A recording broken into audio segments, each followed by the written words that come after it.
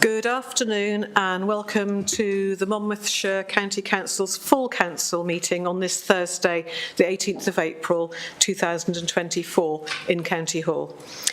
Our Chair, Councillor Howells, is attending online today. Welcome, Councillor Howells, as he's tested positive for COVID. I'm pleased to say that he's only mildly affected and I'm sure we all wish him well. And he has asked me, as Deputy Chair, to chair this meeting in his stead, as I'm in the room. It is my pleasure to welcome my fellow councillors, officers and staff, and those watching online.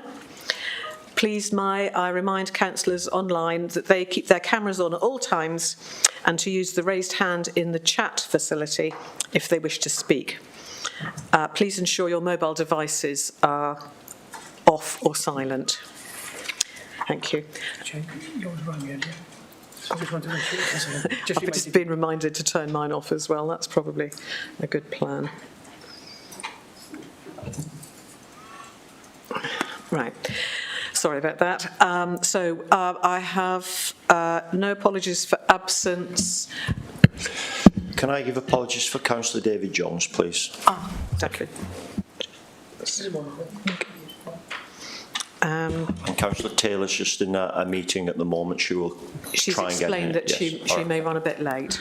Sorry, Chair. Councillor Bond is also trying to join at the moment. Councillor Bond is also trying to join. Okay. I'll proceed in any case. Any declarations of interest? No. The Chair's announcement will take as read, and that's been distributed already. We need to confirm the minutes of the meeting of this Council held on the 29th of February 2024. Chair, may I make a point? Yes. Thank you. There's no reference in the minutes to me asking a number of questions on two reports that were brought forward by the administration, when a few members opposite shouted out, "No questions, this isn't scrutiny." When I challenged this in the meeting, it appeared that the Chair and senior officers agreed that there was no need for any further Cabinet response to the questions that I'd asked. And so the statement appeared to stand, "No questions, this is not scrutiny." Goodness knows what any resident would have made of this nonsense. I challenged this after the meeting, and the Chief Executive and Monitoring Officer were good enough to apologise and recognise that there was a misunderstanding in the meeting, and to confirm that the expectation is, of course, and I quote from the response I received, the expectation is that Cabinet members should answer questions put to them by councillors. One would like to think that didn't need to be stated, but it clearly does need to be stated. And it's very important that not only all councillors in the chamber are aware of that correction, but also residents who may be watching and staff who will be interested, that they're made aware of this essential aspect of transparency and accountability in our council. So it would be, I think, important to have that inclusion in the minutes. Thank you. That would be a motion. We could take a motion, seconded and vote. Can we, if that's a motion, we could have a second and vote. So proposed by Councillor Neil, seconded. I'm happy to second, Vice Chair. Mr. John.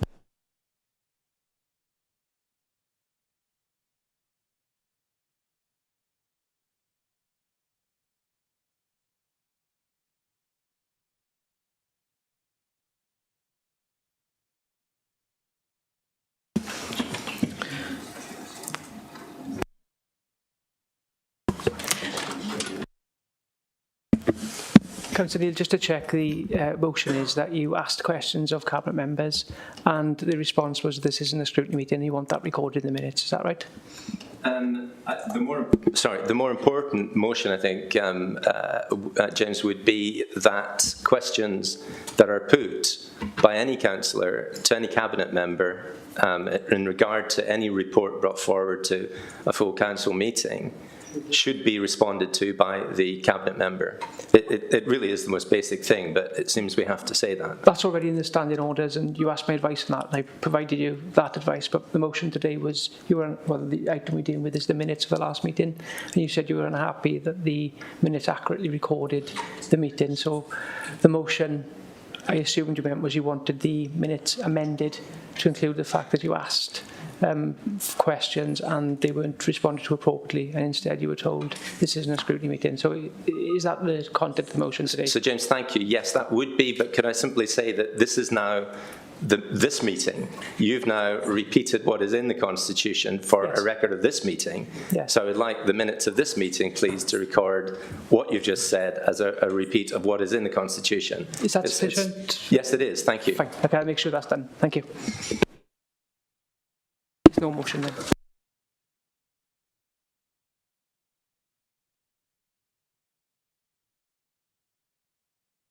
Councillor.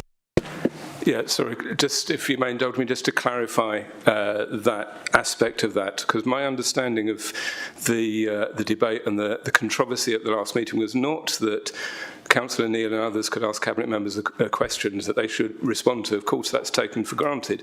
I think the implication was the process that he was expecting an immediate response in the course of the debate, rather than waiting until the end of the debate where the Cabinet member did their concluding remarks, which is the normal protocol for full council. And I think the reference to scrutiny committees is, of course, in scrutiny committee, it's much more of a question and answer format, whereas in full council, it's about normally in the debate, those questions are held up and then the Cabinet member would respond at the end of the debate in their concluding remarks. That is my understanding, so I just wanted to check with the monitoring officer if that's also their understanding. It is, there are two separate points. Councillor Lean has asked me, do Cabinet members have to respond to questions posed during council meetings? The answer is yes. I think that satisfies the question. Thank you. Thank you. We'll move on now to the next agenda item. So with that clarification, we need to confirm the minutes of the last meeting. I don't see any dissent. They're confirmed. No, that was, yeah.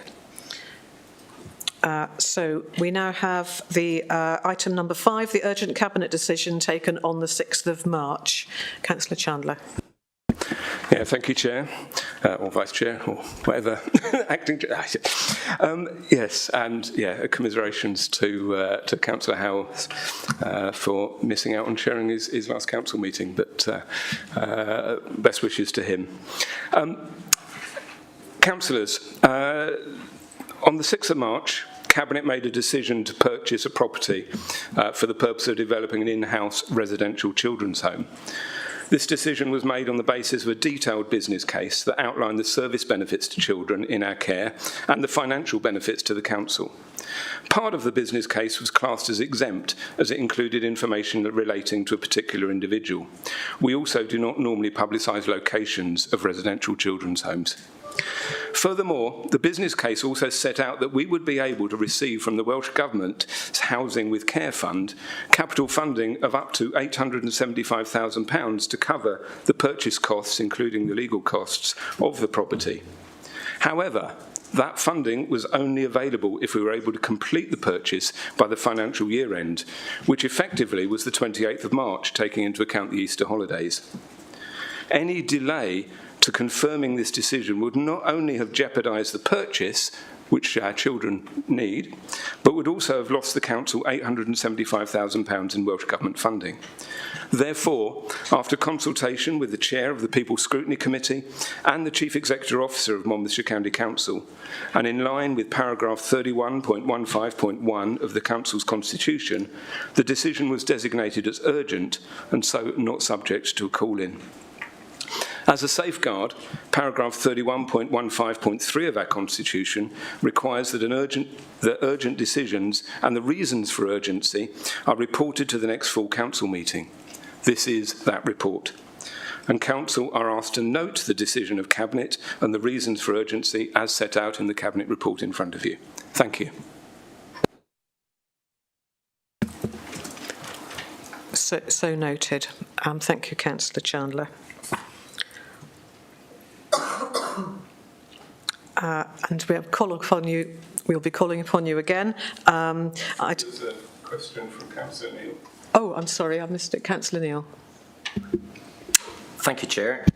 This is a really important decision, and it will have an impact, and we hope a very positive impact, on the lives of many vulnerable children. It will also have an impact on Monmouth and involves a great deal of taxpayers' money. And despite these factors, the decision was made exempt from any scrutiny call-in on the grounds that it was urgent. It is such a shame that the Cabinet chose to proceed in this way. We all have a shared interest, and indeed, in this chamber, we all have a common responsibility to act as corporate parents for vulnerable children. Some would say this is the most important role that we have. The plan that we'll be looking at in a few minutes for the development of children's residential and 16-plus supported accommodation was an ideal opportunity for the administration to garner cross-party support and indeed the support of our residents. By determining that the decision was so urgent that it was exempt from scrutiny call-in, the Cabinet have achieved quite the opposite. A great deal of widespread concern and suspicion about the plan because of this fundamental lack of transparency. As I said, this is such a pity because this is such an important issue, and it would surely be one that cross-party support would be expected. The question must be asked, why the urgency? Such a key plan must surely have been a big part of the administration's thinking for a long time and in detail. So the expected scale of expenditure of the running costs of the benefits to vulnerable children supported in the accommodation, and indeed any risks involved, all of these are matters that could have been fully examined by scrutiny in advance of a Cabinet decision, pending the possibility of grant funding being urgently made available. There was indeed a scrutiny meeting just the day before the Cabinet decision was made. It's hardly surprising that rather than engendering the very real prospect of cross-party support, and indeed community support, the Cabinet have achieved almost the impossible, quite the opposite. Why did the Cabinet member act in this way?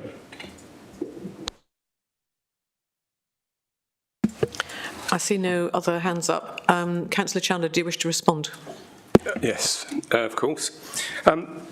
Thank you. I'm not quite sure that I fully recognise what Councillor Neil is saying. I don't see that there is widespread concern or suspicion. I think there's general support, and I think there is a degree of cross-party support for this decision.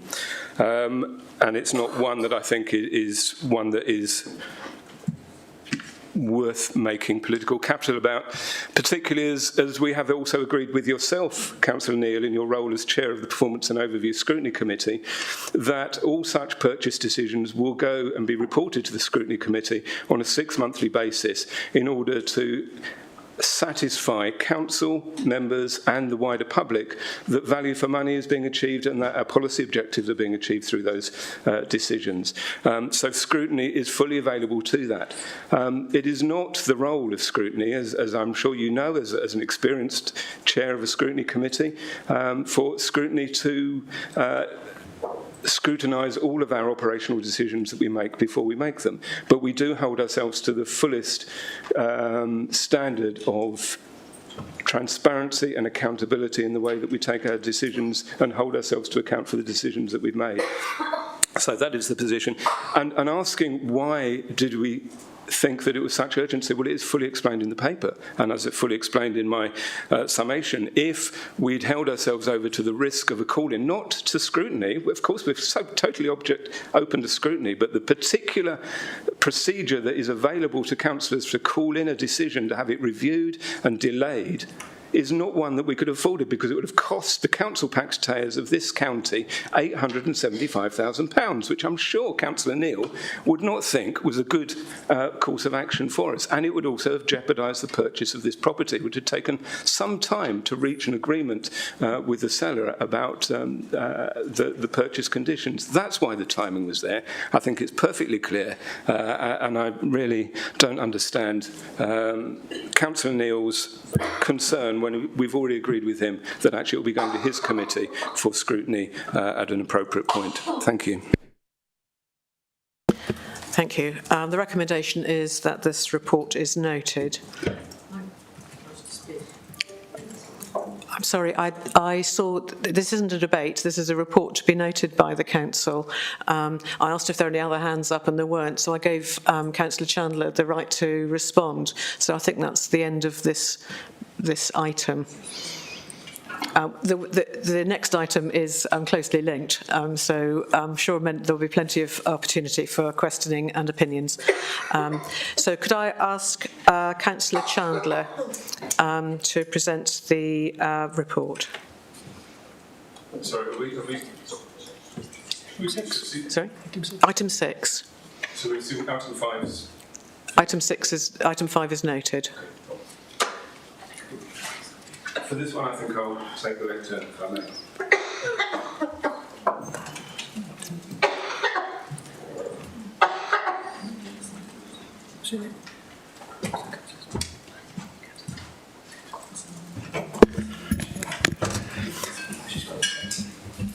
So, Council, I'm delighted to bring this report to you today. It sets out a major development in the way that we care for the children that we look after in our collective role as corporate parents, the most important duty that we fulfil as councillors. This new approach of developing in-house residential provision will deliver significantly better care for some of our most vulnerable looked after children. Furthermore, that improved care will cost less than our current outsourcing to commercial care providers. Before I get into the detail of the proposed new policy, I would like to put it in a wider context of how we support vulnerable children in this county. Because our first priority is to prevent the need for children to come into our care at all. And we provide a range of different support options to families who are struggling, helping them to create and maintain a safe and nurturing environment for their children. But unfortunately, there are times when this isn't enough, and children need short or long-term care outside of their immediate family. Kinship carers, such as grandparents or aunts and uncles or older siblings, may be able to step up and take responsibility, and this is often the best option for the child. And if this is not possible, then we look to place children with one of our fabulous team of in-house foster carers who provide both short-term and long-term care for children of all ages. And on the side, if anybody listening is considering fostering, please do get in touch with our team, as we're very keen to recruit more caring people to be foster parents. But as we don't have enough in-house foster parents currently, some children are placed with foster parents who work for independent fostering agencies, some of whom are local, but many of whom are out of our county. And finally, for those who we can't find foster placements for who aren't suitable for a foster placement, we seek to place them in a residential accommodation. And up until now, most of these have been in for-profit children's homes, many of them outside of Monmouthshire, as there are insufficient placements locally. And it is the needs of this last cohort of children that this new policy seeks to address. We are proposing to develop our own in-house residential accommodation so that children who need a residential placement can be housed in a small, nurturing environment close to the places and people that they know. Furthermore, we are also proposing to develop our own local supported living accommodation for older children, that's those aged over 16, to develop their independent living skills as they navigate that transition into young adulthood. Supported accommodation provides a stepping stone to young people leaving care, who may not be fully ready to take on their own tenancies. And supported accommodation can also be suitable for 16+ young people who are homeless or who are unaccompanied asylum seekers. Being able to live locally is very important to the children and young people we look after. Being taken into care is traumatic enough without the additional stress of being in a new area with no familiar faces and places around them. We want them to be able to maintain relationships with their families, which might lead to them being able to return to their families when it is right for them to do so. Even if that doesn't happen, in adulthood, our care experienced young people need the support networks around them that have been built up over years. And that is why I believe it is imperative that we develop safe, nurturing and local residential options for children in our care and for young adults leaving care or who are homeless. We seek to provide 12 standard placements in small homes for up to 4 or 5 children in each that will have good access to local amenities and facilities. We also need a further 2 specialist placements for children with more complex needs to add to the 2 homes that we currently operate. And finally, we want to create a further 20 supported accommodation placements for those 16 plus young people. To do this, we will look to repurpose existing assets that are available to the council, or if they're not suitable, to acquire suitable new properties or land on the open market. And to fund these developments, I'm asking for council's approval to raise our borrowing headroom to £3 million.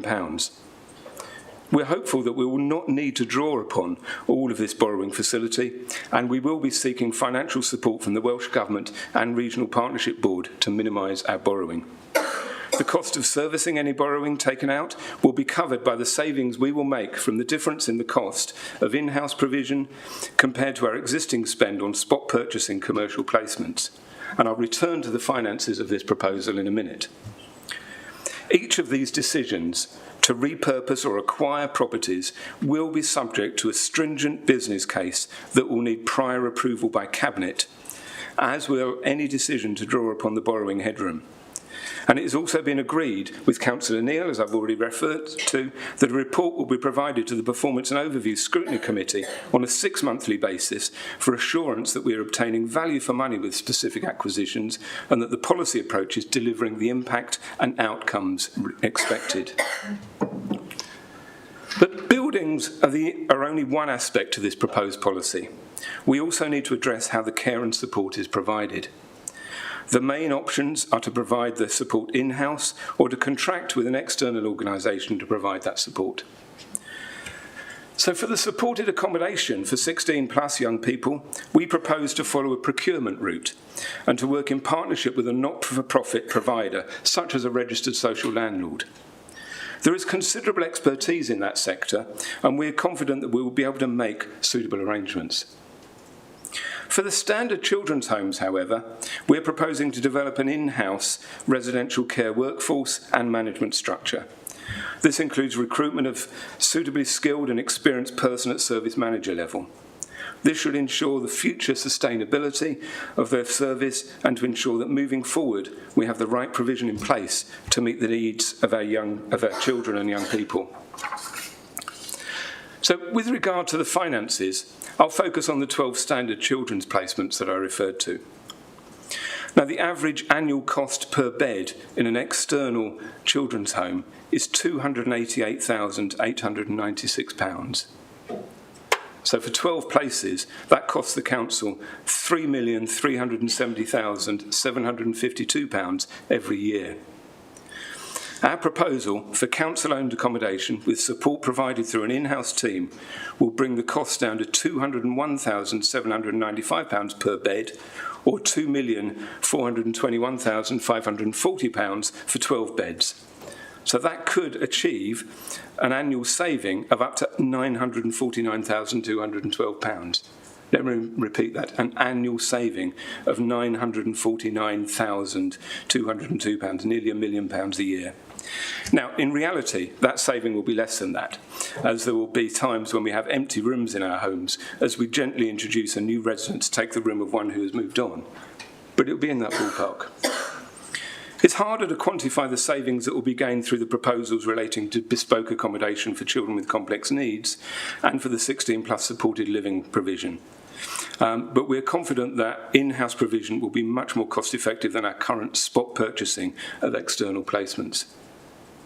Members, these proposals will support the Council to fulfil its statutory duty to provide sufficient and suitable placements for children who are looked after and is in keeping with national and local policy direction. The report responds to the current external context and challenges associated with the provision of children's social care in a proportionate and flexible way, and which does not leave the Council wholly dependent on an uncertain provider market. It meets the well-being and safeguarding needs of children and young people while delivering improved value for money. Thank you. Thank you, Councillor Chandler. Councillor Riley. Thank you, Chair. Councillor Chandler, just for clarity, could you, who is going to own that property? Are we giving it to a registered social landlord, or are we retaining the property within Monmouthshire County Council's portfolio? Thank you. I'll just check whether there are any other. Yes, Councillor Lucas, and I'll allow Councillor Chandler to respond to all your questions at the end of questions. Councillor Lucas. Thank you. Firstly, would wholeheartedly wish to support us looking after young people and without any shadow of a doubt. What I'm very concerned about, and I feel this so strongly that I have to bring it to everybody's attention, and it has already been said by Councillor Neil, the underhandedness that it would appear to have been done in this manner for this particular purchase of house. When Councillor Chandler was coming back to the point raised by Councillor Neil, he actually said it took some time to reach an agreement with the owner of that house. So that strongly tells me that before it went to scrutiny, where it was agreed that we would take this position to purchase houses, that they were already in negotiation to purchase that said house. So why was it not brought to that scrutiny meeting, not the one that they missed the day before, but to that scrutiny meeting? And I suggest the reason why could be the amount of money that it was going to cost. I was staggered at the amount of money it was going to cost. I'm even more staggered to learn that we owned a property, and we still do own the property, and I believe this is correct, so I might stand corrected, that is up on the open market for sale, which could be altered, and it's private, it's got a private garden, it's located privately, it would suit in many reams of all the points that they're being raised, and not surrounded by old OAP, so sorry to my elderly residents to whom they will be affected, that we didn't even look at that property. Apparently not, and yet we already own that, in which case we would have been able to home and organise home or beds for more than 4 children, which is what we were trying to do, I believe, and is the right thing to do. For the value of money, were the houses considered? I get told yes, yet there's no obvious evidence to this. I'm also asked for, because it's my ward that the current property has been purchased in, I offered to go with an officer to speak to the residents close by before the purchase was done, so that they had a buy-in and hopefully encourage them to support this situation, because I truly do want to support this, and yet I was not. I was gagged. That's the phrase I'm going to use. I was gagged. It makes it, I have my priorities for me, it's my residents first and the officers second. That's how I view life as a councillor. So to my residents, I've not told them the whole truth. I was not allowed to tell them the truth when I would have liked to go on to them and speak to them. It's now a fait accompli, which is fine, it's good, I get it, it's accepted, we move on, and I hope it works very well. But nobody has been included, there's been no buy-in to this situation by those residents. I feel that is unfair. It's unfair to think that they wouldn't see it as a positive. It's unfair to think that they're all going to see it as value for money. And when we talk about a grant and taxpayers' money, we're talking about residents' money. It's their money, not ours, their money. In the regulations for purchasing properties, having studied them, it says every single bedroom has to be 16 square metres and have an ensuite bathroom. Yet this property does not have an ensuite bathroom. I see Councillor Chandler shaking his head there. Well, if you'd like to provide me with the regulations that doesn't say that, I'd appreciate it. So, all these things, looking further down the line, I asked the next question. I was assured in a meeting where I was told I wasn't allowed to speak of this, that they will be children of I'm trying to think of a phrase that's non-troubled, or I'm trying to think of the correct wording, but basically healthy, normal children. And we all want all these people to be looked after, whatever their special needs. But what happens, and that was the question I was trying to find out, what happens, please, when someone is needing a bed that doesn't fit with those criteria to those residents? What happens then? Please, can someone answer that one? We looked at £3 million borrowing ahead of property. Well, we could have got more for our money for this £1 million now, possibly. And I just wonder why it's got to be hidden and now out when it could have been easily discussed and scrutinised better, openly, and everybody be aware of what was happening. And I particularly mention that for my residents. Thank you. Thank you. Councillor Neil. Thank you, Chair. And just to follow up also on what Councillor Lucas has just said, to ask questions about due process is in no shape at all to suggest anything other than ensuring that the project will succeed and that it is sustainable. It doesn't imply anything other than that, and it certainly doesn't imply any possibility of us being against something like this. I'm, as with Councillor Lucas, extremely supportive of this, and I wish everyone involved in it success with it. But we do need to know how it will work in order to be able to ensure that it is successful and it is indeed sustainable. One of the areas that has a recurring problem for moves of this nature is the operational cost of staffing. And I'd really appreciate if the Cabinet member could expand a little bit more on how the staffing will be managed. Is it on a series of 3 shifts per day?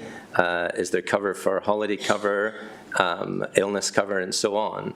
Is that going to be done through skilled professionals who are tied to the project, or is it being planned to be dealt with and delivered in a different way? Secondly, in terms of learning, will there be any learning provided within the residence itself, or not? And if not, is this going to be an accommodation that will ensure transportation is available for the children to go to the appropriate schools? And has all of those costs been built in? The operational costs can become a real problem with these matters if they are taken, and if we were not to take the decisions in a straightforward way.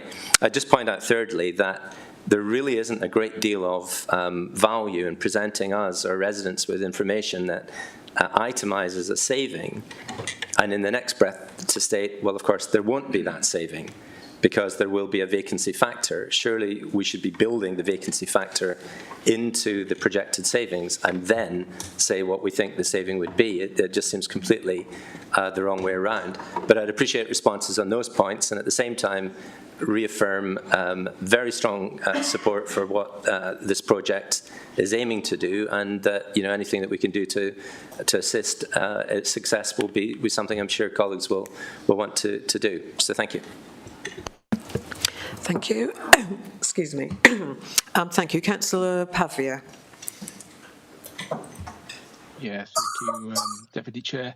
It sounds like, sorry, can I thank the Cabinet member for presenting the report, and I concur that developing in-house provision for residential is the right approach, and long term, considering where national policy is going, I think is absolutely right. It sounds like from the report that our repurposing options from our own estate could be potentially limited. So I just would like to know how realistic those repurposing options are, and I'm sure, I don't know whether Nick Keys is on the line with the chief officer, but I'd be interested in to unpack that a little bit more and to know how realistic our repurposing options are from our current estate. Just in terms of examining the running costs and the savings, and Councillor Neil alluded to the tables there, the back end of the paper, and the Cabinet member has said that there potentially going to be some significant savings because we can run that provision more cheaply than the private sector. I just wondered, because there's no detail around the tables that have been presented, what logic has been used to ascertain those figures, those savings figures, because the table has been put there without a significant amount of explanation to sort of contextualize that and provide some rationale how those potential savings have been realized. In terms of the maintenance costs, can the Cabinet member confirm whether Children's Services will be taking on the maintenance costs moving forward, and possibly then the depreciation costs as well? And if that is the case, how will that work? Is that included in the figures within the table? In terms of workforce, and the Cabinet member has said, that the care and support for our children within our care system is paramount, and the Cabinet member and the Chief Officer will know the challenges around social care recruitment and retention. So I suppose just understanding what assurances they can provide us, really, in terms of that the workforce is there for us to recruit, and would we be expecting potentially to recruit the workforce of private sector providers potentially exiting the market? What are the working assumptions in terms of recruitment of the workforce?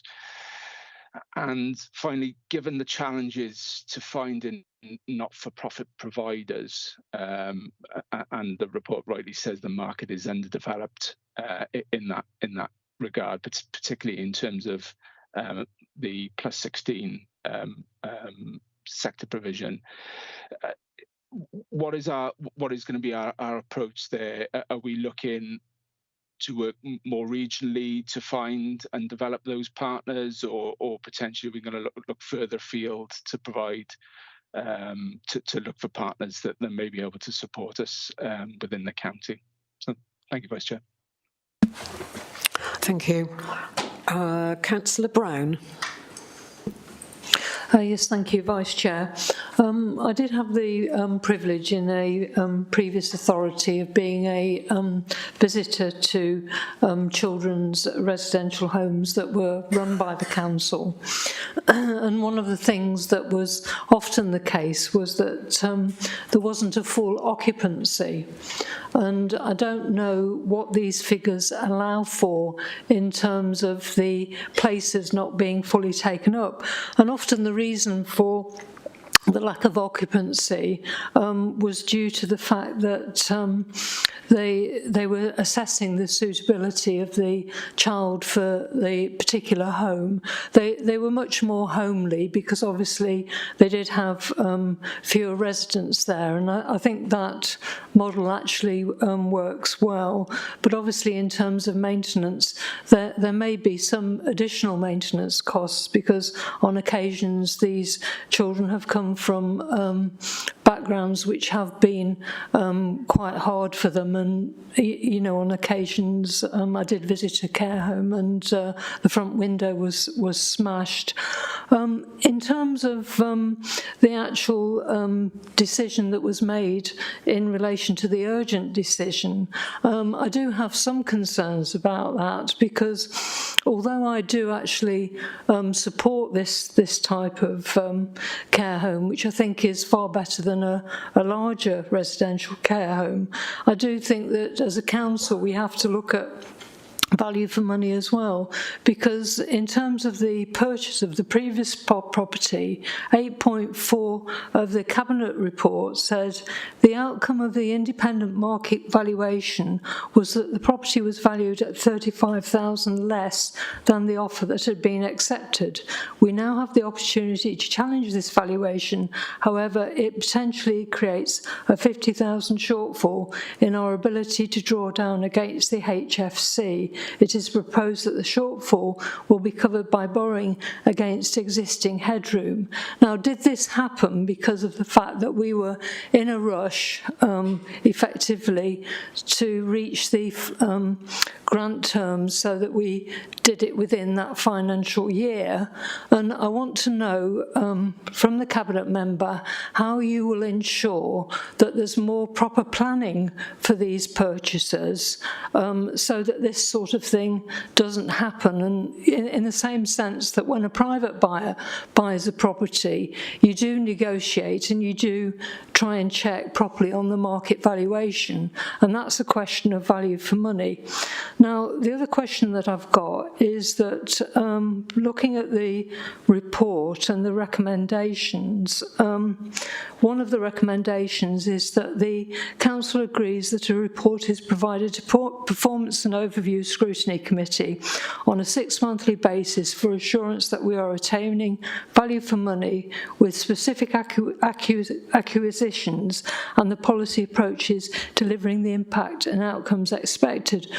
The only problem with that is that I would like the assurance from the Cabinet member and officers that actually that might be too late, because obviously if a decision is made at the 3-month point, it's looking at the decision on a after scrutiny basis that has already been made. And when this report originally came to the scrutiny committee, I was at that committee substituting for another member, and the discussion there was about consultation with the ward members. Now, I think it's very important on a purchase that you do consult with the ward members, that it goes to scrutiny committee. I mean, if it's confidential for financial reasons, it can go to a closed committee. And I would like this suggestion to be looked at again to make sure there is proper scrutiny of each particular decision, which I think is very important in terms of value for money for the council. So, I mean, I'm very supportive of this report, and I will actually support it, but I would like some reassurance about proper scrutiny of the decisions and planning of the purchases, so that we can have proper scrutiny of it to make sure that we are getting value for money, because I don't like decisions being put down as urgent simply because of the fact that we're reaching the end of the financial year. So I'd like some reassurance on that particular point. Thank you. Thank you, Councillor. Councillor Keir. Thank you very much, Vice Chair. So this is what I do on a day-to-day basis: funding not-for-profit operators, for-profit operators in acquiring property and making them available either to councils or to those operators, whether on a what we call an OPCO or a PropCo basis, which is the operator or the property owner. So I see lots of business plans, and can I first thank Jane Rogers for the detail that was included in this plan. I think it was a good read from my point of view, with my bank manager hat on. and it compared favourably to the one that I saw that was presented and that was referred to a little bit earlier in the earlier item. So absolutely I'm in favour of the principle on what is being done here.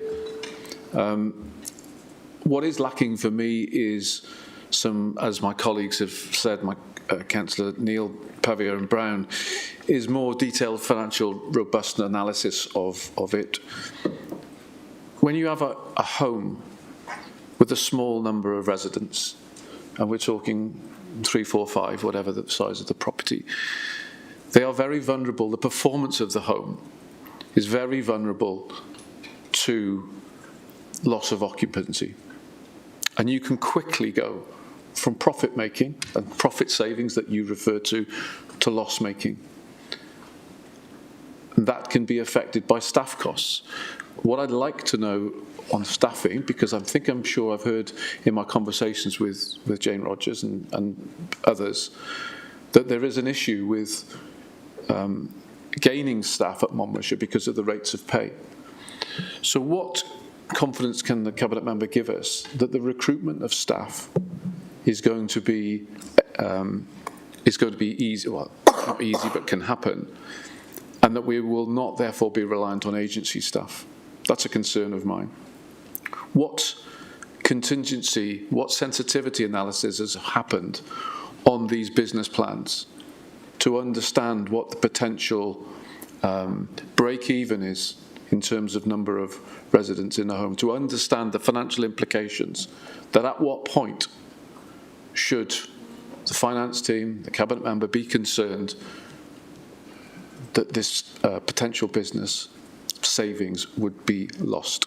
Thank you. Thank you, Councillor.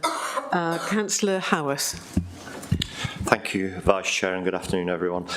Just a couple of points, really, that keep being raised today, reference to the previous document, and this document is transparency and the trust, and I think we'll say trust, of members, of 46 of us. What I'm after from the Cabinet Member, and from the Cabinet, really, and the Leader of the Council, is that anything that is transparent and is in the public domain, the test is taken on that item, and if it is to be classified or has to be made not to public domain, we do that. And I think it's very important. I think the standing orders clearly say that, and the pattern I'm seeing today is that members are very wary of what has been going on and what is going to go on. I think that's very important for 46 of us. So I would like some clarity, really, from the Cabinet, that if there are documents there, which this portfolio now that we're going to try and agree this afternoon is taken forward, that at every opportunity members are included in anything which is available to them and not hidden away. And I mean hidden away, not being given to members. I think Councillor Lucas made the point there, rightly or wrongly. I don't know the outcomes of what she was on there, but I do believe the test is, if it is in the public domain, it should be made public. If it's not in the public domain, it's not made public.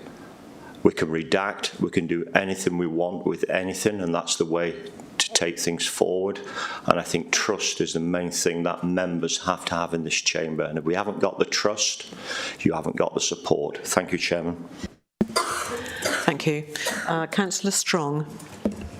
Thank you, Vice Chair. Thanks for having the opportunity to speak. I am a member of the corporate planning panel, parent panel, sorry, and last night we had the opportunity to sit in a room with care experienced young people, hearing first hand about the way that they've grown up in care and their plans for the future, and what we can do as corporate parents to make sure that the next generation of children are well supported in their local communities. And the Eliminate agenda has actually given us the opportunity to develop small little units in communities so that those young people, those children and young people, keep links with their friends, keep links to their local schools, their clubs, their societies, their football clubs, gymnastics, all the other things. I accept that money, and as you know, as representatives of our council taxpayers, we need to be mindful of the money and the financial basis that we're doing all of these developments. But we can't lose sight of those young people that are dependent on us to do the right thing.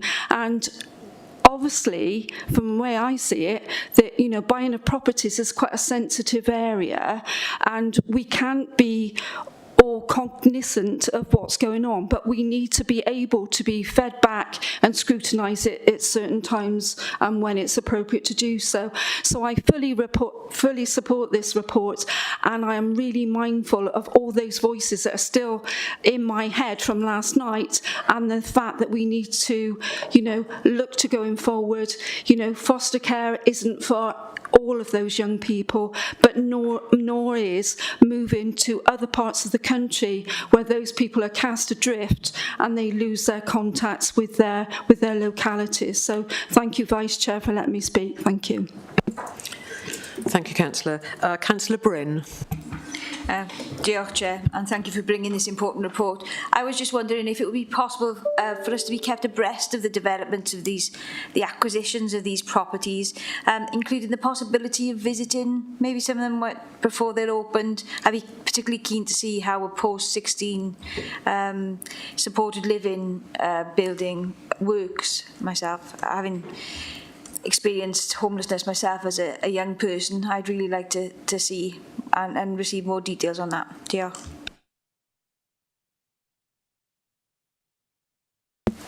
I don't see any more hands.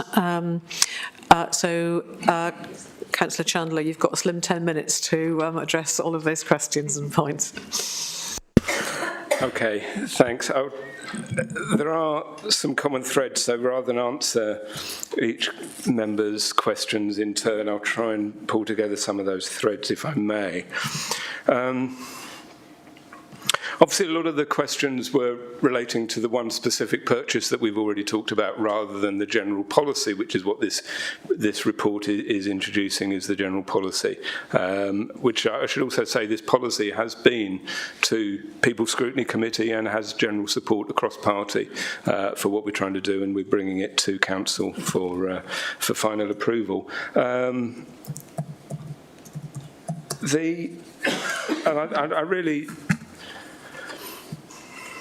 I want to address this role of scrutiny in this, if I may, and I think it's,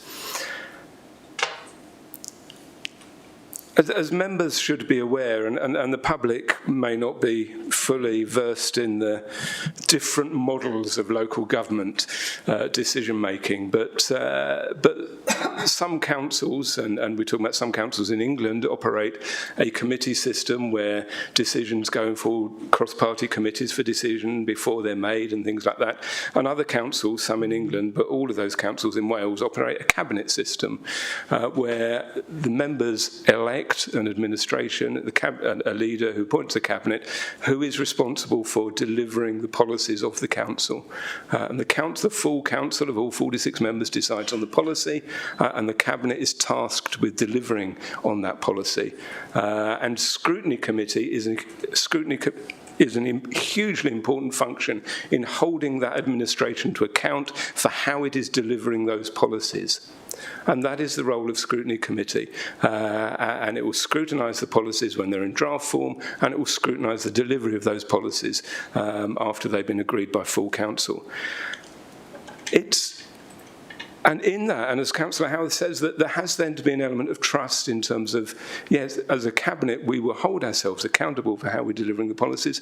But there's not an expectation, there never has been an expectation, that every individual operational decision will go in front of a scrutiny committee before we make it, because otherwise scrutiny committees will get completely clogged up. Scrutiny committees themselves determine their agenda, not the administration. And I think that's the situation here. So I wouldn't want the public to be misled by some of the things that are being said. We are absolutely open to scrutiny and holding ourselves accountable in a full and transparent way to fellow members and to the public for what we do. So I just wanted to try and make that clear, and I think we may be coming back to that later in the agenda today. a few quick questions. Councillor Riley asked who will own the houses. We will still own those properties. So whether they're being funded through grants from the Welsh Government or whether they're being funded through borrowing, we will own those properties, even if we're contracting with a registered social landlord in order to manage the care for the post-16 supported accommodation. We will still own that property. It will be an asset to the council, to council taxpayers that we will hold there. In terms of maintenance, like all of our properties, we would be able to maintain the properties. That's an expectation of what we would do, and I wouldn't want to have too many to say that that there's necessarily going to be large levels of maintenance. In some, it's just a normal part of business and a normal part of owning property. The specifics, and I said I don't particularly want to get into the specifics of the one acquisition that we've already made, but the questions that were made around that about the valuation, and I think particularly, I think Councillor Brown asked about the variance of the valuation compared with what they paid. I mean, as you know, anybody that's bought or sold a house is an estate agent will make, or a value will make a valuation. It's not an exact figure; it's an estimate of what they think a property is worth, but at the end of the day, the property is worth what somebody will pay for it. And for us, on that particular acquisition, it met a number of needs that we have, the criteria that we need for such a property, and there aren't many available, and I'll come back to that in a minute, and that was just the price that's finally agreed in the negotiation. We still feel it was good value for money, and of course, the Welsh Government grant funding, they also have a criteria and a process of looking at value for money before they release the grant to us, and they were satisfied that it was good value for money, otherwise we wouldn't have got it. So I think we have a double level of reassurance there. In terms of whether we're looking at other properties, of course, we're constantly on the lookout for other properties that would meet the needs, but they are very specific needs. And as Councillor, I think this one was Councillor Lucas was talking about, things like the requirements on size. If you're looking at a property that would house 4 children, there are minimum standards for the size of the bedrooms, as well as other shared accommodation. They're not that common. I mean, I don't know. Many 4-bedroomed houses, if you look at them, like, I live in a 4-bedroomed house because I've got 3 children living at home with me. You usually have, a couple of decent-sized rooms for the children, but there's always going to be a small box room. We wouldn't be able to have that. That's the normal type of house. We have to have a very specific requirement for houses. So our pool of houses is quite limited. There isn't an abundance of opportunities, not in our existing estate and not in where we're looking for in terms of acquisition, but we do look very hard. I'm not sure about the property that Councillor Lucas says that we were trying to sell. I'm not aware of what that is, but I think the other requirement that we have for these properties is that they have to be closely located to facilities. So I think Councillor Neil was asking about access to learning and transport costs. Absolutely. These are not remote rural houses. These are town centre houses where people can walk to school, where we can walk to shops, get facilities, all those types of things, as well as being able to access public transport to get to other places. Of course, that's what we want. That's the whole ethos of what we're trying to do in trying to create. So that's part of our criteria, which again limits the pool of houses we have, particularly the ones that are in our own possession already. But I would say there are ones that we do own, assets that we do own, that we are exploring and will be bringing forward, hopefully, business cases to Cabinet and then ultimately to Performance and Overview Scrutiny Committee for repurposing of those as well. So, as I've said in the introduction, there's a number of properties that we're looking to move on this. Oh, God, right. So I'm just all these notes trying to make some sense. Costs, operational costs.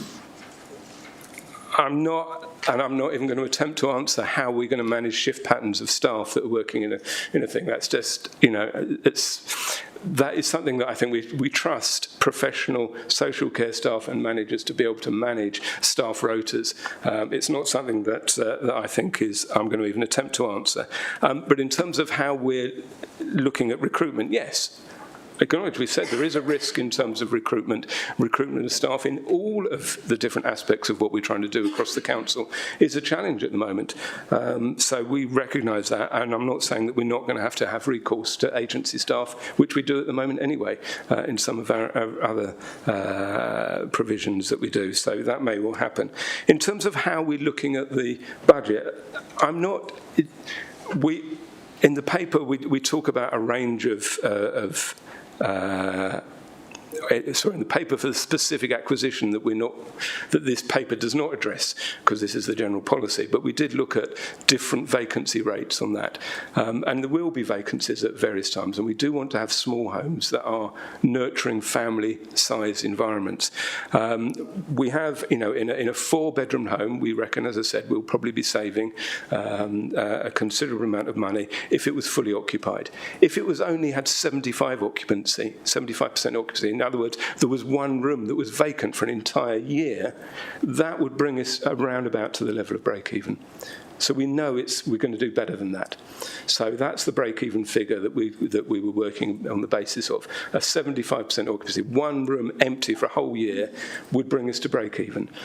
So we know we're going to do better than that. But it's very hard to predict, because these are children, they're individuals who we take an individual person-centered decision. Every person is different, and we are not going to push people into a home just to fill a vacancy if it's not suitable for them, or they're not ready for them, or they're not closely matched, because we'll be looking at matching the children that go into homes. You've got half a minute left. I'm going to need a lot more than this. I would crave the indulgence of the chair to use the chair's discretion to allow me to go longer,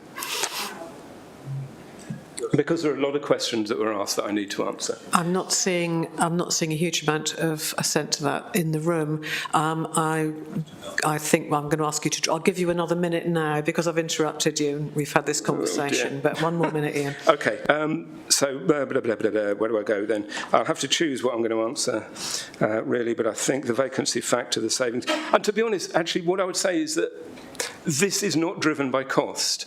And actually, even if this proposal would end up costing the council more, I would be working hard with the budgets in there to put forward a proposal that actually might say, actually, if it's going to cost more, let's still do it, because it is so important for the children that we bring them home, that we bring them here and give them a decent future. But fortunately, I'm not in that position, because we know and confident it's going to make savings. So I think I just need to conclude, really. So really, in conclusion, developing our own residential and supported accommodation placements is going to go quite some way to ensure that we're able to place children appropriately.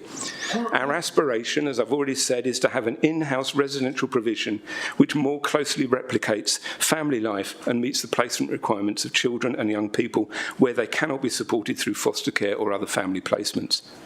The benefits for children are that they will be able to remain within close proximity to their communities.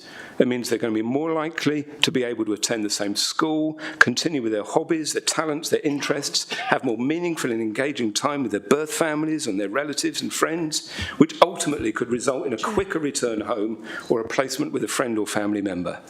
And equally, our ambition to expand supported accommodation placements for care experienced young people through a partnership model will support good outcomes for children as they prepare for living independently as young adults. Councillor, I'm going to have to draw you to a close. It will also increase the service's ability to step down children from residential provision and support their transition as care leavers. So finally, last sentence, members, this is an important and significant new direction for the council, generating significant savings and most importantly delivering major benefits to some of our most vulnerable looked after children. And I look forward to your support. Thank you. Thank you, Councillor. There are attached to this report 6 recommendations. I'm going to suggest that we vote on them, unless I see any dissent, that we vote on them as a group of recommendations rather than taking them individually. I'm seeing nodding. So the vote will be, if we can have the vote function up, please. The vote is to support?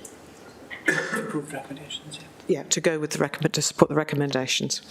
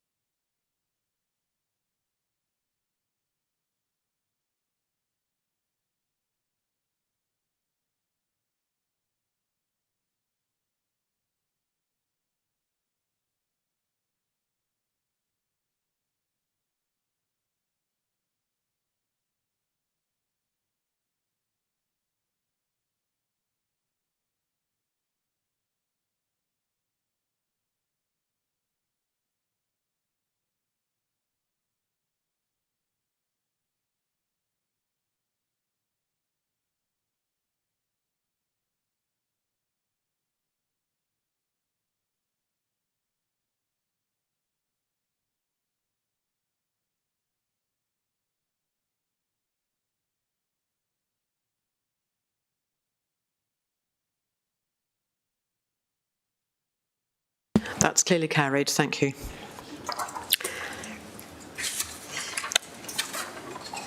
So we move to motions. For anyone who's wondering, I'll call the pause after we've heard this first motion.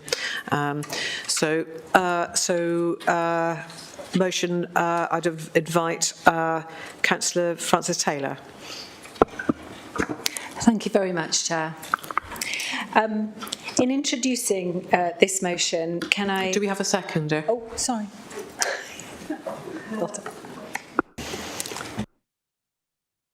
Please continue. Thank you, Chair. You're quite right. I'm afraid I didn't wait. Sorry. Firstly, in introducing this motion, can I take the opportunity to express my deep concern that the independent chair of the Council's Standard Committee tendered his resignation earlier this month. I would be personally disappointed to see Richard Stowe resign in any circumstances. This is because Mr Stowe has served Monmouthshire Council and our residents as a member of the Standards Committee for almost 7 years. He has been the chair of Standards Committee for 3 years and has built an incredible repository of knowledge and experience in standards in public life. And during that time, he has provided unwavering support to other independent community members and county council members in understanding the function and role of the committee. Independent community or lay members play a critical role in the council's accountability and governance framework. And I believe that we have a duty to ensure that they are adequately supported and recognised for the contribution that they make. However, to read Mr Stowe's resignation email would suggest that this may not always be the case. And I found it extremely disappointed. And I quote, "I have decided to resign as an independent member of the Standards Committee with immediate effect. The proper functioning of the committee and my role as an independent chair have been undermined to such an extent, or to the extent, that I am not prepared to continue as a member." That Mr Stowe should feel his position as chair has been undermined to such an extent should be of grave concern to all members. I can't think of a time when public confidence in public bodies and democracy has been more compromised. The recent press concerning the Public Service Ombudsman for Wales will not have done anything to improve that confidence. Indeed, judging by the comments I've received, I would say that it is further served to damage the very precious trust that we require in our public bodies and in democracy. I wonder, and this raises a question for me, about how the Council does support independent members and value their contribution. The Standards Committee is responsible for promoting and maintaining high standards of conduct by councillors and co-opted members. It's their role to assist us as councillors and, where necessary, investigating reports or complaints or breaches of code, which also extend to town and community councils. To remind ourselves of just a couple of the functions of the Standards Committee, aside from the most important, which is of course of promoting and maintaining high standards of conduct by councillors and co-opted members, it's important to note that the committee also has a responsibility to assist councillors and co-opted members to observe the code. It also has a responsibility to advise on training and arrange to train councillors and co-opted members in matters relating to the code. It has a responsibility to deal with reports from a case tribunal, interim case tribunal, or any report from the monitoring officer or any matter referred to that officer by the Public Service Ombudsman for Wales. In summary, the committee plays a pivotal role and in upholding conduct, transparency and accountability within local authorities. On the 10th of November 2022, Michelle Morris, the Public Service Ombudsman for Wales, wrote to the chairs of all Standards Committee. She said that to support standards committees, we will be making some changes to our process. We will continue to share our decisions with monitoring officers as required by legislation. However, we will now also be sharing the complaint and our decision in a standalone decision notice to facilitate the monitoring officers in sharing this complaint information with standards committees when they consider it appropriate to do so. The first ever decision notices received by Monmouthshire Council were received in September 23. The investigation officer attached a letter which said, "As you are aware, the Ombudsman wishes to support your Standards Committee and political leaders in the performance of their enhanced role of promoting high standards in public life and amongst members. You may therefore share the decisions with your Standards Committee," and I pause here, "for it to take any issues arising from the complaints into account in the performance of its duties." Obviously, this is intended to be privately, but that's still, to me, a clear explanation of the Public Service Ombudsman for Wales' intention. In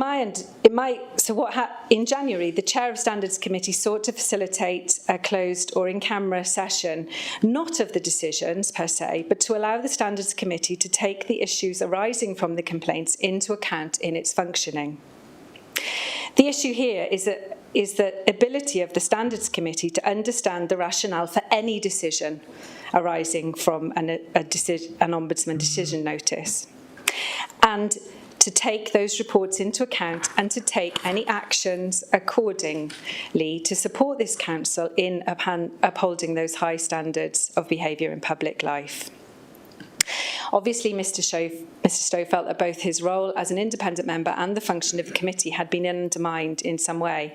The question for me is what we are going to do about it and how we will go about supporting the Standards Committee in addressing the issues that those members identify as undermining their role and function. Thank you. Thank you, Councillor. Councillor Brocklesby. Thank you, Chair. Thank you, Councillor Taylor. So, councillors, as leader of the council, I have a duty to ensure that we all demonstrate our commitment to the highest standards of us as we carry out our public duties. I support the motion for reminding us all of our duty of high standards of conduct, whether in council, in committee, in cabinet, in our wards, or when we represent Monmouthshire. Our council, along with every other council, is a foundation stone for our citizens' experience of democratic government. Maintaining the trust and confidence of our citizens is essential in everything that we do. The standards that we commit ourselves to upholding and the role of the Standards Committee in providing oversight and guidance is of fundamental importance to that democratic pact we all have with our citizens. I remind Council that in the Chair of Standards' last annual report brought to Council in September of 2023, all members of the authority were strongly commended for continuing to maintain high standards of conduct throughout a particularly challenging year. In my meeting with the Chair in January of this year, he again stated his belief that the whole authority was, as always, upholding those high standards of conduct expected of us. I take this opportunity to thank Mr Stowe for the excellent job he has done as Chair. He has been tough and fair during his tenure. We do not know the full reasons for his resignation, as he has not chosen to share them with the Council or publicly. It would be wrong to speculate in his absence. Turning to the Standards Committee, their considerations and recommendations have supported the authority in maintaining the highest standards. That must continue, and anything anything, councillors, that undermines this committee is to be roughly and roundly condemned. And I would urge us all to support this motion. Thank you, councillors. Thank you, Councillor. Councillor Bromfield. Thank you, Vice Chair. You'll have to excuse me, my voice is gone. I would like to thank Councillor Taylor for bringing this vitally important motion to the Chamber today, which I do fully support. On behalf of the Conservative group, we thank Richard Stowe for his service to Monmouthshire County Council over the last 7 years. On a personal note, Richard was a wonderful mentor to me in my introduction to standards in public life, and his expertise in this area is a huge loss to the authority. He will be truly missed by me, and I'm sure others will feel the same.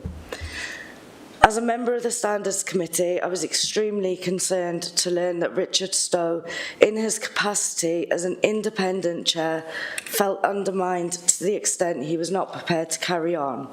It took me and all the members of the Standards Committee by surprise. I take my role on Standards Committee extremely seriously. It is an honour to be elected by and represent our residents, and we owe it to them to behave in a manner that is in line with the Nolan principles and our code of conduct. Sorry. It is disconcerting to learn that we have more decision notices coming from the Public Service Ombudsman, and with the recent news circulating about the Ombudsman, I feel that trust must be restored with the electorate. All of us have a collective responsibility to ensure that this happens and that minimal complaints are reported to the Ombudsman, but the lead must come from the Cabinet, who are the face of this authority. As they say, lead from the front. What concerns me most was an email sent to all members of the Standards Committee following strong instruction given to Richard Stowe, which was sent on the 31st of January 2024. We were informed that it would be preferred that we do not discuss correspondence with the Public Service Ombudsman in the exempt item at our 26th of February meeting, so this correspondence will not be on the agenda. Please can the leader enlighten us today as to why it was preferred that the committee could not discuss correspondence the chair had with the Public Service Ombudsman Wales in an exempt part of our meeting. To me, this is completely restricting the committee from exercising its functions, and it is my fear that the committee is effectively on the verge of being sidelined. By supporting this motion, the Labour and Green Independent Administration will show us that they take the role of Standards Committee seriously, and I urge them to vote accordingly, but you're going to, so thank you for that. Thank you. Thank you. Councillor Howarth. Thank you, Chair. And I'm quite shocked now by the last member speaking. I didn't know that actually what has been going on here. I've been saying to my counterpart there, seems all a little bit strange that a member of an independent panel has to resign with such haste and frustration as well. But now it seems that things have been put out into that committee, which my feeling, without knowing the facts, doesn't seem correct. I would urge this council, with group leaders, to sit down and try and resolve why the member of the independent panel resigned. I think it's very important. We can vote on this motion today and pass it, but we don't resolve what has gone on, because if it goes on once, it will go on again. There's no doubt about that. I think you have to resolve that.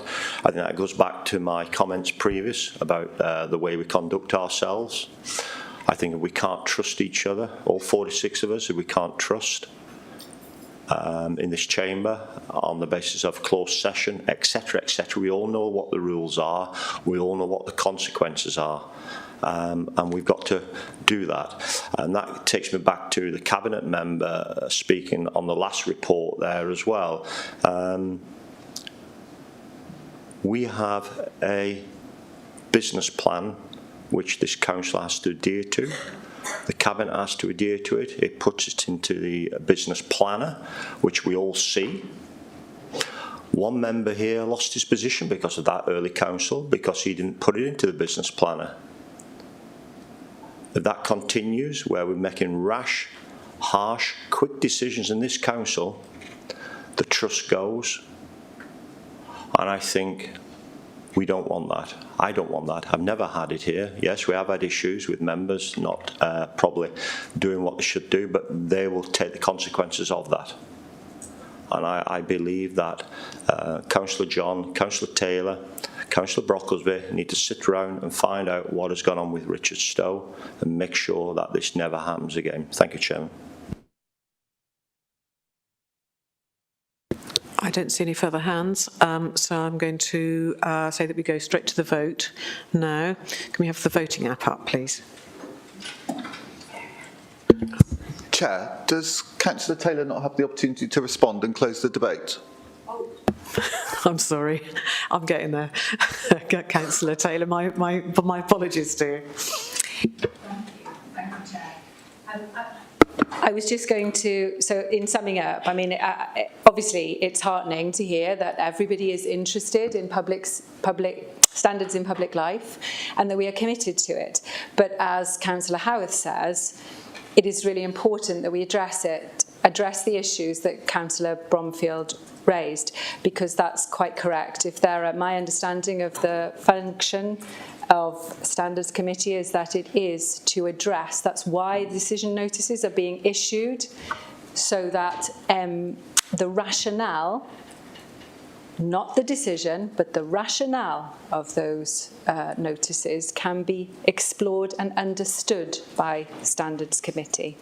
Not the decision itself, that's not a matter for Standards Committee, but the rationale so that we are able to support councillors, to support standards in public life, is what is at stake here.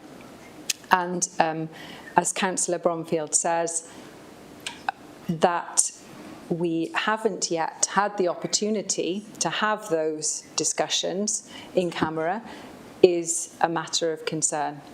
I would also just remind the leader that the report of Standards Committee that she refers to covers the period for 22-23, so up until our annual meeting. It doesn't cover the period from that to date. That would be the subject, I understand, of an annual report from Standards Committee, which would be ordinarily being produced by the Chair at around this time and would probably go to a meeting of Standards Committee in due course. That's my understanding. I think it is really important that this council is seen to take necessary action to ensure that its residents feel that it's addressing this matter appropriately, and that we do what we can collectively and individually to restore the trust that is so important in our democratic processes. Otherwise, all of us are undermined. I know that the Chief Executive uses the term often, you get the council you deserve. And I have said more than once that for me, it's not necessarily the council the residents deserve. So I would very much welcome an opportunity for group leaders and perhaps to meet with Standards Committee to discuss how we can best move forward and support Standards Committee and standards in this council to reflect as well as we can on the trust that our residents put in us. Thank you, Chair. Thank you. Is that a point of order? I don't know if this is accepted as a point of order, but I feel that a slur is being made and we don't have a chance to answer. The implication has been that in some way this administration have allowed standards to drop. We don't know the story here. Cabinet have had no information whatsoever, and I feel that it's a deliberate slur is being pushed here, that somehow we have allowed standards to drop, and I think that's extremely Sorry, Chair. unreasonable. That's not a point of order. Sorry. You're taking the word. I'm afraid that isn't a point of order. And the debate is now over. So we are now ready to vote. I got there in the end. So please do. So.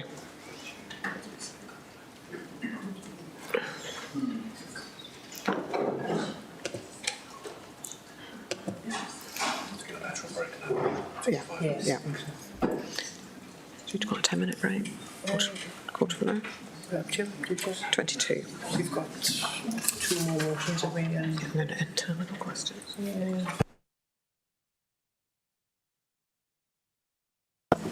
That is carried overwhelmingly. We'll have a short break now.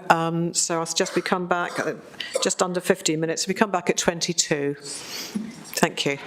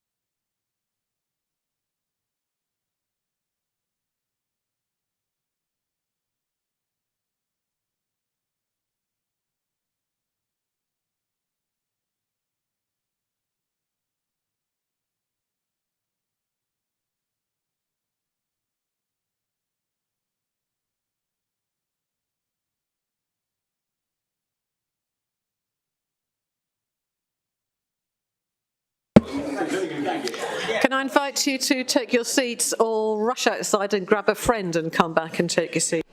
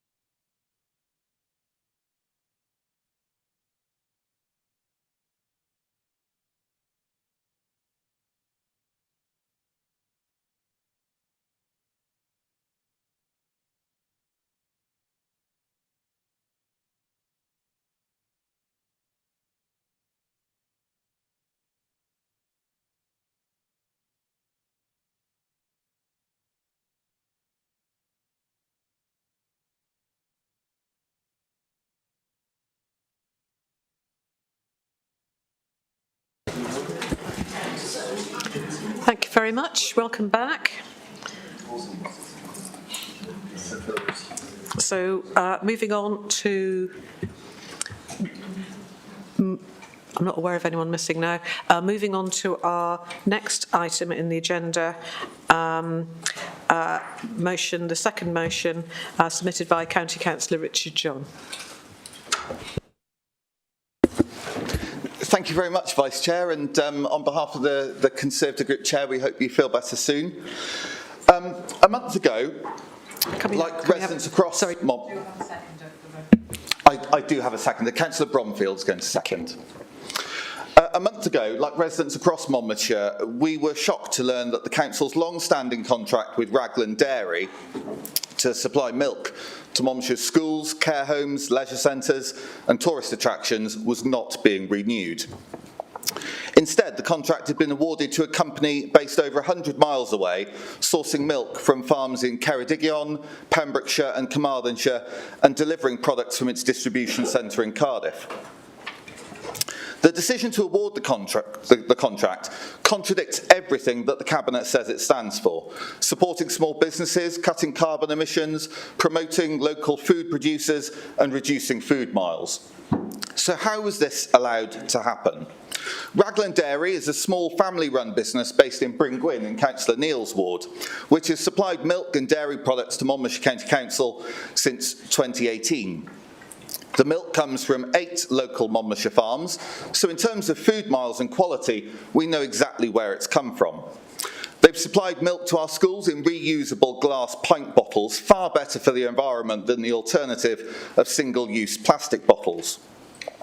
At the end of January, the bidders in the tendering exercise were informed of the result, and the contract changed hands on the 18th of March. In this intervening period of almost 2 months, what action was the Cabinet taking to respond to the emerging situation, putting them completely at odds with their own corporate plan? And were the 2 part-time Cabinet members for Resources aware of this change?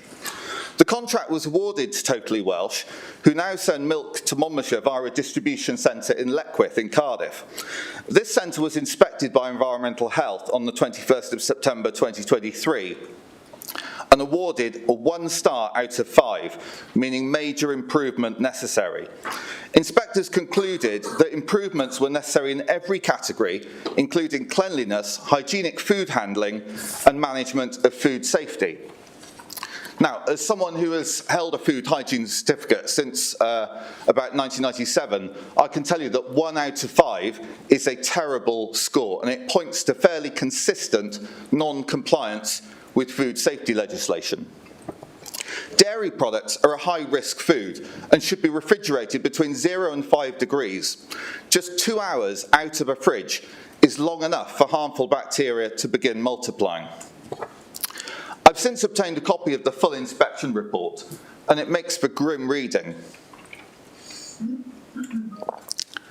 Major refurbishment was taking place at the premises at the time, but it was still being used to receive, store and deliver food.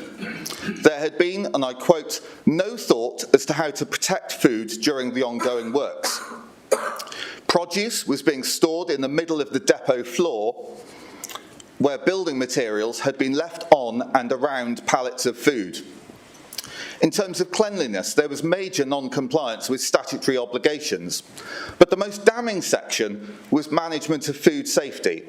There was, and again I quote, no food safety management system to ensure that food was being kept safe for human consumption. There was poor appreciation of hazards and control measures.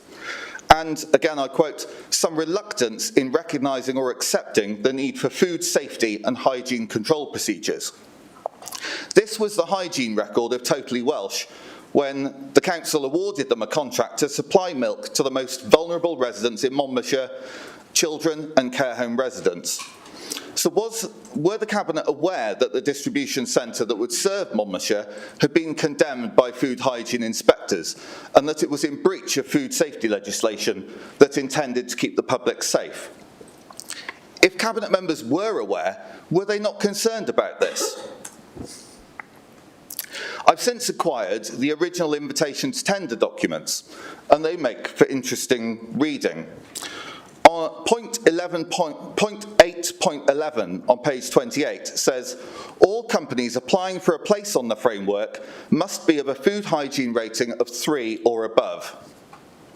Point 8.5 on the same page says all premises, equipment, machinery, vehicles and other apparatus used in connection with the manufacture, storage, supply and sale of food should comply with standards of cleanliness and hygiene as prescribed by the said Act, that's namely the Food Safety Act 1990.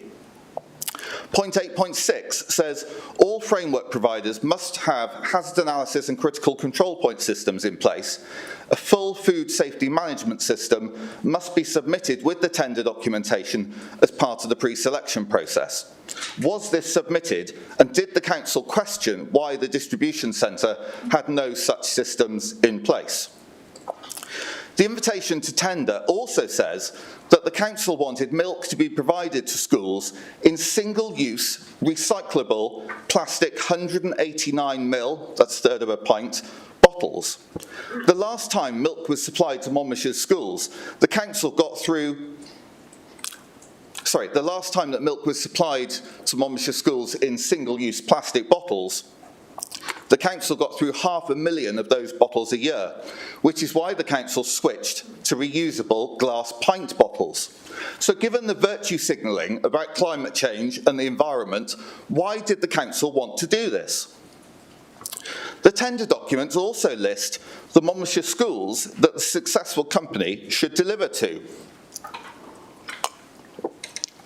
The list includes our secondary schools, which have private catering contracts, so don't receive milk from the council. Includes Mountain House Special School, which closed in 2020. And I'm not making this up, it also includes Haberdashers Agincourt School, Monmouth School for Boys, Toloka School, and Haberdashers Monmouth School for Girls. How can anyone have confidence in this tendering process, given that there are schools listed on there that are blatantly not run by the council? In the scoring, Raglan Dairy was marked lower than Totally Welsh in the environment section because it didn't as rigidly explain how it adheres to the Wellbeing of Future Generations Act, whereas larger companies will clearly have had more experience in the ways of winning public sector contracts. So where were the two part-time cabinet members for resources while this was going on? Were they cited on this tendering process? Why was there no Cabinet response for weeks until 3 minutes before this was due to be debated by the Place Scrutiny Committee last Wednesday? I welcome the, albeit vague and woolly statement that was released by a spokesperson committing the Council to re-tendering within 6 months. But why did it take 10 weeks from when the contract was awarded to reach that position? So will the tendering documents be changed to create a level playing field to allow local businesses to compete? Because a rerun of the same discredited and botched process would simply deliver the same result.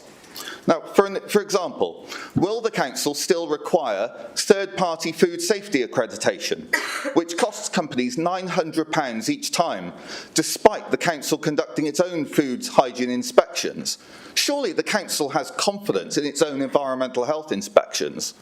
For small independent dairies, £900 is a significant outlay and represents a deterrent from bidding for a Council contract. Now, I also ask Cabinet members, is it even necessary to rerun the tender? Because again, in the invitation to tender documents, point 7.16.1 says the Council reserves the right to alter the final ranking position at any time should there be sufficient reason regarding the quality and management of the service provided by those occupying the primary and secondary provider positions. That means Totally Welsh and Raglan Dairy. Has the Council given any consideration as to whether there is sufficient reason to change? I'm aware of a number of missed deliveries, and of course the food hygiene score awarded to the distribution centre was well below the minimum of 3 required to win the tender in the first place. So in conclusion, Chair, this has been a shambles from start to finish, a botched and much delayed tendering exercise with documents littered with mistakes, an experimental Cabinet member job share that was never going to work, where neither part-time Cabinet member had their eye on the ball, a decision that contradicts everything this Council is supposed to stand for, and in the 6 weeks before this entered the public domain, the Cabinet was apparently none the wiser. You need to finish. So children, I'm coming to a close now, thank you. So children and other residents will continue to receive milk from over 100 miles away from a distant company in which they have no confidence, while you send a clear message to local businesses and food producers that this Council doesn't value them. We don't have confidence in your vague statement about re-tendering, so today we propose to the Council that we instruct this administration to take urgent steps to restore local provision of milk and dairy products. Thank you. Chair, I'd like to introduce an amendment.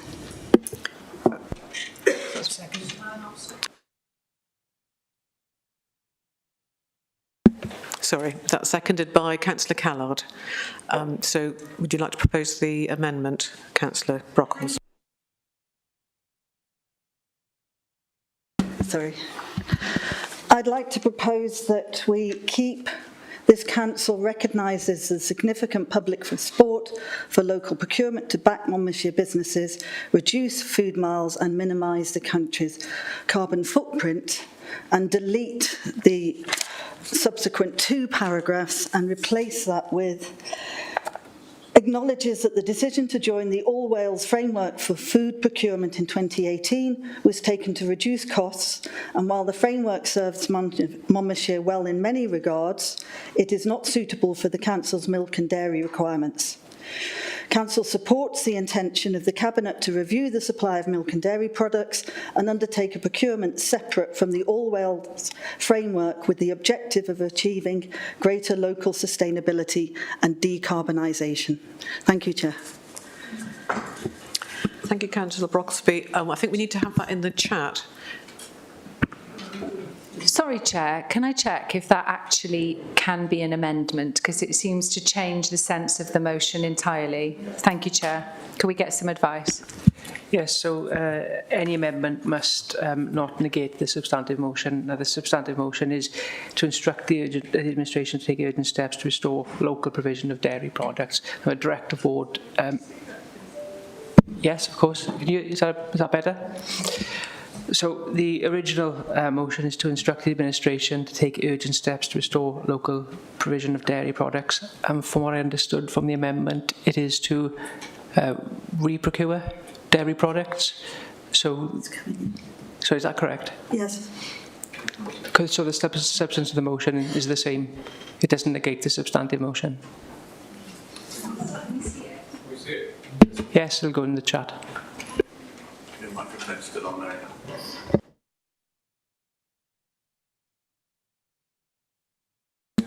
I'm just going to wait for that to appear in the chat so that everyone can have sight of it before we debate it.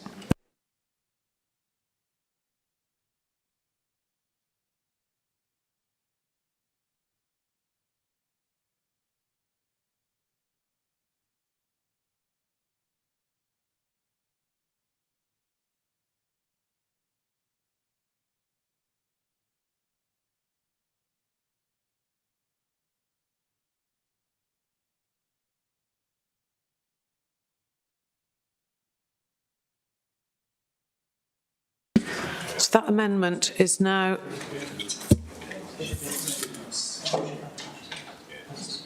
in the chat.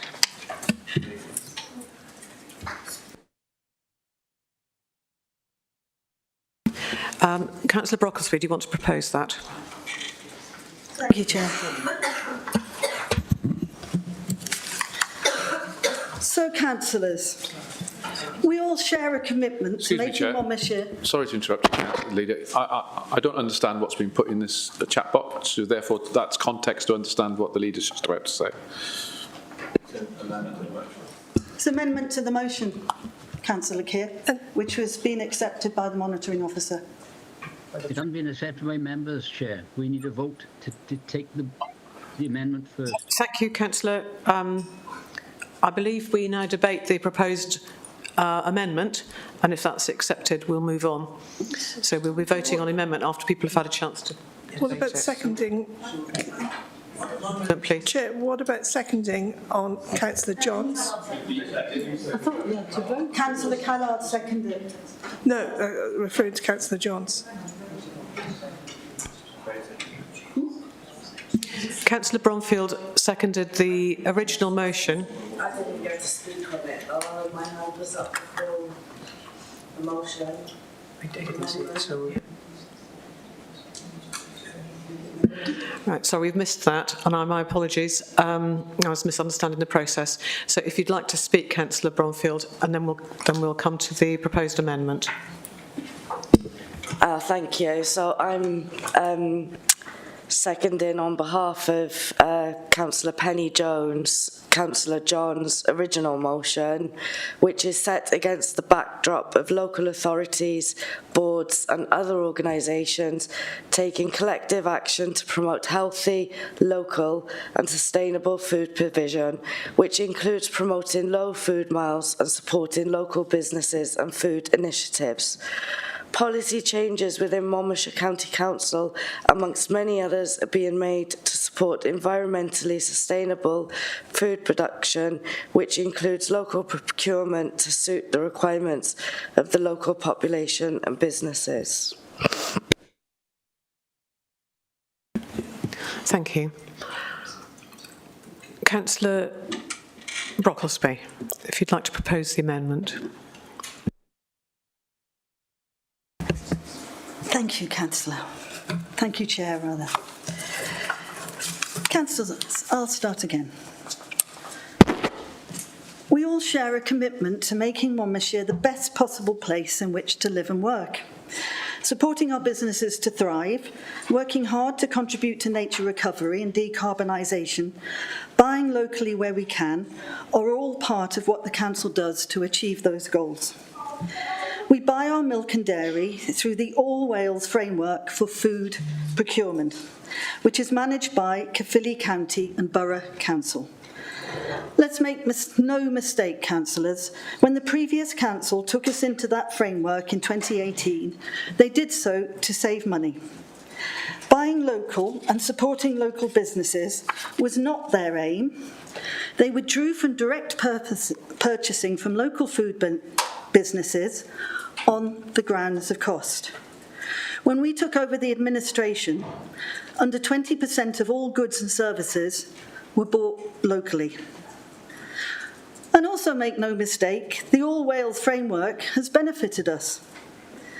When the existing contracts came to an end, the re-tendering process was fair, transparent, and the criteria for awarding contracts was based first on quality and second on price. We cannot walk away from the new contract because we do not like the outcome of the tendering process. We are bound by the law and regulations that we must comply with. Our food businesses understand that. I have talked with many of them over the last few weeks. Yes, of course they were disappointed, but they know procurement contracts are legal contracts which cannot be terminated without good reason. And no responsible local authority joins or leaves a contract without careful consideration.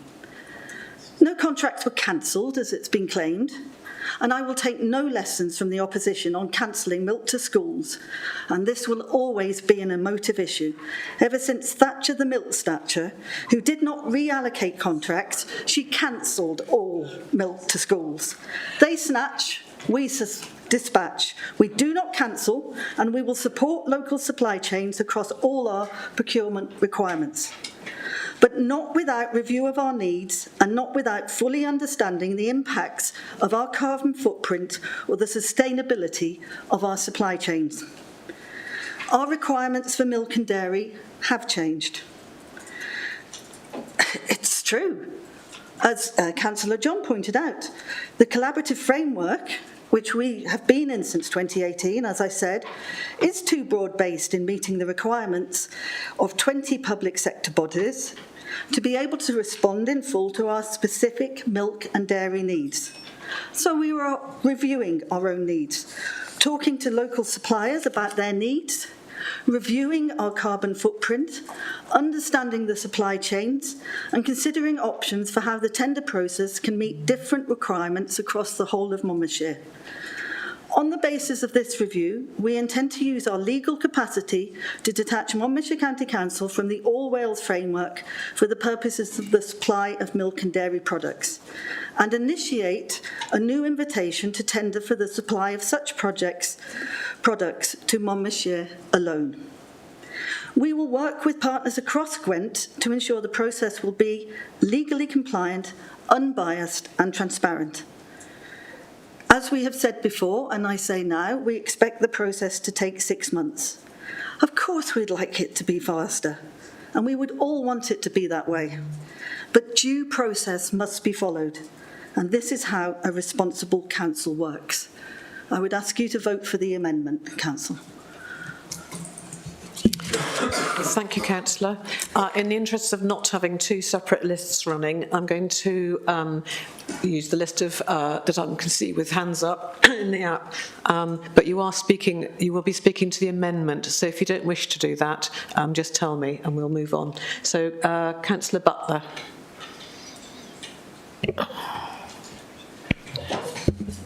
I'm not quite sure what you mean by speaking to the amendment. We are debating whether to accept this amendment. Okay. And if you wish to not, after which we will vote as to whether this amendment is accepted, and that then becomes the motion. We can then debate that motion. So if you want to hold fire, if you want to speak now, you could still speak to the motion afterwards. I'll speak after, if I may. Okay. Thank you. Councillor Maybe. Same question. I'll speak after to the full motion as well, thank you. Ms. Councillor Butler. Oh, Councillor Butler, I'm so sorry. I'd like to speak to the full motion, please, okay. Not the amendment. Okay. Councillor Powell. I'd rather speak to the full motion, please, not the amendment. Okay. Councillor Brown? After the amendment, please, Vice Chair. Okay. Councillor Birch? Thank you, Chair. I do apologise. I really should have declared this before. I need to declare a personal, non-prejudicial interest as a personal customer of Raglan Dairies. Apart from that, I would only like to say that I very much support the amendment. Okay. Councillor Neil. Yes, I would like to just ask about this particular motion and the correctness of what has just been said, because within the provision of the existing contract, there is the option to restate the order of the bidders if any one of those fails to meet the requirements of the contract. So I'm questioning whether it's correct to say that there is no possibility for the contract to be restated in terms that are provided for within the contract. We may be debating something that's entirely not correct.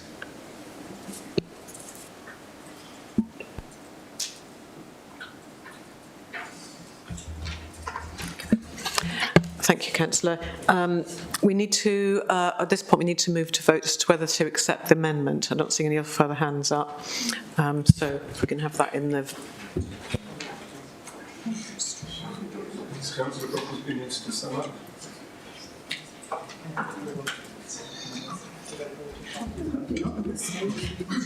So the amendment, not this after.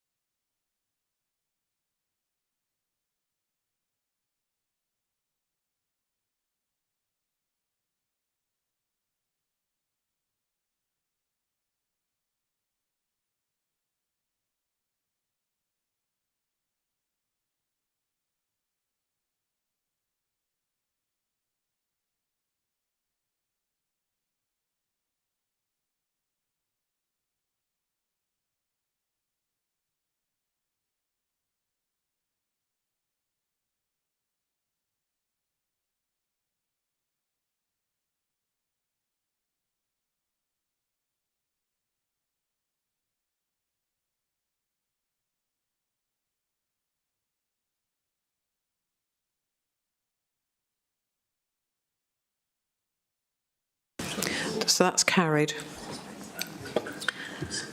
So the motion now stands as amended. Chair, sorry, I'm not sure there's a point of order. Just for clarity, there's 44 councillors involved here today. There's 39 responses. So either 5 councillors haven't voted, or there's 5 responses that have not gone through. Well, it's now changed to 40. If those other 4 responses were against the motion, it wouldn't be carried. So there's either either members haven't voted, or there's something wrong with the system. You've taken the vote, didn't you?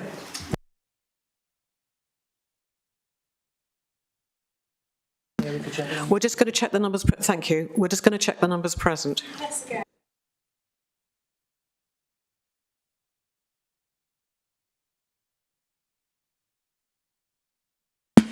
Members, if you want to try again. Only 42 voted. So I think there are only 42 present. Just councillors. 43 on there, no. I stand corrected, Councillor. 43, Chair. But in the previous motion, it was only 42. But the percentages were different. This is much closer.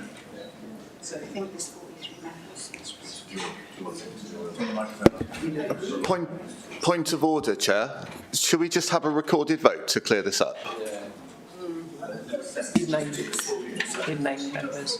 You'll need 9 members to support that, but that looks like 9 members. So recorded vote.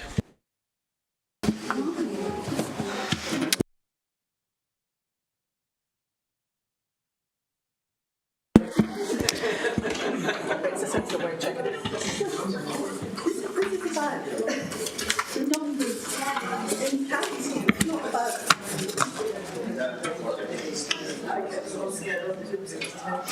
Members, it's been agreed that we're going to do a recorded vote, and this is on accepting the amendment. So we'll start with Councillor Bond.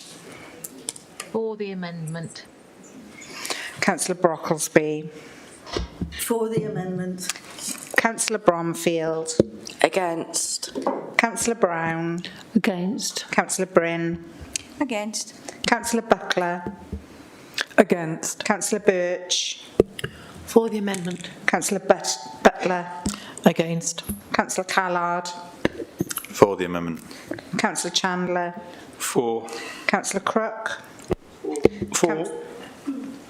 Councillor Davis. Against. Councillor Dimmock. Against. Councillor Eason. For. Councillor Edwards. Against. Councillor Fuchs. For the amendment. Councillor Garrett. For. Councillor Garrick. For. Councillor Griffiths. For. Councillor Grocott. For. Councillor Howarth. Against. Councillor Howells. For. Councillor John. Against. Councillor David Jones. Against. Councillor Keir. Against. Councillor Lane. Against. Councillor Lucas. Against. Councillor Maybe. For. Councillor McConnell. For. Councillor McKenna. Against the amendment. Councillor Murphy. Against. Councillor Neal. Against. Councillor Pavia. Against. Councillor Powell. Against. Councillor Riley. She's not online. She's gone. She's gone. Sorry. Councillor Rook. For the amendment. Councillor Sandals. For the amendment. Councillor Stevens. For the amendment. Councillor Strong. Jackie Strong. For the amendment. Councillor Peter Strong. For. Councillor Taylor. Councillor Thomas. Thanks. For. Councillor Watts. For, Chair. Councillor Webb. I wasn't here for the item, so I can't vote, I understand. Okay. And Councillor Wright. For the amendment. Thank you.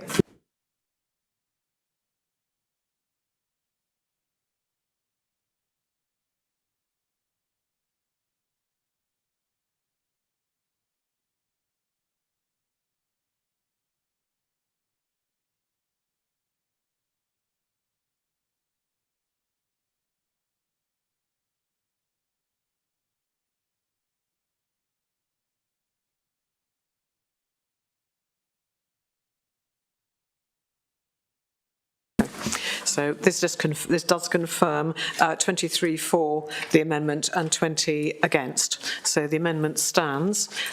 So I'd just like to invite members who wish to speak. This starts the debate from scratch, effectively. So those people who would like to speak to the new what is now the motion. I think there's a new. Please, could we have the amendment read out clearly to us, so we know exactly what we're debating? It's in the chat. It's in the chat. What, the red bit on its own? Ah, right.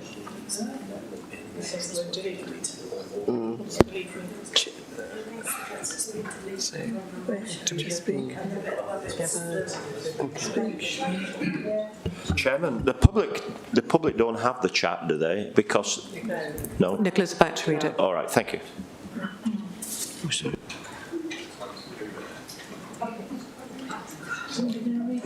Yeah, she's trying to get herself prepared. Okay. Members, the motion reads, this council recognises the significant public support for local procurement to back Monmouthshire businesses, reduce food miles and minimise the county's carbon footprint. This council acknowledges that the decision to join the All Wales framework for food procurement in 2018 was taken to reduce costs, and whilst the framework serves Monmouthshire well in many regards, it is not suitable for the council's milk and dairy requirements. This council supports the intention of the Cabinet to review the supply of milk and dairy products and undertake a procurement separate from the All Wales framework with the objective of achieving greater local sustainability and decarbonisation.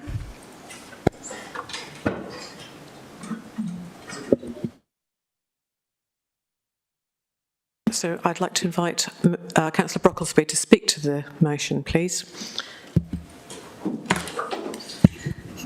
Thank you, Chair. I'm actually not going to speak too much now. I made the point for why we should have the amendment as it stands, and I think we need to go to debate. I have taken note of what you said in the start of the debate, Councillor John, and I will attempt to reply to some of that in my summing up. You're not summing up now, are you? No, people want to debate. It's a motion. We're now debating Councillor the Brockleby motion. has the right to reply, but we're now debating the motion as amended. We're no longer debating the motion that you submitted. We're debating the amended motion. Thank you, Councillor Brockleby. Sorry, Chair. Thank you. So I'll invite members who wish to speak to the motion as it now stands to raise their hands in their function. Councillor Butler. Thank you, Chair. I acknowledge the regrets of the administration, but I still feel that I want to let the administration know how upset the residents of Goitra are about what has frankly been a bit of a debacle. When I sat through the local food strategy presentation on the 15th of March, I was very aware of the amount of effort that officers had put into it, and I felt really encouraged and indeed proud of its content. It talked about a strategy that was evidence-based, positions us to maximise resources and inward investments, and aligns our work on the local food system with our community and corporate plan objectives. I was therefore dismayed to learn within a couple of days that the contract with Raglan Dairies had been terminated in favour of Totally Welsh, a company over 100 food miles away. Worse still, I learned the contract had actually been agreed at the end of January, and so when the presentation was being made, this had already happened, and I immediately felt disappointed and let down, frankly duped by what I now felt to be meaningless rhetoric. The flurry of social media and news coverage over the next few days and weeks has indicated to me how outraged our residents feel. In my own community of Goitrefar, many residents have doorstep deliveries of Raglan Dairies milk, and their loss of the school milk contract has been a very live topic indeed. Frankly, I can't defend the indefensible, and have answered honestly that I'm equally outraged that the contract was awarded without proper consideration. And I agree wholeheartedly with the comments already outlined by my colleague, Councillor John. So I'm very glad, really, the administration is stepping back on this. But my disappointment in this decision reflects my overall disappointment. Your rhetoric is fine, indeed sometimes it's admirable, but you've demonstrated yet again the inability to administer your own policies, and this reflects badly on this whole council. I echo the comments of Councillors Howarth and Taylor made earlier about fostering trust among your fellow councillors. We are 46 members, and in this decision you failed us and you failed the residents of Monmouthshire. So I'm very glad that you have made this amendment. Thank you.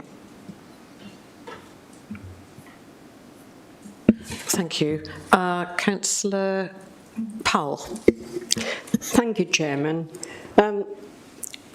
Speaking to the amendment, can you assure me that when you look at anybody now, whoever it is, to procure this milk delivery for us, that you make sure that you've really looked into their background?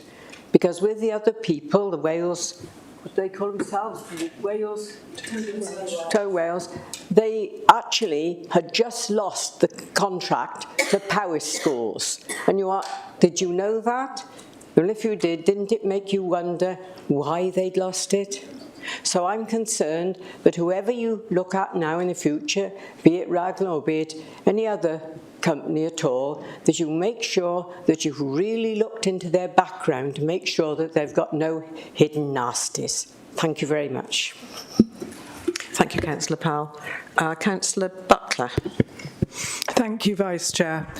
I have to say that the amendment that's been carried by Labour and independent Green councillors is really deeply unhelpful to the residents of Monmouthshire. Councillor John's original motion was brought because of deep concerns that have been expressed by residents of Monmouthshire, and to try and play games with it just seems pointless and does this council a disservice. When I told the community councils which I go to in my Devorden ward, so Devorden Community Council and Llantrys and Var, and told them about the drive to procure local food production for council services, and they were really pleased to hear this. They felt it was a support of farming businesses and rural businesses. And I can't tell you how shocked they were when I had to report about the awarding to Totally Welsh. Now, I'm not for a witch hunt for Totally Welsh. I am for supporting local businesses like Raglan Dairies, and I feel this hasn't been the case. There was no notice given to us. There's a palpable lack of commitment to local producers. We have to think of the dairy farms, the animals that they look after, and the milk they produce. Are they going to have to get rid of some of their herds? People's livelihoods are in the balance here. We know how farming is on a knife edge as it is, and it shows a deep lack of loyalty to local farmers. It begs the question, who sanctioned this? Was it the two cabinet members for resources? And if the Conservative group hadn't flagged this up, would you have just let it be? And I have a confession to make, I have to say, and it's about a matter of trust, or a lack of it, as discussed in Councillor Taylor's motion. In the administration's purported drive to source sustainable local produce, they propose a cross-party committee to help implement this. I thought, what a good idea. I'd really like to be part of this. And do you know why I haven't signed up to it? It's because of this debacle over the local milk producers not being supported. And I worry about the implementation of a cross-party committee. Will we be sort of rubber stamping decisions like this? And, you know, it begs the question of us as a council and how we purport to conduct our business. Thank you, Councillor. Councillor Maybe. Thank you, Chair. Chairwoman or Chair. Just a very quick point. Would you please not keep using the term termination or cancelled contract? I think it would be very remiss of any public authority to not retender services from time to time, and indeed that's what happened. But I wanted to talk more about some of the other issues around local procurement. In our procurement strategy agreed last year, we did explain that while we wanted to support local suppliers, the word local is not a precise definition, it's got no numbers in it. But trying to make sense of that, we looked at, dependent on the local requirement, we're thinking local could be Monmouthshire, it could be Gwent, it could be the English border counties, it could be Cardiff Capital Region, or it could be Wales, it could be Ceredigion, it could be the Midlands, could be Powys. Okay, I'm just saying, you say that Ceredigion shouldn't be included in local. but other parts of Wales can? Okay, sorry. I was just answering the heckle there. I'll say that again, shall I? Local could be seen as Monmouthshire, Gwent, English border counties, Cardiff capital region, or all of Wales, including possibly even Powys or Ceredigion. The point is that procurement needs to be socially responsible, offer value for money, and support our foundational economy aims. Therefore, we measure those different versions of local. This gives us a more realistic perspective on the location of the HQ of the supplier, which of course is not the whole story, and I'll talk about that as well, rather than simply a knee-jerk reaction to whether or not the address is in Monmouthshire. It's quite interesting to note that for 2022 to 23, the proportion of Monmouthshire County Council spend in Monmouthshire was 18.67%. In wider Gwent, it comes to just over 25, nearly 26%, 25.72, and in the wider Cardiff capital region, 31.92%, and in the English border counties, it's 7.37%. So totaling, if you think of those as being local, it could be just under 40%. So this gives you a perspective. It's not good enough, and that's what our baseline, that's what we'd like to move up from. But importantly, we also committed to use the procurement cycle to routinely take advantage of opportunities to reduce carbon impact. This is really important for us, as more than 70% of our reportable carbon emissions come from the goods, services and works that we procure via the open market, rather than those that we deliver directly ourselves as a council. We recognise that to achieve this, we need to understand the carbon impact of the supplies, services and works we buy, and to collaborate with and learn from other organisations across the public, private and third sector. Of course, we recognise there have been concerns raised about the framework that we've been working through, and I think that's the fundamental point here, and that's the point that we need to move away from. And the awarding of the contract, therefore, to a Wales-wide supplier that wasn't based in Monmouthshire, and particularly the shock of thinking that they were as far away as Pembrokeshire. Whenever we undertake a procurement process, we must ensure that the process is both transparent and unbiased to ensure compliance with the public contracts regulations. While we continue to support our local supply chain, we cannot deviate from our legislative requirements. The consortium approach, specification and evaluation was broad to reflect the wider requirements of all the framework partners. That is one of the limitations of being in a consortium like that. We want to ensure that we have more direct control in future over the specification and evaluation criteria, and in particular, the emphasis on sustainability, packaging and distribution.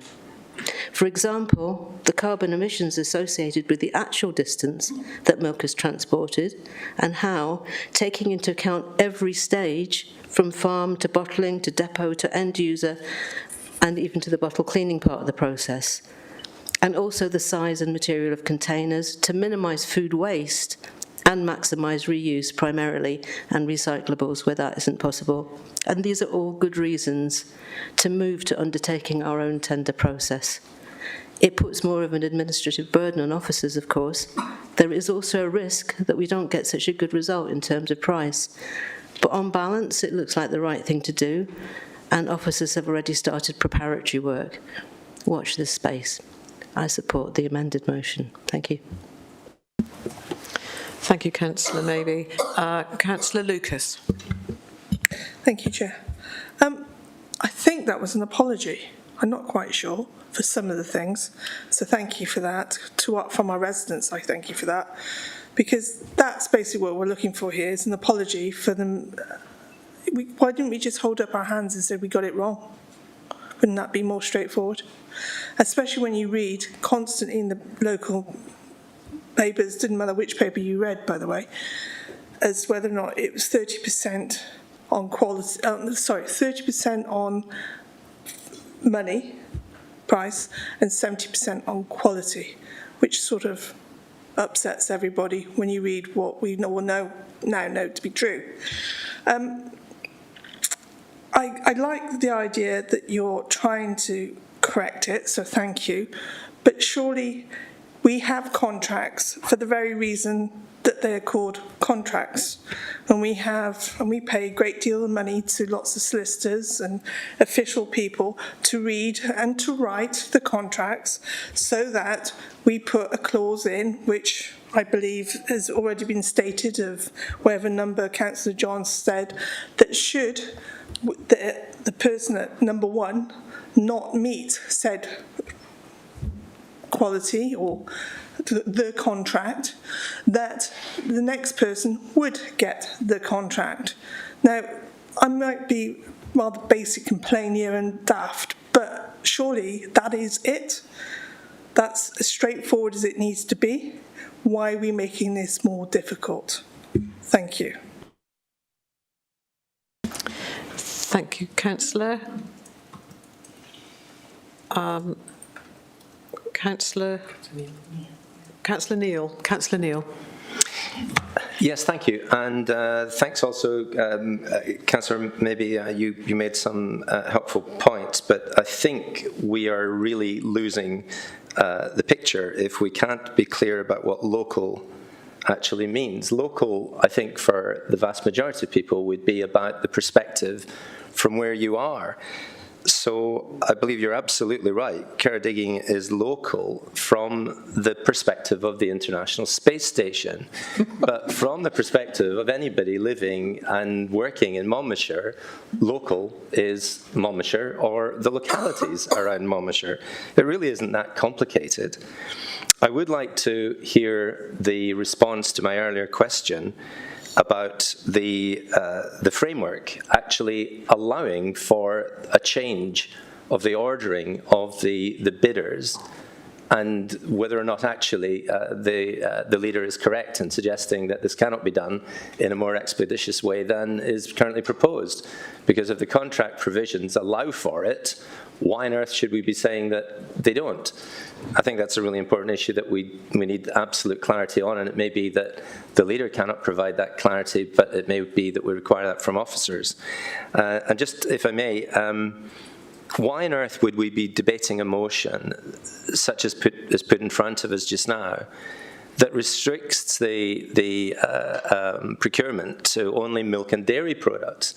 On agenda item 6, we heard from the Cabinet member about the intended procurement of services, and it immediately brings to mind, will we be receiving winning bids from Northumberland or from the north of Wales or wherever the winning services bidder might come from?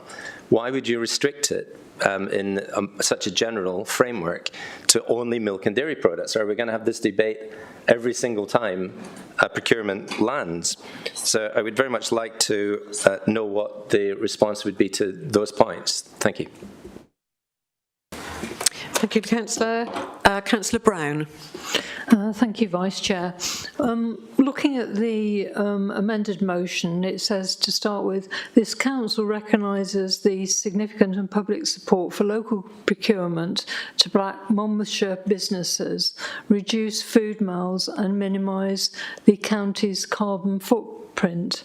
I'm very pleased that this milk and dairy requirements as a standalone matter is being looked at, but why is it just the milk and dairy requirements? In many senses, what Councillor Neil has just said is what I'm repeating. In terms of local, it does actually say back Monmouthshire businesses. It doesn't mention all the local areas that Councillor Maybe discussed.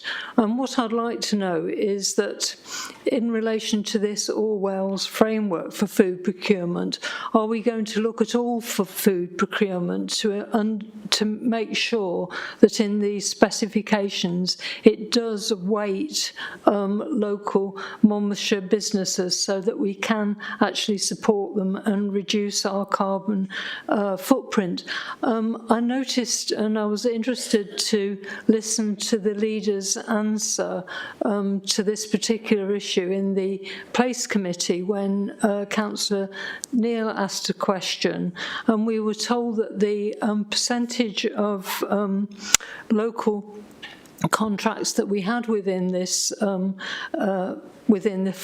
I presume it was the food procurement area, was 18%, and I think this is the figure that Councillor Maybe talked about, but I understood that we were told that Rhondda actually had a much higher percentage within their particular area of supporting local businesses. So I'd like to know, why is there a difference there? Are they in the All Wales framework for food procurement, and how does this actual difference arise? Because I think that the representations need to be made to ensure that this All Wales framework does actually place an emphasis on all councils supporting their own local businesses.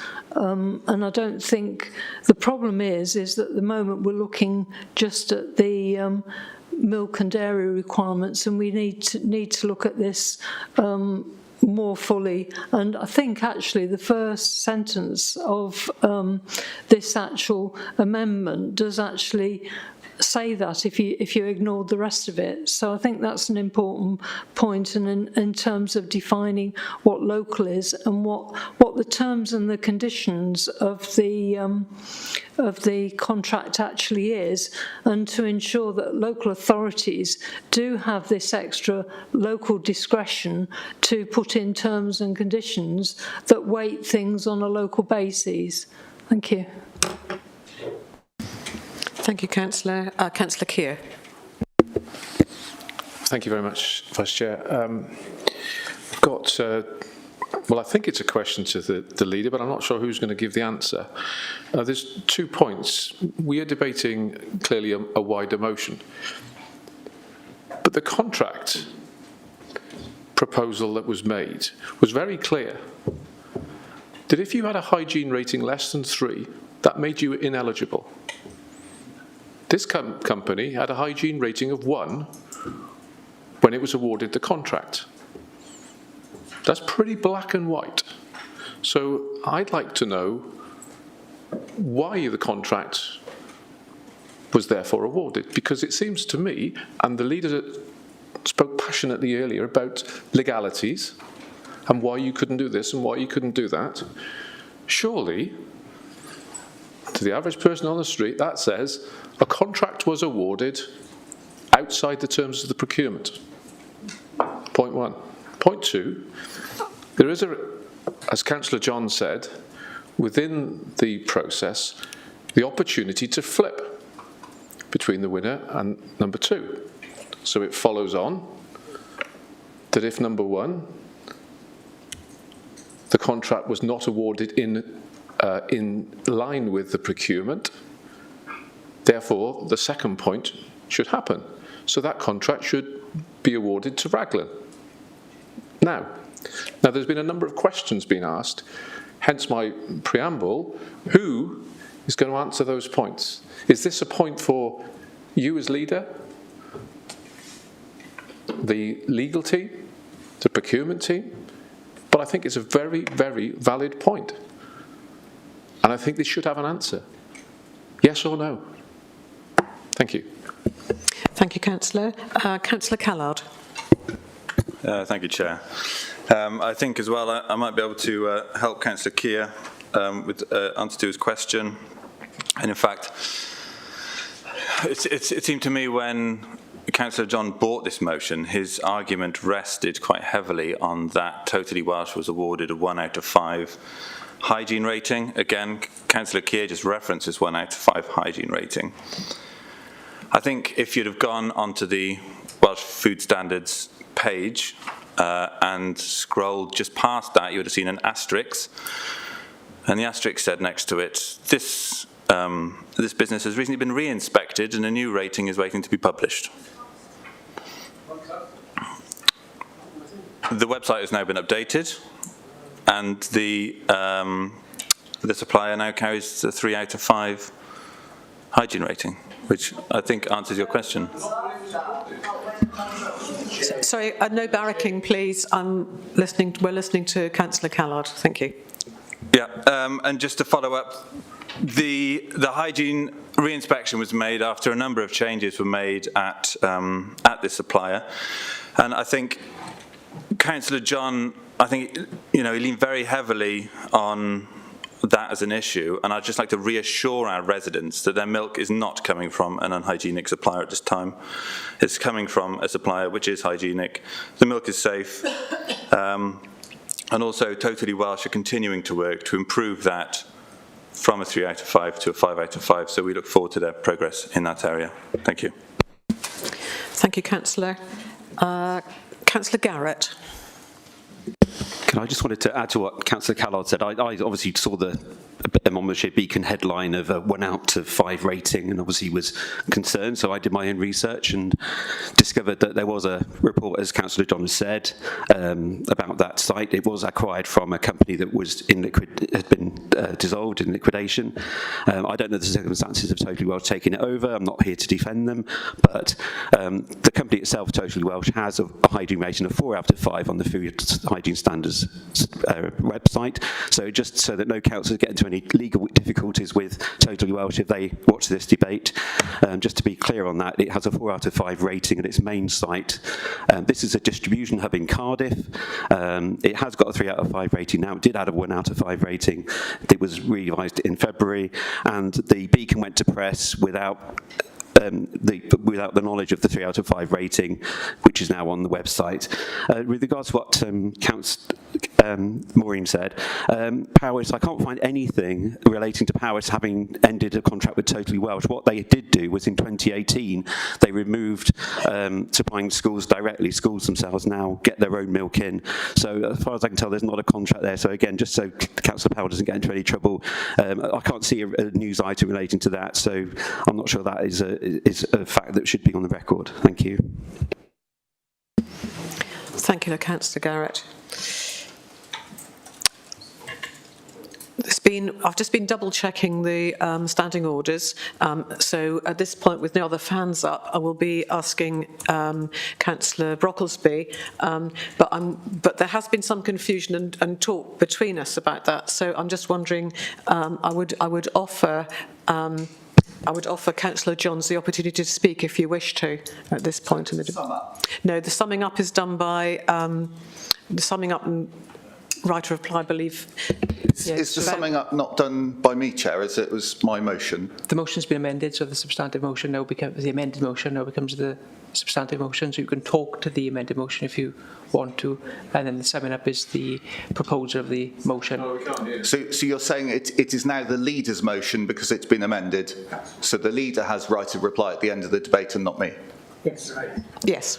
Okay. So, but because we have been double checking this, and so I thought it would be fair to offer you the opportunity to speak now if you wish to. Okay, I would. Thank you. Chair, just before, if I may, could I ask about a point of order in terms of the correctness of information that has just been shared at the Council for us to be looking at a vote? Councillor Callard just talked about a hygiene rating of 3, and it was a hygiene rating of 1. So is that a correct piece of information? This is not. I'm very sorry. It's not a point of order. How do you correct untruths? Councillor Johnson raised that in his speech. Excuse me. Just wait 1 second.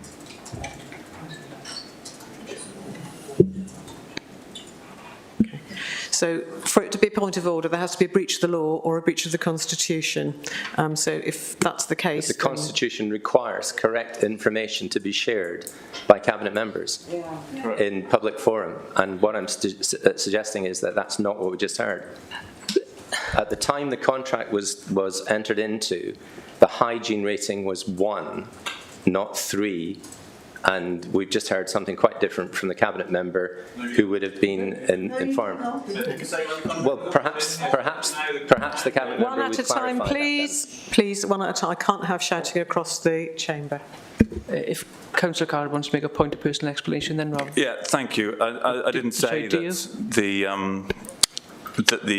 it was 3 at the point the contract was awarded. I said it's now 3. I was making no comment about that. Right. Thank you. The point's been taken. Councillor Brown.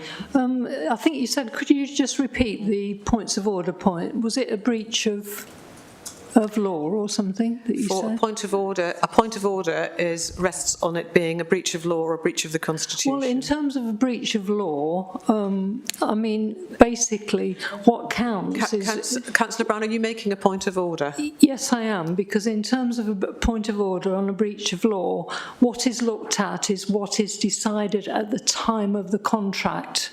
And as a, and so... That no law has been breached, Councillor Brown. I think that point has been made and understood in the room. That argument has been made and understood. So I'm now going to continue by inviting Councillor John to speak. Thank you, Vice Chair. Can I thank Councillor Callard for his point of personal explanation there, which confirmed that at the time that the contract was awarded, the distribution centre in Cardiff did have a food hygiene rating of 1. Yet, as I quoted earlier, it is very clear in the invitation to tender document that companies applying for this contract must have a minimum hygiene rating of 3. So it appears instantly that Totally Welsh were not eligible to bid for this contract because they had a hygiene rating of 1. We've heard a couple of members defending that distribution centre. Can I remind you, so when you made that contract, you awarded it knowing that milk going to Monmouthshire schools, Monmouthshire care homes would be coming from a distribution centre which in its most recent hygiene report had food being stored on the floor while building work was going on, that food was being stored on pallets next to building materials, and that there was no food safety system in place to ensure that food was safe for human consumption. So you were content, knowing that that was the case, to award that contract to that company. I asked 11 questions in my contribution earlier. None of them have been answered. We don't know whether Cabinet members actually read the food inspection report of the company that they were awarding this contract to. It seems that Cabinet members were completely were not paying attention to this process whatsoever. I highlighted in my speech earlier that this was a invitation to tender that listed schools that have private catering contracts, listed schools that closed many years ago, 4 years ago. It listed schools that are private schools that are not run by the council. Everyone knows that Monmouth Haberdashers schools are not run by the council. So why were you trying to provide a milk contract for them? It's ridiculous. Once again, you haven't read these documents. And I think it's a shame that we haven't had a proper explanation from the 2 part-time Cabinet members who had responsibility for procurement while this was going on. Yet again, it feels that Cabinet members were asleep at the wheel and were not on top of this contract. And even when the contract was awarded, it wasn't until residents found out about this and started to express significant shock and concern that this became an issue on the radar of Cabinet members. The invitation to tender said that you wanted single-use plastic 3rd pint bottles. Why would you want that? That completely contradicts everything you stand for. In terms of climate change, the document conflicts with what you stand for in terms of food miles, in terms of supporting local businesses, food procurement. This has been an absolute shambles, and it's really embarrassing. And the fact that you've been spinning like mad in the last few days and trying to say, well, this is the fault of a procurement process that was set up in 2018 that you disagree with. You've been in the administration for 2 years. What have you been doing? What have you been doing since January when that contract was awarded? And of course, you said that the distribution centre was re-inspected in February. It was re-inspected on the 29th of February. This contract was awarded back in January. So it really begs the question, what have Cabinet members been doing?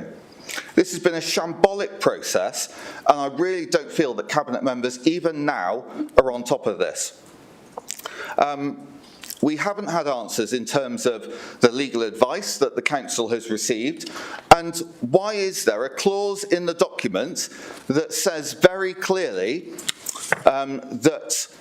so it's point 7.16.1, the council reserves the right to alter the final ranking position at any time, should there be sufficient reason regarding the quality and management of the service provided by those occupying the primary and secondary provider positions. That's Totally Welsh and Raglan Dairy. We haven't been told whether the council has given any consideration as to whether there is sufficient reason to change. We haven't had legal advice as to why that clause was put in there. Surely, if that clause was put in there for a reason, why can we not look at whether there is sufficient evidence to restore local produce? So I'm really disappointed with the lack of answers from the administration today. It feels they've been completely blindsided by this. They haven't been paying attention at all. And it's residents, particularly children and older people, who are now losing out, who are having milk from West Wales when they want to support local businesses. Monmouthshire residents want to support local farmers. We discussed this earlier in the year. Our rural communities are really important to our residents. We should be supporting our farmers, and I think it's an absolute disgrace that this has been allowed to happen. So I'm really disappointed we haven't had those answers. I would urge members, particularly cabinet members, to do all they can to ensure that we can restore local supply, because that's what our residents want. Thank you. Thank you, Councillor. And I'm now going to invite Councillor Brocklesby. Thank you, Chair. Firstly, Councillor John, I want to say very clearly that I will not allow cabinet members, past or present, to be lambasted when they do not have responsibility for procurement. That lies in my portfolio, and that is why I stood up for the amendment and why I am now responding to you. Secondly, no, we don't spin, Councillor John. When this contract was awarded, it was done so under the All Wales procurement for food, collaborative procurement contract for food. This was entered into, I would argue quite sensibly, by the previous administration as a way of providing value for money for the council.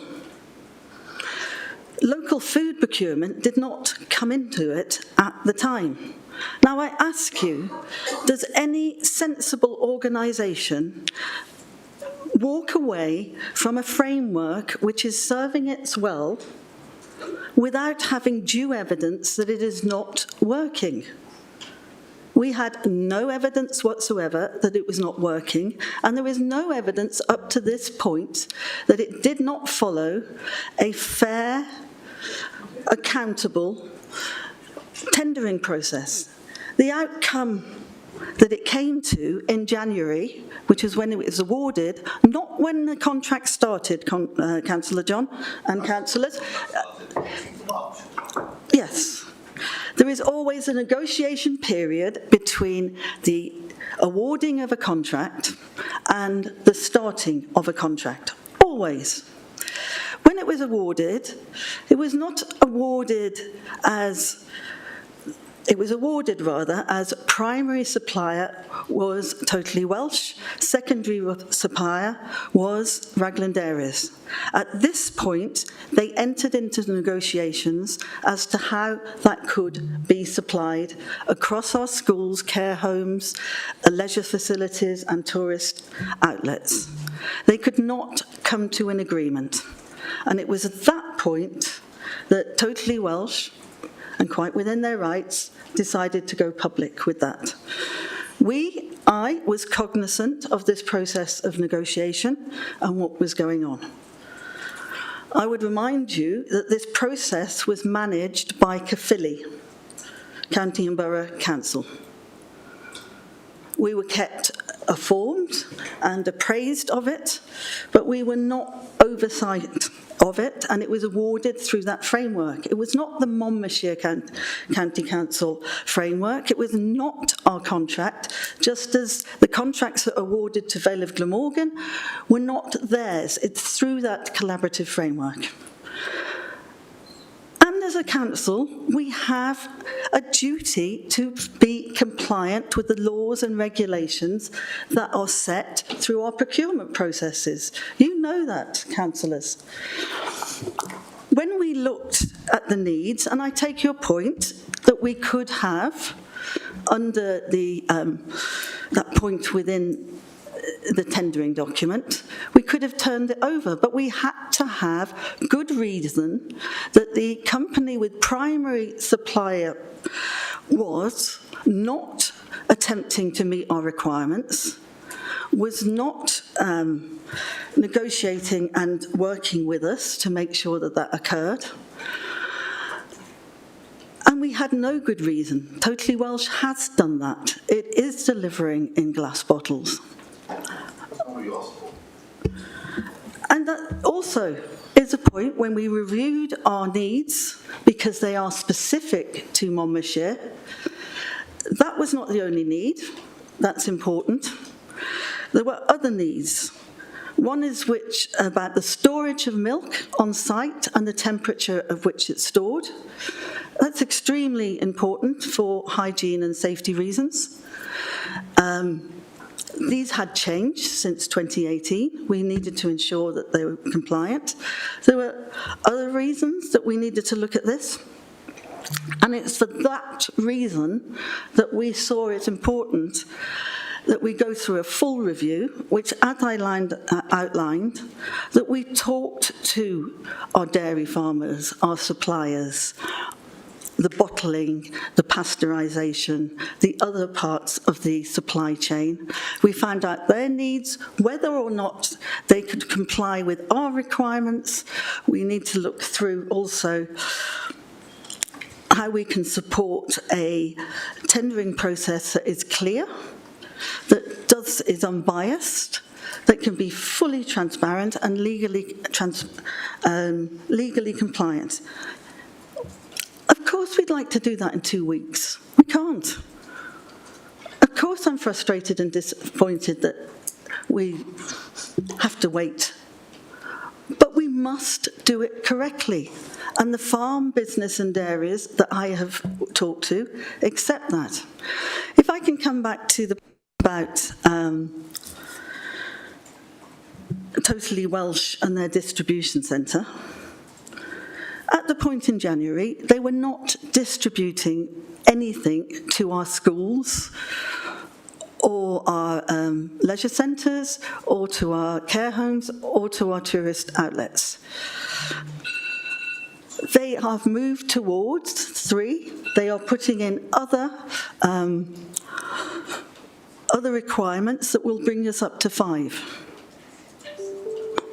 I am satisfied with that. At the point in January, it was not affecting our schools, it was not affecting our children, and it was not affecting our adults. And that was a period of negotiation that was going on between the primary and secondary supplier about how our milk would be distributed. I come back to another point, which is part of what Councillor Maybe raised about local. In Monmouthshire, we have no bottling plant and we have no pasteurisation plant. So any milk that's produced here has to go out of county. That doesn't stop it being local. I think we'd all agree with that. But when we're thinking about supply chains, the carbonisation and the carbon footprint, we do need to break it down. That has not been done before by council. The socially responsible procurement strategy that we all agreed in council is one that makes it clear what we need to do when we are assessing every contract that we go into. It is a responsible thing to do that case by case. And we will do that as we move towards buying locally, buying ethically, buying more responsibly, and reducing our carbon footprint and ensuring that we're sustainable. That will take time, since, as Councillor Maybe outlined, we inherited a very low level of buying of local goods. You cannot change that overnight. Yes, of course we'd like to be like RCT. It will take us time. Some of the contracts that we're tied into are for years, some of them are not. We will review, as every responsible councillor does, every contract that comes up through that lens. And I stand by that, and I will defend that. In terms of what we are doing now to ensure that we have the requirements that we want, which includes glass bottles, but now we have more understanding of the supply chain, the need for a constant temperature. We're looking at Pergols. Pergols are the milk equivalent of the water cooler bottle, because they can be not delivered every day, which again cuts down on the food miles, but can be delivered on maybe a bi-weekly basis, depending on the needs of the particular school or care home, and that too helps. But it's those details, it's that attention to detail that allows us to look at sustainability and carbon footprint in a very considered, localised way to Monmouthshire, which may lead us to having a supply chain, as Councillor Maybe made it clear, that goes into Gwent or Cardiff City region. So, we are doing the most responsible thing. We were put in a collaborative framework which, for milk and dairy, at the moment, no longer meets our needs in 2018. We come out of it, but we must be legally compliant. It's fair. I'm not going to apologise to anyone. We may wonder why that decision was taken without looking at it through local businesses, but that was a decision taken then, and it may not have been important to the previous council. But for us, when we review, we will do it step by step, complying with law, but making sure that the tendering process is absolutely precise to what we need in accordance to the policies that we have. I would ask you to vote for the motion, Council. Thank you, Councillor Brocklesby. Can we have the voting block up? We'll now move to the vote.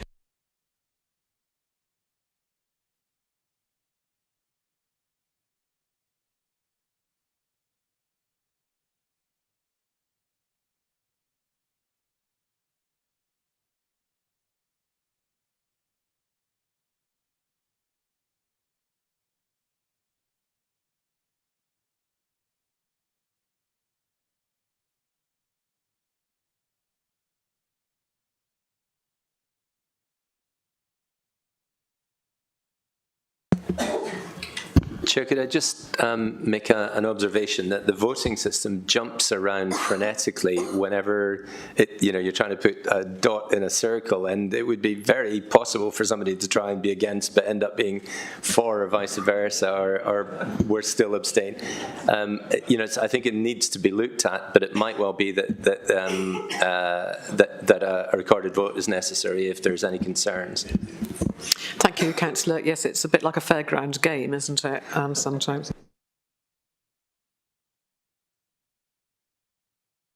Chair, could I point out that if you use the voting box that appears in the centre of the meeting, if you're logged on, that does not happen.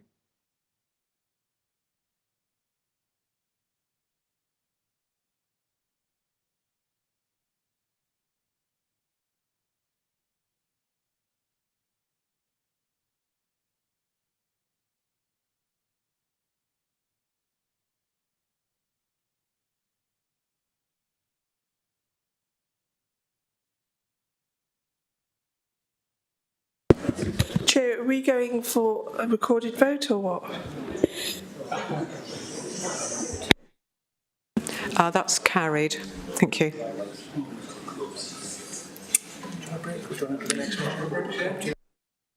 Yes, so a short break now, please. If we could be back at 20 past.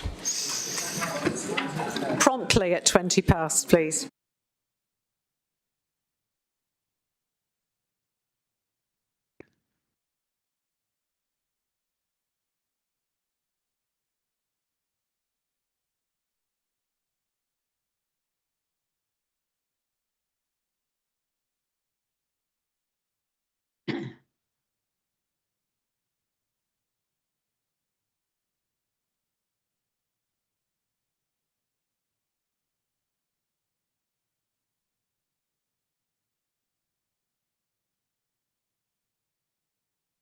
They're on the 10-minute break now, so I got 10 minutes to talk. No new messages.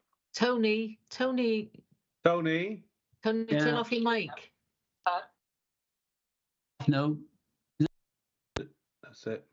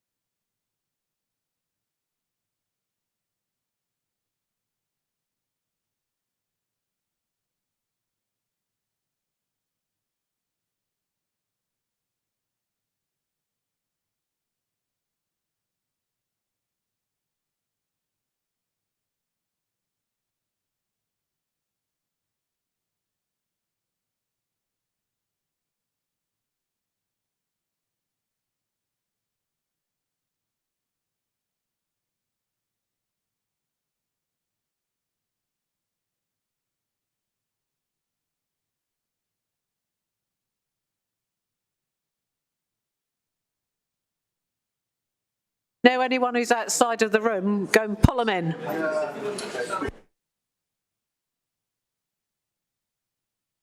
Chair, you just made me jump a mile.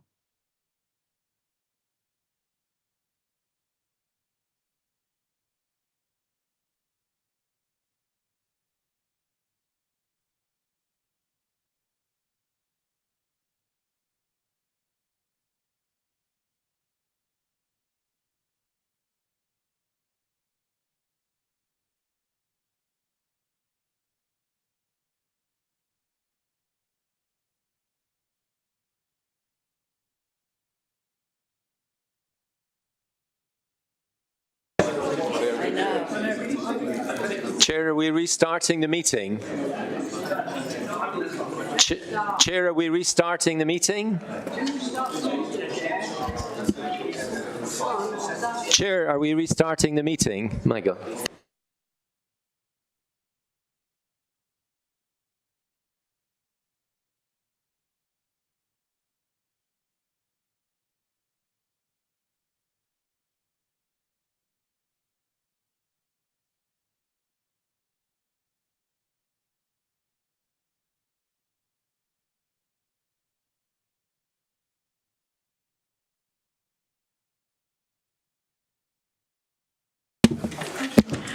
Welcome back, everybody.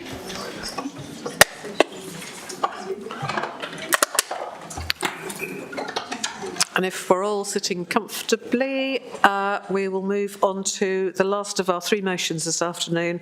That's submitted by Councillor Keir. And is there a seconder for that motion? I'll second it. Thank you. Thank you. Councillor Keir. Thank you very much, Vice Chair, fellow councillors. This is a time of year in which I have mixed emotions. It's sadness and admiration. It's now 6 years ago that I lost my father-in-law, and only a few weeks later my father. I'll never forget them. I looked up to them, and I aspire to be like them. They were my mentors in business and in my life. Yes, they were on the opposite ends on the financial scale, but they taught me my conservative values, that hard work pays. They set personal standards I aspire to. They taught me compassion for those in need, all of which I'm aimed to pass on to our children. When I reflect on, when I reflect on their lives and achievements, I understood from their experiences and successes what it took to be a good leader. Their integrity, their openness, and above all else, their honesty. Don't lie, they said. It will come back to haunt you. They certainly said, don't say it's not my fault. They spoke often about perceptions and realities and the importance of ensuring there was no confusion that caused perceptions to be just that, misplaced realities. All of this I admired, which I took into my previous Town Council work and my mayorship. They taught me then about selflessness and accountability. I truly believe I owe my position here at County Hall, and this council and this chamber is down to them. They've set my standards that I've aimed to bring into public life. On reflection, with the benefit of hindsight, their personal standards have taught me the Nolan principles. How lucky I've been, one might say. And every day I ask, or I think, what would Phil do? Or what would my dad say? It's almost 2 years since we as a new council sat for the first time. Many of us probably naively, enthusiastically knew to make our residents' lives better in super quick time. We've learned about scrutiny, the importance of engagement and consultation, and that Standards Committee and Scrutiny Committees have their roles and purpose. But as I've sat here and listened and watched and read, I've become increasingly concerned at the erosions of these standards, an erosion gaining momentum. You see, for me, it started with the debacle of Tudor Street and the single cabinet member decision. I admired the apology of Councillor Brocklesby at the time For then it felt like the story of Peter the Dyke plug-in hero who saved his country, correcting a wrong, but in hindsight, more like potholes repairs, temporary and exasperating, has to explain to my residents. For me, the dike started to leak, and it really does pain me to say this, believe you me, with the appointment of this year's chair, leapfrogging this Labour Council's own teammates into a prestigious position. A press announcement of a coalition deal was made, yes, denied, but never retracted. But when after time, credibility of explanation has been lost. Yes, walls in this building do talk, and our residents are not fools, for they look at voting records. 1 year opposing the administration, next year supporting it, and never voting with the opposition.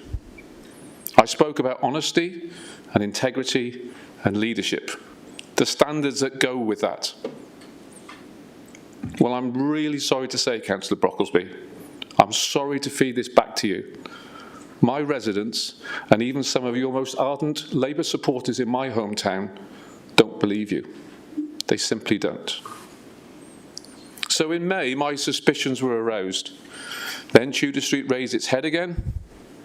For me, I saw obfuscation, lightweight engagement, and possibly sham consultation. Experts were ignored. I felt logic was misplaced, and a backstory was made to fill Councillor Thomas's original decision that Tudor Street must go. I now sit in despair reading this letter that has arrived in our email boxes that's going to be discussed later on. This letter has really confirmed, had the administration listened, this saga may not have dragged on, but it still does. So what else has caused me so much concern that I felt the need to stick my head above the parapet here today? It isn't easy doing that. Think about the perceptions of our residents and what they think. I cite the £1.2 million agreed for the pupil referral unit, which avoided scrutiny committee. The effective banning of members from attending cabinet meetings online, insisting on physical attendance, which from a personal perspective I view as discriminatory for those with childcare arrangements. Something has to be done there. The saga of the Gypsy Travellers site and Councillor Birch's public comments. We saw financial reporting delays at the end of last year at a time of overspending gathering pace. We've heard today of the seemingly last-minute children's homes acquisition in Monmouth avoided, and a seven-figure sum spent. Avoided scrutiny because of urgent timing or use of funds when there was a scrutiny committee only the day before. So was this bad planning or avoiding scrutiny on the use of money? Think of the public's perception. The job share for finance and resources, so robustly defended in the face of objective criticism, yet was abandoned after 3 months. If it was so good, why wasn't the job share replaced? Only recently, Councillor Neil was shouted down in this chamber that he wasn't allowed to ask questions of cabinet members because full council was not a scrutiny committee. My colleagues have talked about cabinet members not replying to emails. A quick review of council minutes show, surprisingly, not one Labour member has asked their cabinet colleagues a single question in 2 years. Now we have the farce of the milk contract, and frankly, the last debate we had didn't inspire me to change my view. And of course, the baffling resignation of the independent chair of the Standards Committee, as highlighted in Councillor Taylor's motion. These are not isolated matters. In my view, it's a trend, an increasing one, and a concerning one. And as a council, think of our public, we should be concerned. Now, I'm not expecting councillors opposite here to agree fully and thank me for highlighting such concerns because it's party politics. I'm probably anticipating a Rorke's Drift style defence. But I say again to you, perceptions are realities to my residents and your residents. Opinions opinions matter. They should not be dismissed or taken as irrelevant because you disagree. They are valued. My belief and why I've brought this motion is that I believe we should work better to uphold the reputations and workings of this council. For I see an increasing instinct of the administration, perception or reality, to avoid scrutiny and erosion of accountability and openness that doesn't support the corporate plan that you talk about, that emphasises openness, fairness and kindness. So I urge councillors to support this motion, that we work together. And I do genuinely look forward to your comments and your debate in response to this motion and to my comments. Thank you, Vice Chair. Thank you, Councillor. Councillor Dimmock. Thank you, Vice Chair. Thank you, Tony, for bringing this motion forward. I know that our colleagues and I feel our roles within this council is a real privilege, and we strive to make people's lives better by ensuring the right decisions are being made to benefit our residents and businesses within the county. Scrutiny is a large part of our role, a critical one, to hold the mirror to decisions and actions of the council, and we must ensure that this council does not evade scrutiny. Like Tony touched on, we saw the pupil referral unit report, which involved 1.2 million capital investment, go straight to full council, and the closure of Tudor Day Street was seen fit to be a single cabinet member decision. This is not acceptable, and it caused great upset within our communities. On another matter, the benefit of being able to offer hybrid meetings is now helping shape local government. We know it offers greater recruitment and retention of councillors, particularly younger councillors who are balancing careers and care commitments.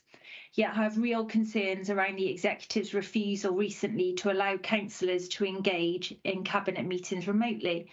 This not only puts anyone of working age with young family, single parents or living with a disability at a disadvantage, it blocks councillors from engaging and representing their electoral ward to the Executive. I think it's disappointing today for Monmouthshire Council to receive 2 motions outlining concerns in relation to council standards. We are better than this. We've always been better than this, and we should continue to be better than this. So this is an opportunity brought forward by Councillor Keir's motion to work together in a more joined-up manner to serve our communities effectively, because it is essential our residents hold confidence in the council business, and we do this by working together cross-party. So I hope everyone supports this motion today. Thank you, Vice Chair. Thank you, Councillor. Councillor Sandal. Oh, no, sorry, Councillor Brown. Yes, thank you, Vice Chair. I just wanted to comment on 2 particular aspects. Firstly, obviously the 1.2 million expenditure on a pupil referral unit in my particular ward, and the first time I heard about it was when it was on the full council agenda. At the time there was an interest in other options available, and the block that is to be transformed is a 60s building, and obviously there'd be no opportunity to have a net zero thing, and there's also the possibility of the disposal of the site itself and providing alternative accommodation. But this isn't something that was ever discussed because it wasn't brought to scrutiny.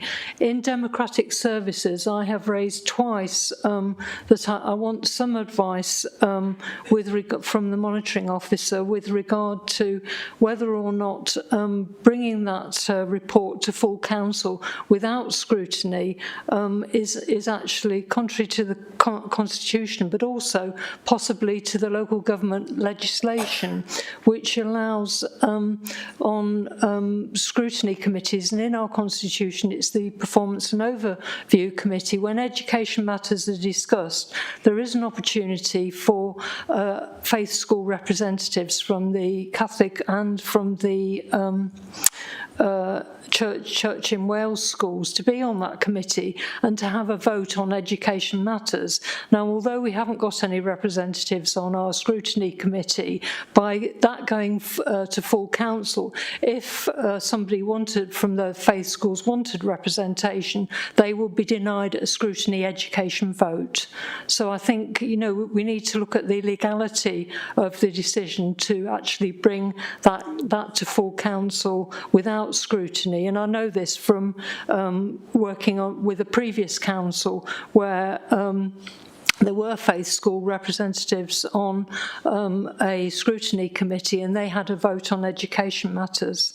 The second point I'd like to bring, and again I raised this at the Democratic Services Committee, was that there has been an independent review of the Code of Conduct in Wales, and the Welsh Government have published a summary of responses for November 2023.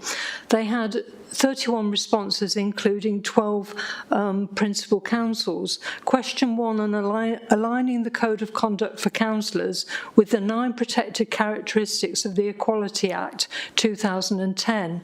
100% of the 29 responses agreed with the proposal. Indeed, one principal council confirmed in that Welsh Government publication that they had already undertaken the alignment and considered it would send a strong message that councillors are expected to maintain the highest standards of conduct. There were no adverse comments in this question. Now, the model code of conduct that we have is from 2008 regulations, which predates the Equality Act 2010. It only includes gender, race, disability, sexual orientation, age or religion. So there's an ethical gap with nothing on sex, gender reassignment, marriage and civil partnership, and pregnancy and maternity. Now, with this council having actually more female members, I'm very surprised that this council doesn't want to actually include sex discrimination within the councillors' code of conduct. And I would ask that this council follows one principal council that has already decided that, presumably within their constitution, that they will make this change. And also the actual terms used in the regulations aren't the ones used in the Equality Act, because gender isn't in the Equality Act. It's gender reassignment and also sex. And I think using the term gender can end up confusing matters. So I would ask that this change is made to make sure that our code of conduct covers all of the 9 protected characteristics. And one council has actually been brave enough to do this rather than waiting years and years for the Welsh Government to actually change their legislation and regulations so they're actually in line with the Equality Act 2010. Thank you. Thank you, Councillor. Councillor Sandals. Thank you, Councillor Keirk. Thank you, Chair. Vice Chair, your motion asks us to agree to set up a cross-party working group to review current arrangements and improve accountability. And my speech talks directly to that. I completely agree. Members should aspire to the highest possible standards in public life, and that scrutiny, engagement and public consultation are vital to an effective council. Our commitment to engagement, transparency and accountability remains an absolute priority, working with and alongside people as set out in our community and corporate plan. I believe that the current arrangements are achieving these goals, but of course we will always continue to strive to improve. I want to address the specific aspects raised in this motion. Since 2008, there have been numerous occasions where our scrutiny arrangements have been reviewed. I've been given a very comprehensive and detailed list detailing where they have been evaluated since 2008, right up until last week.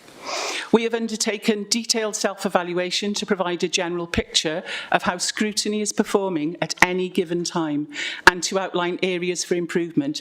The self-evaluation approach is the nationally recognised performance evaluation framework for measuring the effectiveness of scrutiny.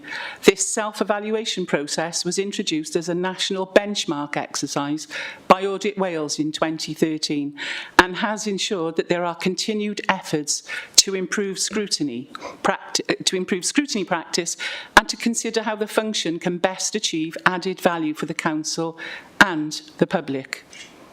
Importantly, it provides us with the evidence to assist the Scrutiny Chairs Group, who lead on developing the scrutiny function to implement the priorities for improvement. Beg your pardon. Hang on.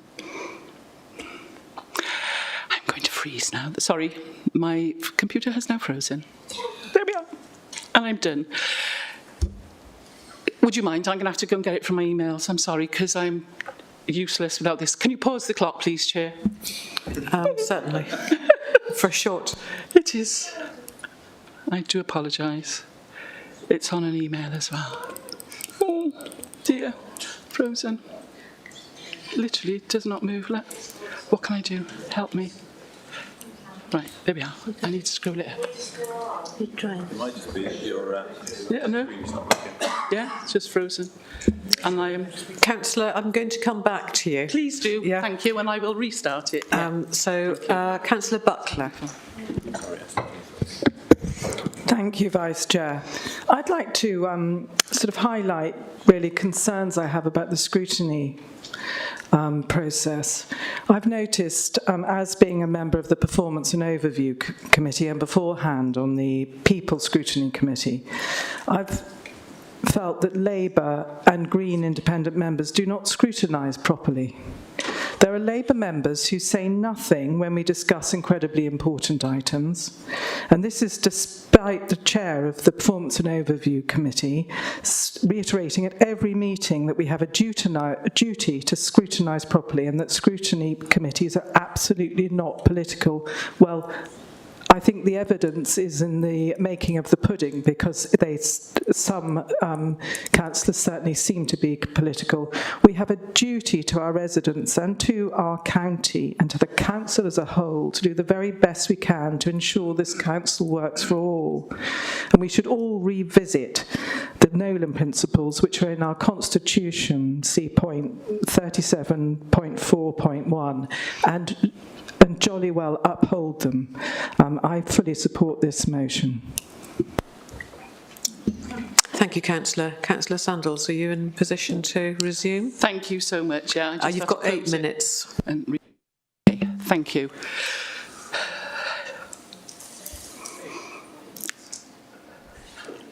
It provides us with the evidence to assist the Scrutiny Chairs Group, who lead on developing the scrutiny function, to implement the priorities for improvement.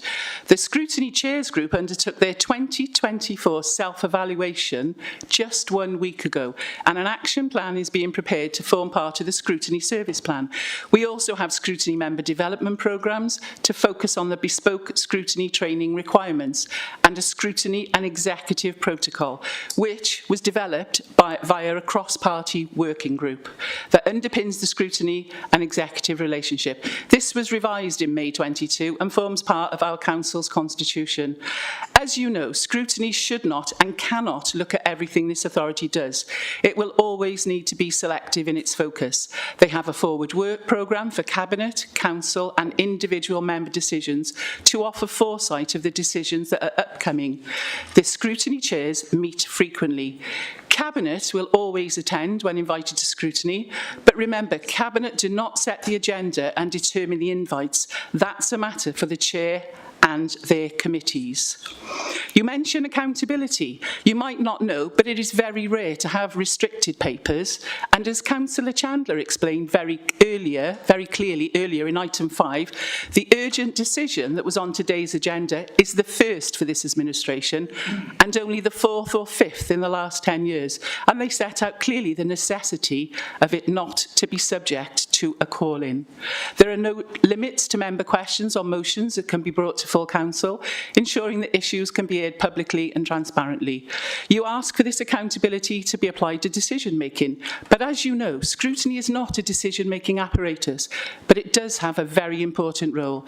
It's there to hold the executive to account. It does not make decisions at a full council to agree, where all 46 members here have a voice. You have asked for a cross-party working group, but we already have a cross-party Democratic Services Committee in place to ensure that our arrangements are operating effectively, And of course, the Scrutiny Chairs Group can also raise any issues. I hope Council will agree that it doesn't need an additional working group thrown into the mix. While Scrutiny Committees do not make decisions directly, their role is pivotal. They provide essential oversight, holding decision makers accountable. Their recommendations inform our choices, ensuring that we act in the best interests of the residents of Monmouthshire. In conclusion, I urge my fellow council members to recognise the effectiveness of our current arrangements. Let us continue to work collaboratively, upholding the highest standards of public life, and reject this motion. Thank you, Chair. Thank you, Councillor. Councillor Garrett. Thank you, Chair. This appears to be a very political motion and verges on electioneering. Pardon? Sorry. What was that? Sorry, I didn't hear that. Sorry, I heard something else then. Sorry, this is a debate, not a conversation. I know, I just heard a comment made at me. So no comment, I wanted it to please. be repeated if it could. It appears to be a political motion and verges on electioneering when the council, as far as I'm aware, has a further 3 years to run. Perhaps it's intended to influence residents and get headlines for another election. Councillor Keir talks about Tudor Street, but we have not heard from the members of the previous administration or the previous cabinet member about why they did not reopen the building after COVID restrictions were lifted. They had ample time to make the decision and tell users and the Monmouthshire electorate what was planned after May 2022. We will never know because the voters of Monmouthshire looked at the candidates on offer and voted for Welsh Labour. Councillor Keir refers to overspending on the council's first year, but the new council was operating a budget the previous council had agreed and passed, and he neglects to mention the Trust Kwarteng budget event. Councillor Dimmick refers to the reopening of the pupil referral unit, but that was a unit that was closed by the previous administration against much opposition, as is reported in the press, and you can read that when you get home. It left vulnerable young people in unsuitable facilities, and this Labour Council is reversing that decision. In conclusion, I support what Councillor Sandals has said, and I oppose this motion. Thank you. Thank you, Councillor. Councillor Howarth. Thank you, Chair, and I've never heard as much dribble in my life. Chairman, we have a constitution. Any member here can come along and put a motion together to amend the constitution, as we all know. And if we feel as leaders that you're not happy with the process of cabinet, get a motion in here and we'll try and amend that so we can go to cabinet, or our leaders have an opportunity in cabinet more than what they have now. That is what the constitution is about. Quite rightly, I'm not defending where we are with the administration now on the cabinet meetings, but that is what we can do. And if it's voted down, as the vote doesn't win, so be it. That's democratic process for you. Can I just go back to scrutiny as well? I agree with you, Councillor Kerr, that scrutiny isn't what the direction many of us should be taking at the moment. I'm very uneasy with it. And the first issue was the Tudor Street. I won't debate too long on that because I've got a little bit more to go on that one later on. But the PRS and other items as well. We have a senior leadership team which sit, no minutes. I don't know what they do, but they're there, and most of them are sat here. They discuss a way forward for this council. They're our direction with the chief executive and other members. They set the agenda for us. They set the programme. They set policy. We've got to adopt it or disagree with it or rubber stamp it, whatever. But that senior leadership team set the agenda for us, and they should be on our scrutiny work programmes. Anything that is not on there, we should not take.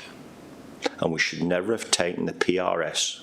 We should never have taken that in this council, because I checked on that when that came onto the work programme. That came onto the work programme the day after we'd had our select committee. That is poor, really, really poor. And I do not blame Cabinet for that. I do not blame the leading group for that. What I blame is our system we have. We should have a mandate that anything that is going before scrutiny or before council has a reason to be on there on a time scale. If it's not on there, it doesn't go before scrutiny. The chairs have a responsibility, and the members, they can call a special meeting. and that special meeting, and we have had special meetings, and that special meeting can be called to look at that agenda item. That PRS should never have come to this council without pre-scrutiny. I know a lot about the PRS. I remember in Cliddork, we had a PRS unit in Cliddork. It was closed down. It was run from Chepstow, and I think the gentleman's name was Rod somebody. He does not work for the authority anymore. It was a bigger issue. There was a bigger issue with PRS than many of us even know here in agreeing that sum of money. I believe scrutiny, I think it's not right at the moment for whatever reasons. It's not what it was before.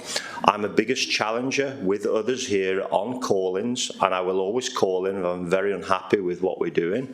I think my group here as well are in support of what we do with the call-ins. I believe that the scrutiny officer and our support officers do a marvellous job within this council, but they're only directed from what information they have, and that comes from SLT. Nobody else, and from the chief executive and the deputy chief executive. Nobody else. They set the agenda. The cabinet have to have that information. What they do with that then is up to them, and I believe that that's where the connection does not connect up with this council. There's a senior leadership team with the cabinet and the honesty what goes before that. Our work programme is on every agenda. How the heck can you put something on a day after that committee has had that meeting? That is not correct. We never used to operate like that. The workload is not what it was prior either. I don't think we have that workload, what we used to have prior. So it should be easy for us to make sure we get things right within this establishment. I don't want to say any more, Chair. Thank you, Chair. Thank you, Councillor. Councillor Maybe. Thank you. I've got a few sort of random things to say. That's not prepared, and it's probably going to come across as a bit incoherent. But that very first comment, that very last comment, I told you I was going to be incoherent. How could you have a hugely increased workload and scrutiny, but not enough scrutiny? So that's a little bit confusing. But in terms of the other comments, I think you can make high-minded statements about conduct and standards, but actually in the end you'll be judged about what you do. And I've sat in this chamber and I've heard our group called lazy, incompetent, shoddy, misogynist, virtue signallers, speaking drivel, underhand, that was another one today. I've never used terms like that about the opposition. I wouldn't dream of doing that in public, saying that about anybody. I've been told I sometimes say these things with my eyes, if not with my words. That's true. I'll try and wear dark glasses in future. But to be honest with you, I think the other thing is being repeatedly heckled. Some of us don't hear that well. Some of us are getting a little older. It's quite distracting and hard to hear if there's that rumble in the background, and I don't think it contributes to the quality of debate, and I think it's a very poor standard of behaviour. And finally, I really have to say, I'm sorry, but Councillor Keir, your personal attacks on our chairman, I find really offensive and upsetting, and I really want that to stop. I've heard enough of that. It's not really a high standard of conduct, is it? The only other thing I wanted to say is in terms of questions from members, whenever I've been in front of scrutiny, I've had plenty of challenging questions from our own members, I promise you. They don't rehearse them with me. They don't ask me them outside. They just get them ready for me and they throw them at me. Some of them more challenging than I do get from the opposition, and I welcome that. I think that's great. You're reading the stuff and really bothering. And in terms of emails and things like that, I probably get about 100 emails a day, and I answer all emails. I might not give you the answers that you want, but I answer everything. My inbox does not sit there untouched. Thank you. Thank you, Councillor. Councillor Chandler. Yeah, thank you, Vice Chair. And I've got a few points to make, and I just want to echo what Councillor Maybe said about the attacks not just in this speech, but actually over the last year, the continual drip attacks that Councillor Keir has made on his co-councillor in Usk of Councillor Marianne Howells, it's coming across as a vendetta, and it's really quite unacceptable. I will just explain and lay out. There was a point this time last year when Councillor Howells and myself decided to form our own separate group away from the rest of the independent group because we felt that we wanted to be less confrontational, less oppositional for opposition's sake, and more engaging. As a group, we don't whip. As a group, we treat each vote on its merits. And that's a comfortable position for us to be in, and we support each other. Separate to that, I, as an individual, had conversations with the leader and agreed to put myself as the Green Party councillor in this council in coalition with the Labour group. That wasn't a group decision for the Green Independent Group, it was a personal decision for me as a Green councillor. This has been explained many, many times, and I'm sorry that you don't like it, but that's the way it is. And that's how we have done, and I'm joined the Cabinet in that role. The decision to nominate Councillor Howells as chair, I think, was a very reasonable and rational one. We nominate all sorts of people for chair, and it was important at that time of transition from a minority administration to a near majority administration to actually have an independent chair to take this forward in the next year, and that was the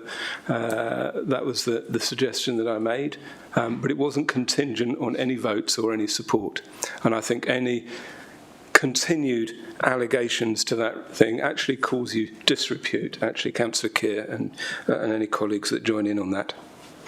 In terms of some of the other points that have been raised, Cabinet attendance, we need to clear this up.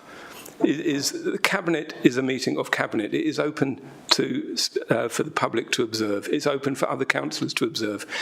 Other councillors who are not on Cabinet do not have a right to participate in the meeting. That is clear in the Constitution.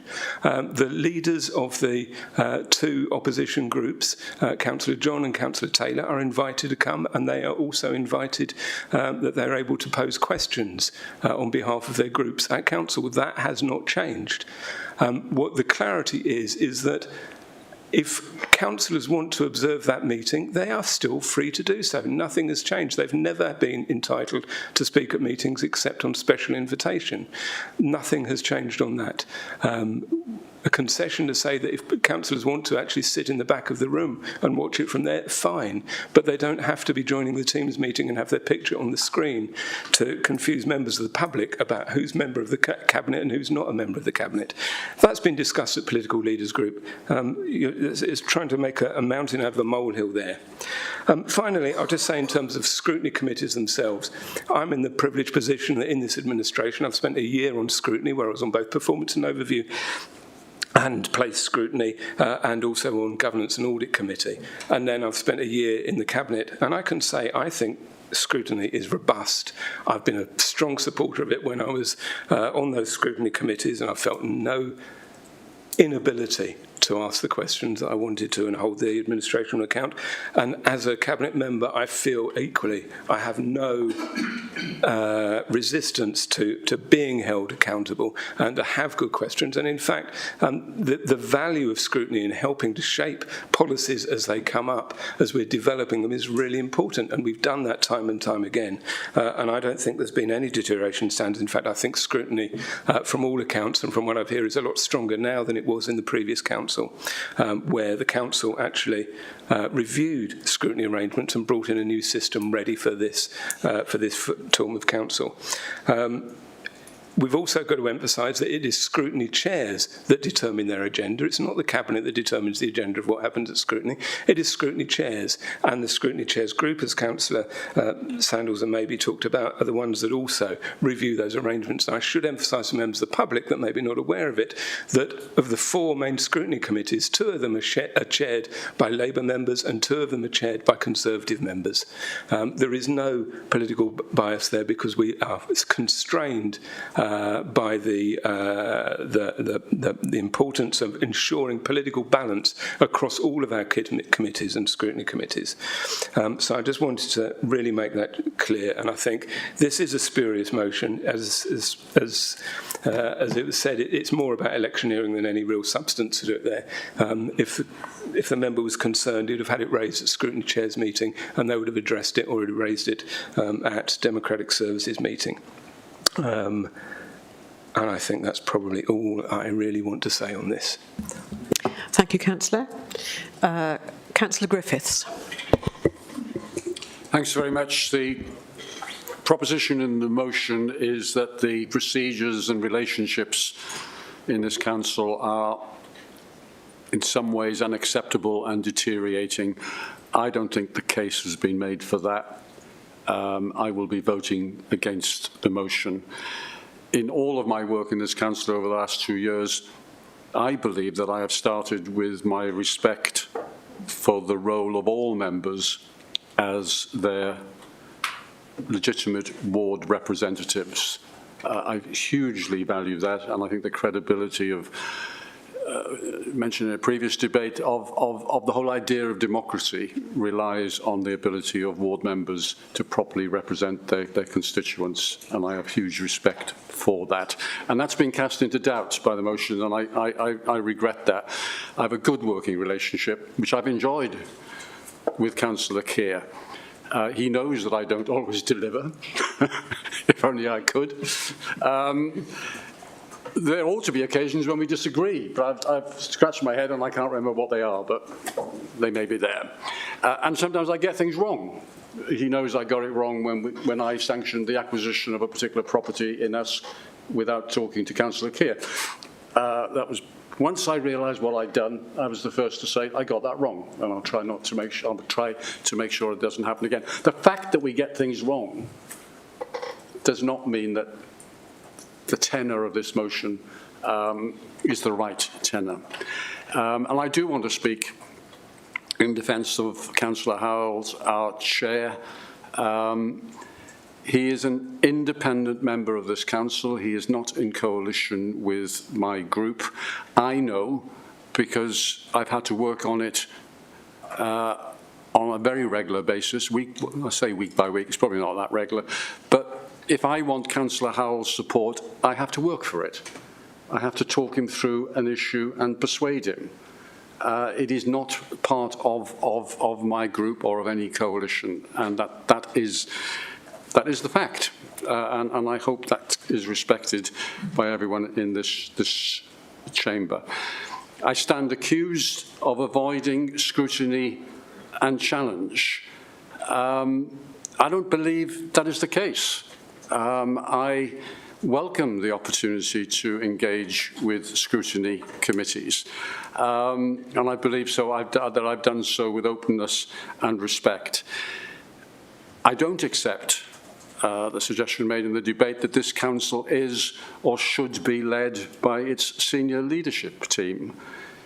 It should be led by politicians. It should be led by the people that we've chosen to be our leaders and cabinet and held to account. We are the people to be held to account, and not our officers directly. We do deal with highly complex issues, and we all recognise that whatever decisions we make will not please everyone. A number of them have been referred to: the Gypsy and Traveller sites, the future of My Day, My Life, the future of Tudor Street. These have got to be resolved. And in the resolution, there will be some people who will be disappointed in the balance of interests that we have to make to come to that resolution. That does not mean that we haven't been listening or haven't been considerate. That is the nature of politics and government, that ultimately you make a resolution, you make a decision, which unfortunately, even in the best of all possible worlds, does not please everyone. I think that all that is understood by everyone in this council, but it is not reflected in the motion, and therefore I'll vote against it. Thank you, Councillor. Councillor Neil. Yes, thank you. I just remind Council that the motion is about ensuring that we aspire to and maintain the highest possible standards. It's not uniquely a discussion about scrutiny. I really appreciate actually the comments that Councillor Griffiths has just made, because, and you've previously indicated this in previous comments, Councillor Griffiths, a level of humility in which case I think we'd all share that we make mistakes. And what we have seen, I think, again today, but it's the typical almost culture, I think, within the chamber at council meetings, is that comments that are made are invariably viewed as politically generated. I mean, we've heard that presented today around this motion, which is so clearly not a politically generated one. It's talking about cross-party and overall standards of conduct. So how on earth you would want to construe that as politically motivated is utterly baffling. But the way in which what might well be constructive thoughts, ideas, are simply battered away in this form as if they were all party political is an indication of your mindset. And I find it really interesting that in none of the answers and none of the responses, none of the comments coming from members opposite, have you referred to something that would be very normal in an organisation for yourselves of a continuous improvement programme.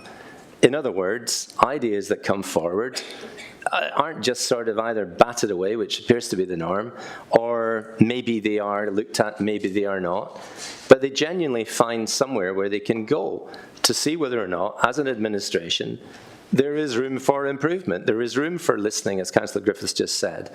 There is room for learning, rather than simply looking at everything through a party political lens, because that's not the way we look at it from over here. And if we box ourselves into that, and I can see from reaction of Councillor Chandler, that's exactly where your mindset is, we need to get beyond the level of relatively juvenile behaviour that says everything that is said in this chamber is party political. You need to understand what they're on about. It's all party political. And if you look at this particular motion, it's a great example of something which surely any reasonable resident would say, well, that's not party political. But we've heard a number of members opposite indicating just that. So have you got a continuous improvement programme? And I don't mean something that just says, yeah, we look at things and if they're a good idea, we'll do them. But actually something which is a continuous improvement programme, something that is structured, somewhere where ideas, thoughts, improvements can go and have a home and they can be considered. And it takes out the party politics. There's no shame in taking on a good idea wherever it comes from. But if you haven't got a continuous improvement programme, it would explain quite a lot of the behaviour that we see here. But perhaps you have, and you could perhaps tell us about it. Thank you. Well, thank you. Thank you very much. No to and froing, please. Have you finished, Councillor Neil? Thank you, Councillor. Councillor Groocock. Oh, I'm so sorry, Councillor Pavia. I'm getting ahead of myself. Thanks, Vice Chair, and thank you for giving me the opportunity to speak on this important matter. I would like to express my support for the motion, which was well articulated by Councillor Keir. I would also like to associate myself with the comments made by Councillor Taylor in the first debate on this subject matter earlier this afternoon, and I agreed wholeheartedly with everything Councillor Taylor said in her contribution during the debate on her motion. Colleague, standards matter. As elected members, we have a duty to serve the public interest and uphold the trust and confidence of our ward residents and the communities which we work hard for. As Councillor Buckler rightly said, we must do everything we can to adhere to the Nolan principles of standards in public life. And for residents watching who may not be familiar with those standards, they are selflessness, integrity, objectivity, accountability, openness, honesty, and leadership. These principles are not ethical, are not only ethical, but they are also practical. They help us to deliver better outcomes for our communities. They avoid conflicts of interest, and they maintain public trust. When we fail to meet these standards, we risk damaging our reputation, losing credibility, and undermining democracy. We have seen the erosion of trust by members of the public in terms of politicians, by individual actors at a national level, both in Westminster and in Cardiff Bay. And that tarnishes all of us. I'm sure the majority of colleagues on the council have been out on various campaign trails of late. I've only have to knock a door to speak to residents, and they very quickly would like to tell you how they feel about the negative activities or conduct of politicians, no matter what political colour. Scrutiny matters. Now, scrutiny is a process of examining and challenging the decisions and actions of the council and its partners. It is a vital function of local democracy, and it ensures transparency, accountability, and effectiveness. Scrutiny enables us to hold the executive to account, whatever party or group we represent, to improve policies and services, and to involve the public in decision-making. Now, as Councillor Chandler said, we have changed the way in which our scrutiny function works this election term, to look to find more ways to involve the public in what we do, how we operate, the decisions that we make.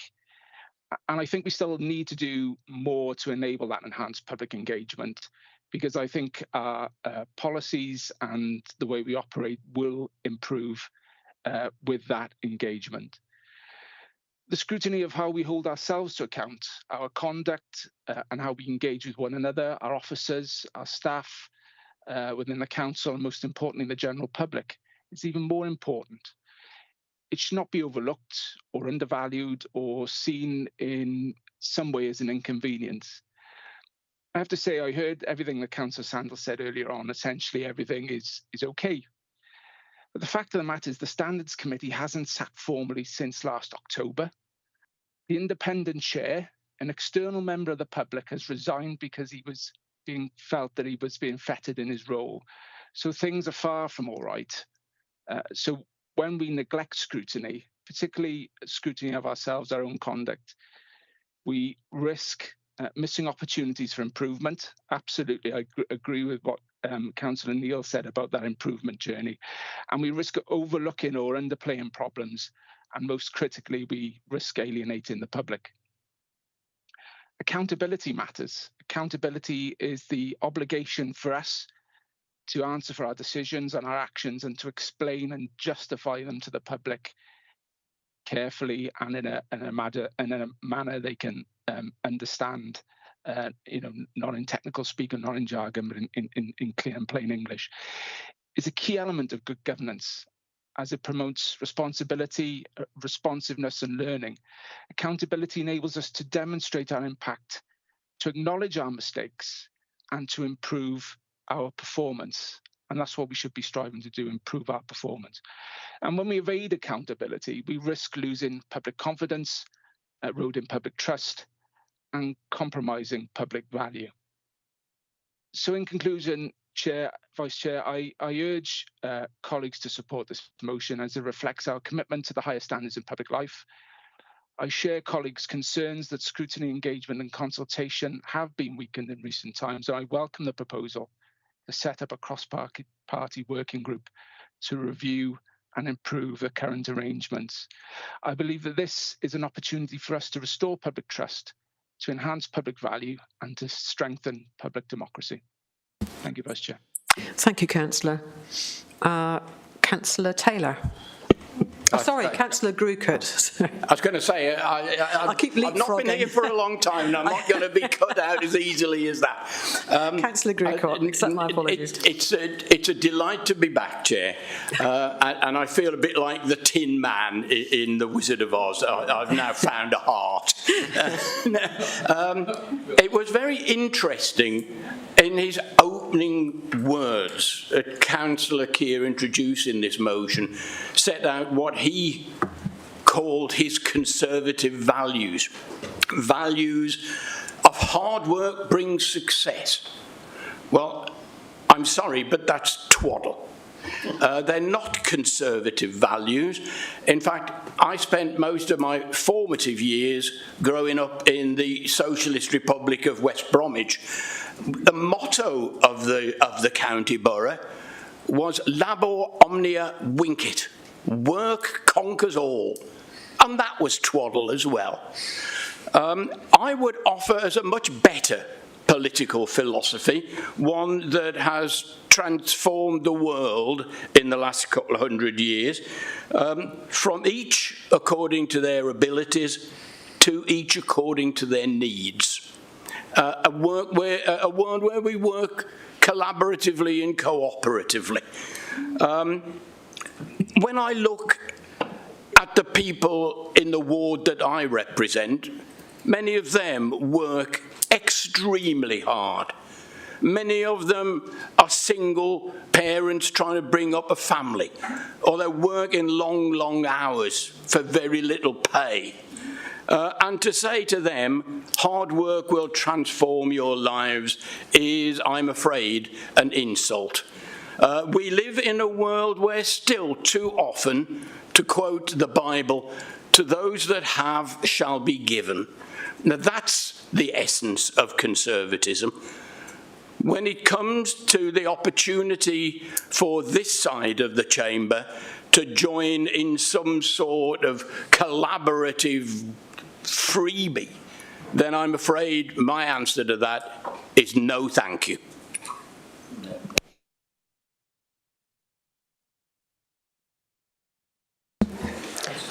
Thank you, Councillor. Councillor Taylor. You caught me by surprise there, Chair. I was like, oh. So I was expecting Councillor Grocott to be a little longer, so apologies. Now that he's able to be back with us. I just wanted, it would be remiss of me and totally disingenuous not to say anything in respect of this motion, because those of you that have ever attended Political Leaders Group will know that I talk all the time about standards and behaviour and how we should be trying to improve things. And my concerns about some of the matters that we've seen, you know, some of the behaviours we've seen in this chamber that really have no place here. And elsewhere, it has to be said. We've heard about, and people have mentioned, a number of matters that, in my view, have served to further undermine very fragile confidence. And, you know, we heard Councillor Sandals talking about all these mechanisms that we have. The question is really, so what? So what? Do they really improve things? And that, I have to say, I'm not 100% sure that they do. Because even though these things exist, we're still not getting it right, are we? Essentially, and I won't go into the laboured detail of them, but Tudor Street, we cannot have a debate of this nature without talking about Tudor Street. We cannot have a debate of this nature without talking about the Gypsy and Traveller pitch identification process, because the fact of the matter is, colleagues, that when a process starts off badly, it is very unlikely to deliver a good outcome for all of those that it's meant to deliver a good outcome for.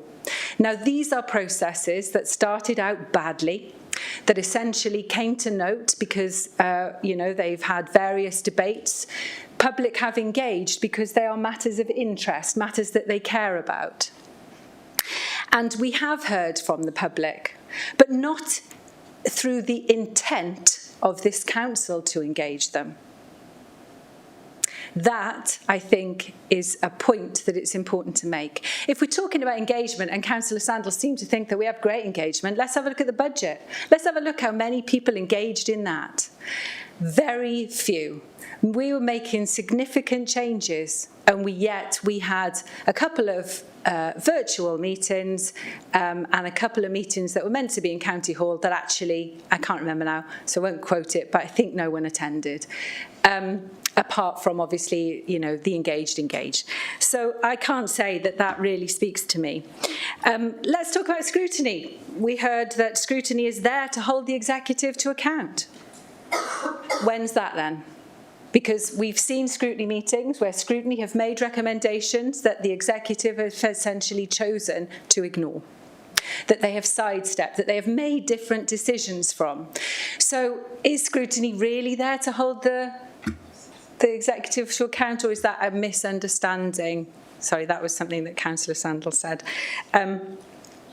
Also, the other point I would like to make is that what I observe and experience at times is what I would describe, because I heard Councillor Griffiths talk, which a matter I think is very important and we've only spoken about today or recently, is this matter of a local member being able to perform their role.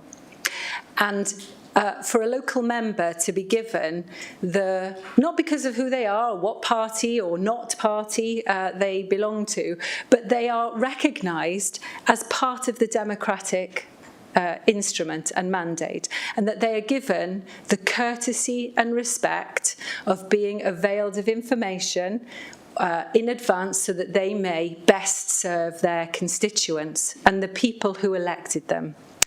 Over the period, I have felt at times that we have not been given, I have not been given the courtesy of having some advance information. And I think that that reflects poorly. It reflects poorly on me. I have to, kind of work quickly to get on with things. But I think it reflects badly on the council, because what it demonstrates to me, because it isn't, as an individual, I'm not really talking about me, I'm talking about it's a disrespect for the role, and therefore a disrespect for the residents that we serve, because they're the ones that put us here. And one correction I would make is that I heard, I think it was Councillor Garrett, apologies, talking about the fact that the majority of people, the electorate returned a majority of Labour councillors. I was just going to say, or I can't remember, the exact term, but I was going to say actually they didn't return a majority of Labour councillors. They returned a majority of people who were not Labour councillors. So I just think that was an important point to make. And also just to say, for me, very much it's not political. I haven't knocked any doors in the past 6 months. I won't be knocking any doors in the next 6 months. And it's not anything to do with politics. I think for me it's just about the fact that we have the first role of politics, in my view, and I say that with a small p, is advocacy, advocating on behalf of the people that we serve in our own communities and the ones then that we serve. For me, my interest is in serving the community where I live, and then it's in serving the rest of the county. And I don't think that we can do that well without some degree of mutual respect. I've got, sometimes I disagree, I don't agree, but I don't want to use terms that are inappropriate. However, it would seem that we are able to have this very, very wide-ranging political free speech. We all have to have a thicker skin. We know that. But the question is, when do we overstep that freedom of expression?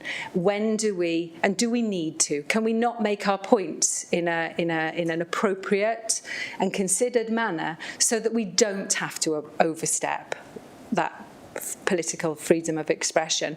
I would prefer, and I think it would be best for everybody if we tried to do that. So I'm supportive of what I think that Councillor Keir is trying to achieve. Now, we do have, for example, there's lots of different mechanisms, but maybe we just need to give it a bit of reconsideration.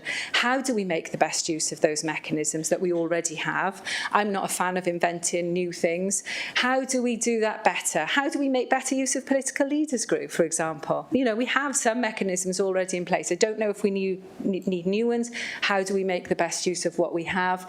And how do we just reflect the best parts of the council to the people we serve? Because, I see good things and, I see on all sides, but I don't think we're always reflecting that, and it shouldn't be. I if I've got something to say, as you know, I'll say it, but I don't say it despite what Councillor Chandler may think, for its own sake. I really don't. I've got way better things to do.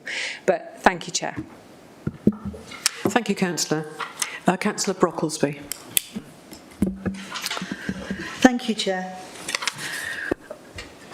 I began when we started this part of the meeting, looking at motions, reminding us all that our council is a foundation stone for our citizens' experience of democratic government, and maintaining the trust and confidence of our citizens is essential in everything we do. And I want to come back to what is democratic government, because it's messy, it's loud, it's voices being heard, it's different voices being heard, it's voices that don't agree. It's the ability to open up space to people who think they are not heard, to have their voice. And one of the things that we do as representatives, the privilege we have because we are voted in here, is to make sure that those voices are heard and clearly articulated. And at times that will be uncomfortable. It's not just about having to make hard decisions, because we know politics and politicians, particularly in challenging times like our council faced during the pandemic and now during a cost of living crisis and decade, 14 years of cost of living and austerity, we know from that we will have to make challenging decisions, but we also know the frustrations that our residents, that our voters, that the people who are part of our democratic governance feel that frustration, feel that anger, feel that being left out, because for years they have not been listened to. And we are in that environment now. And when we hold up standards, is to recognise, just as Councillor Pavia said, that we stay true and consistent to the Nolan principles.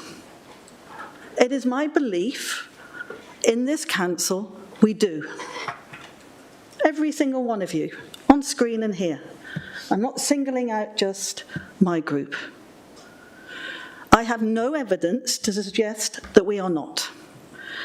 When I spoke to the Chair of Standards in January, he told me that in his view, at that point, we were continuing to hold up the highest standards.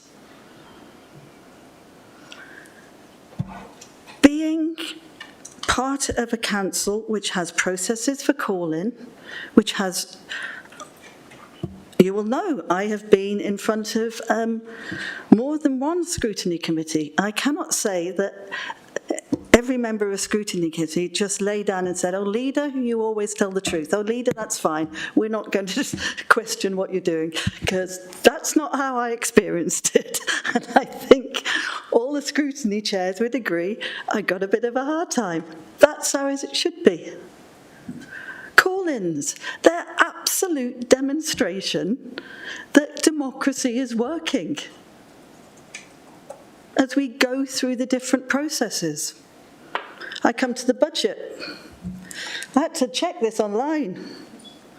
I have to tell you, Councillor Taylor, that budget had more consultation and engagements than any other budget in the last, I believe, 7 years. Let me read it out to you. 71,809 social media agreements, 3,104 website views, 313 consultation responses, a 31.5% increase on the previous budget, where we had more people engaged in that consultation than the previous administration. 436 people engaging in digital sessions. That's a council that looked at what happened last year and embarked on a self-improvement programme to consult better. And we will try and do better the following year. And let me tell you, councillors, nobody calls me or the cabinet or councillors puppets of the officers. The senior leadership team does not direct cabinet or anybody else as to what we do. What directs us is the community and corporate plan, which we agreed as council, the policy policies that fall out of that, the business delivery plans, the self-assessment, which we must bring towards scrutiny and to council every year, and the legal requirement at the end of this council that we have a peer review that holds us council accountable to that improvement. We have in place the mechanisms, and I absolutely agree with you, Councillor Neil. There is room for improvement because there is no organisation in the world that doesn't have room for improvement or the need to adapt to changing circumstances, circumstances which you cannot predict. And sometimes, I'm sure you all agree with me on this one, sometimes you can't predict from month to month what's going to happen in our world, but we certainly can't predict 3 years' time precisely what our government will look like, the funding requirements of the council, or the settlements we will get from the UK government or the Welsh government. But we can set that strategic direction, and it is the politicians that set that direction, not our officers. We will continue with self-assessment, and we will continue with self-improvement. But the messiness, the involvement, the engagement, yes, council, don't lose that. Respect in debate, yes. But arguing, having our opinions, testing them out in council in scrutiny, let us continue in that way. I do not accept that the ideas that have come up through different mechanisms, including the interaction of councillors across party as they go about their business and share ideas, do not percolate throughout the council. And that's how it should be, because an effective polity is one that has different ways of sharing ideas, of adapting. I did not do ward walks just to give my hip a bit of a practice. I did it because it is a way in which I can understand better what is happening across our council. And suggestions were made and were brought back. That's one way. I'm not saying it's the only way. And what I am saying, the mechanisms we have, we work with, we improve them, and we accept that they may adapt and change depending on the chairs, depending on how the forward plan is set, but I do not accept that standards have declined. I do not accept that engagement has declined. The evidence is not there. I will not be voting for this motion. Thank you, Council. Thank you, Councillor. Councillor Watt.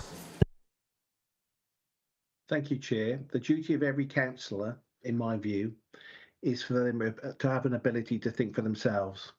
If they can't do it, if they want to go down a path of slavishly kind of following, party lines, then frankly you're wasting your time on this council. You're not representing or truly representing the important interests of the people that have elected you. Now, sorry to bore you again, but I've been on the council for 18 years in opposition, and to get yourself re-elected over that period of time in opposition, it means that people trust you to respond and put their interests first. And I think that's important for all of us. I don't see councillors going down to group whips. I see a healthy democracy in front of me. And I would say on my select committee meeting, I don't see any of my members there being political. I think, when Martin's come to our select committee and Catherine, to be honest with you, I think our Labour councillors on there gave him a pretty difficult time. Jill was pretty tenacious, actually. She had it all prepared. I couldn't stop her at one point. I'm sorry to make light of it. So I don't see this. I think it's a misrepresentation of effectively what's going on here. I think you've got some new councillors. I think you've got some experienced councillors. And I think that the council is still finding its way because we're only really 2 years into it. And when I first started on the council, in all honesty, it probably took me 2 years to understand what the hell was going on. But this council's different now. You can't wander down a corridor and knock on a door and ask for a bit of advice from an officer. You have to send an email. We live in a post-COVID which is entirely different. But, you know, I'm disappointed that the councillors have suggested that, you know, that select committees have become politicised. What I have seen, though, is where we've had questions being brought before us, and then I find that these similar kind of questions are scripted kind of in some slightly more political way for debate really in this chamber. And that disappoints me, really. It's a politicisation. Now, inevitably, we're going to get a lot more of this coming up to the election. You've got two competing parties, really. You've got the Labour Party, you've obviously got the Conservatives.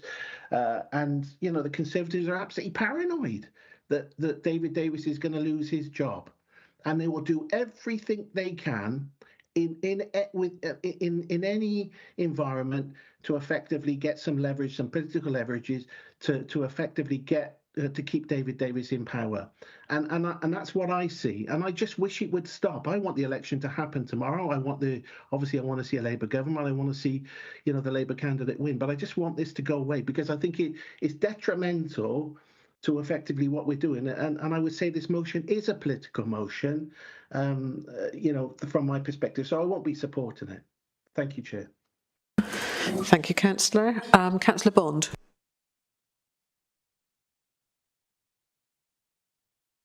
Thank you, Chair. So in the interest of balance, my feelings are the inferences that Labour members have not got integrity and don't follow the Nolan principles and don't want to deliver for the people, for their residents. This is absolute poppycock, obviously. And as for asking questions, as Armin's just said, I've actually been told to ask fewer questions by one of the chairs who know who he is previously. So many have said that it's about what is said in this chamber, and it's not to good standards. And perhaps not following protected characteristics, or at least adhering to equality and equity. So I ask again, please can we think about training in conscious and unconscious bias? As we've heard a couple of questionable statements today in this chamber, and a number of us have been surprised by some of the things that have been said. So I don't support this motion because there's always room for improvement, but we need to use the processes we already have. We need to use them properly. It's up to all of us to improve. So we don't need this motion. We just need to do our jobs and use the processes. And please, can we have a vote now?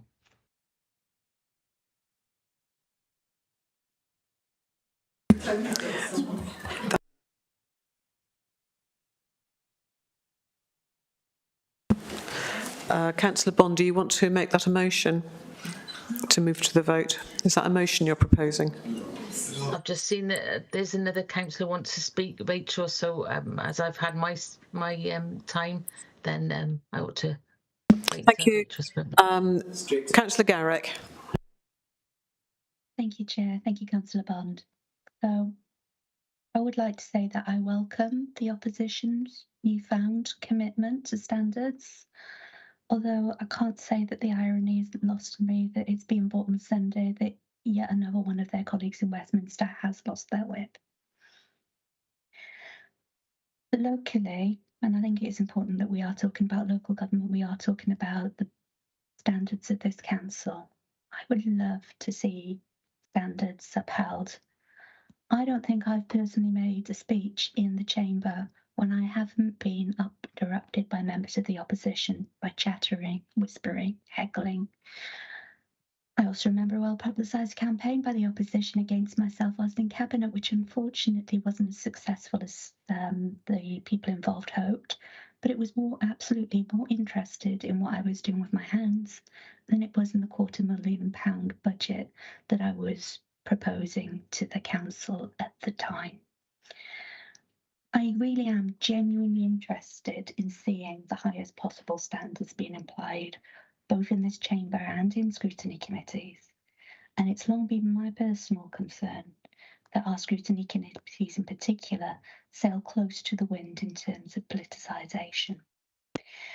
So I'm afraid I can't vote for this motion as it's clearly and has been highly politicised by all here. I really do look forward to seeing all members walking the walk and talking the talk that's being brought to this conversation today. Thank you. Thank you, Councillor.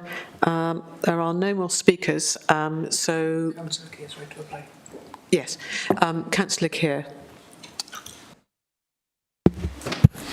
Thank you very much, Vice Chair, and thank you, councillors. I actually think that's been a great debate. I think there's been some really strong views. I think all of us have been shocked by the resignation of Richard Stowe. The debate earlier and today, I think, has almost reset standards. There's been some really, really strong comments. I admire Councillor Griffiths. He and I think, work well together, and I think you've brought some sense. Some of the comments, Councillor Taylor, Councillor Pavia. And then I heard the opposite end of the scale of somehow or other construed that this, when it specifically talks about cross-party working, is politically motivated. So Councillor Garrett, Councillor Chandler, Councillor Watts, Councillor Bond, I don't think you've been listening to what I said. As I said, I think it has been a great debate. It has, I think, reset the mindset and the thinking. I would urge you for us to work together cross-party to take things forward, to learn. As Councillor Taylor said, I can't agree with you, Councillor Sandals, that everything is right and everything is working. We can improve, we can get better, and that we should get better. And my point that I was making was giving examples where I felt it failed, and that we should work together cross-party for the reputation of this council and for the good of our residents. So I'm disappointed that some councillors think for 1 minute, having explained how I learnt my standards in life, that I would somehow or other, this could be construed as politicisation. Because believe you me, if I wanted to make it political, I really could, but I don't. I want us to work together for the good of Monmouthshire County Council and for our residents, and that's why I've made this proposition. But I accept this is a vote, this is democracy. I ask you to support it. If you don't, that's your decision. Thank you. Thank you, Councillor. We're ready to go to the vote now, so we'll have that in the chat, please.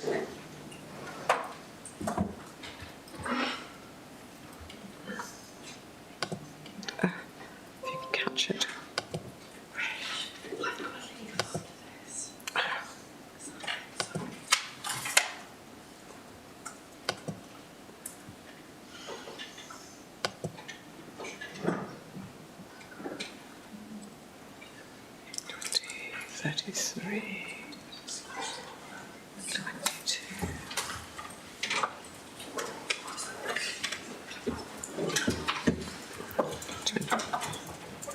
Can we say that's done again? We've lost a few, haven't we? Yeah, Yeah, okay. That's defeated. Yeah. That motion falls. Do we want a break? Or I'm just going to look for people to nod. There's some desperate faces are saying small break, so just whip in and out, and we'll get on. 5 minutes.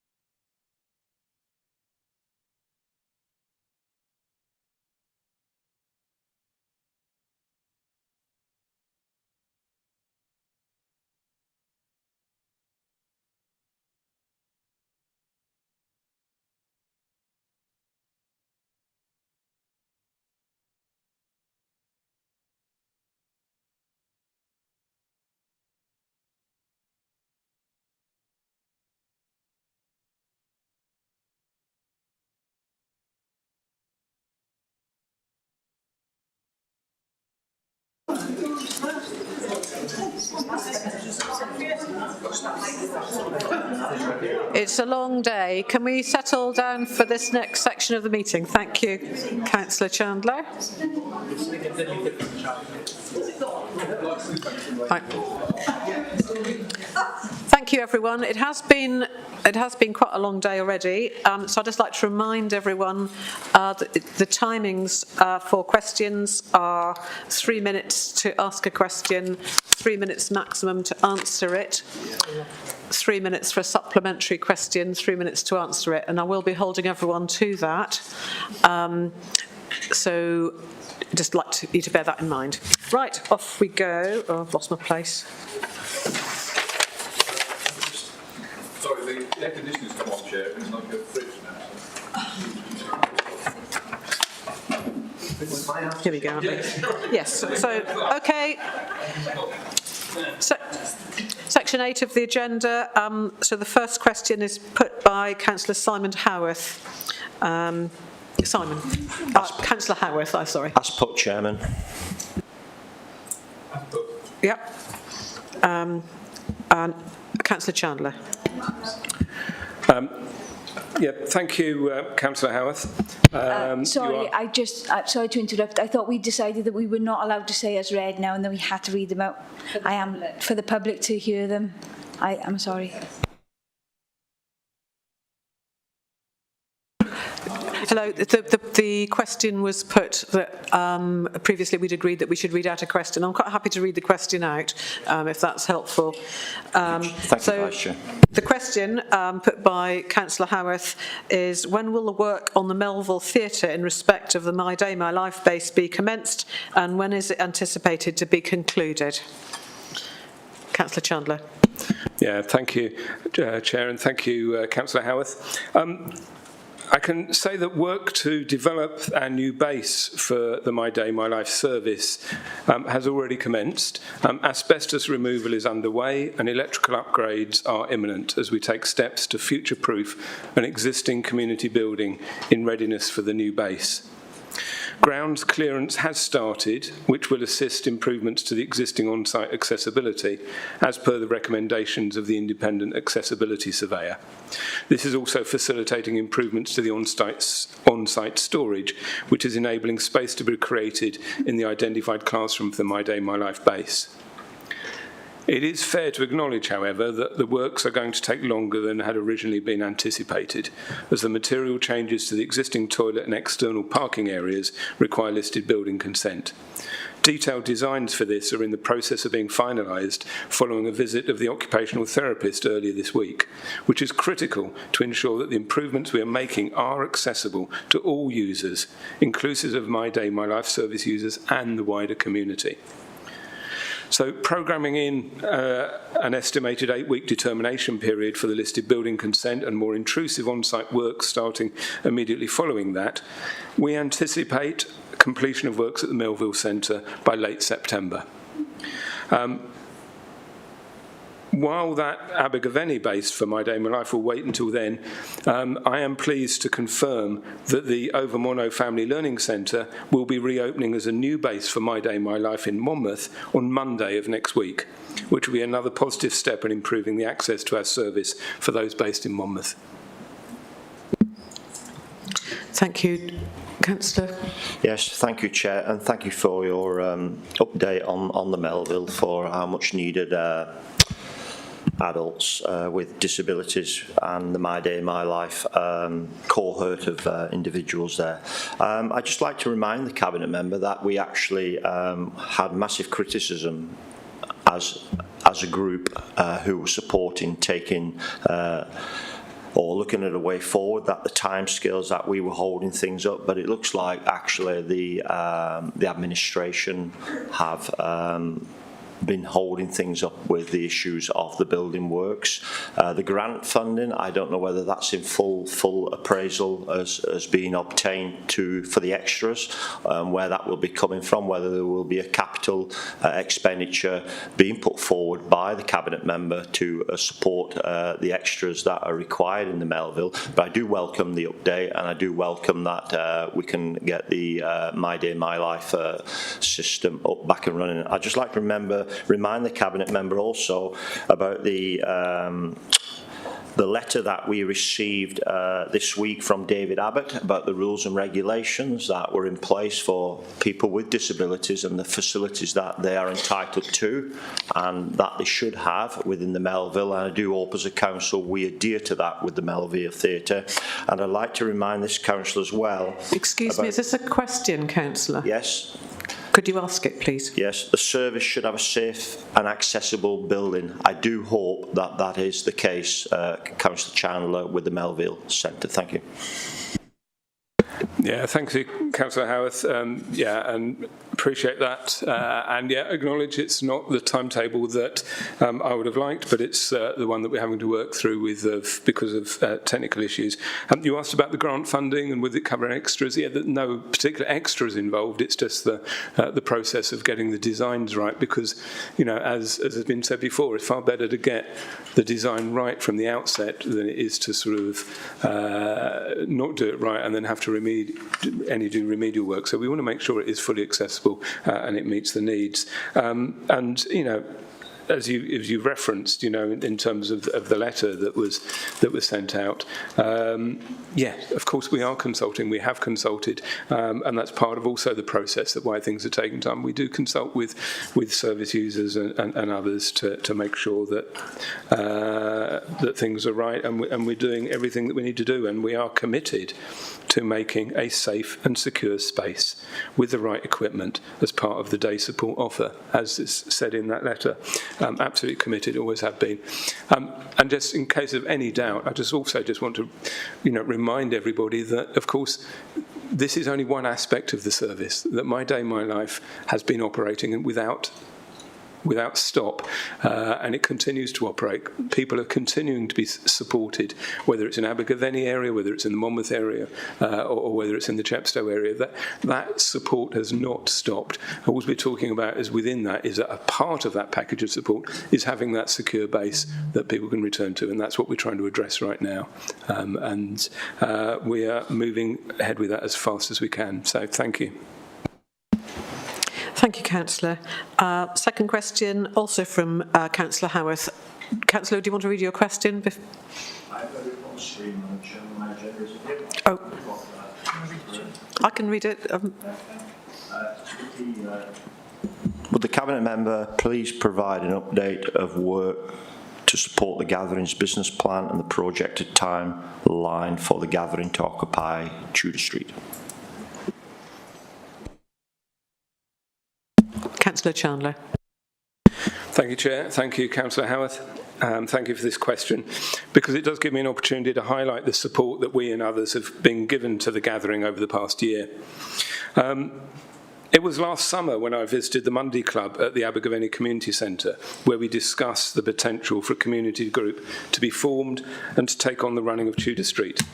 Officers and myself have had subsequent meetings with the new Gathering Committee that formed to explore this and to give feedback on their outlined business case. We were and still are very keen to support the Gathering to develop so that it is able to provide community-based support to vulnerable adults in the Abergavenny area. Our community development team has worked extensively with the Gathering to help the committee to develop its organisation and its business plan. We also enlisted the support of GAVO, that's the Gwent Association of Voluntary Organisations, which is the key third sector support body representing local community groups. We also provided the Gathering with access to the Wellbeing Information Centre in Abergavenny for 2 days a week, so that the Gathering could develop its activities and demonstrate local demand for its services and their ability to meet that demand. I've also been able to give the committee informal feedback on more than one draft of their business plan as it developed, and I know that other councillors have done the same. The committee of the Gathering have now submitted a formal community asset transfer application with an accompanying business plan and budget. That application is now being considered by a panel of officers who will be making recommendations to myself and Councillor Callard, who is the Cabinet Member for Resources. I understand that the panel have requested from the committee some additional information and clarification, which I see was provided by the gathering today as it came through my email. When that has been considered, we've set up, in fact I've just today established a date with the gathering committee where we can discuss our initial thoughts and give them an opportunity to talk through their application and business plan prior to a final recommendation being made by the panel to a cabinet for a decision. Thank you. Thank you, Councillor Chandler, and thank you for the response there. And I do hope, and I thank yourself and members for supporting the gathering.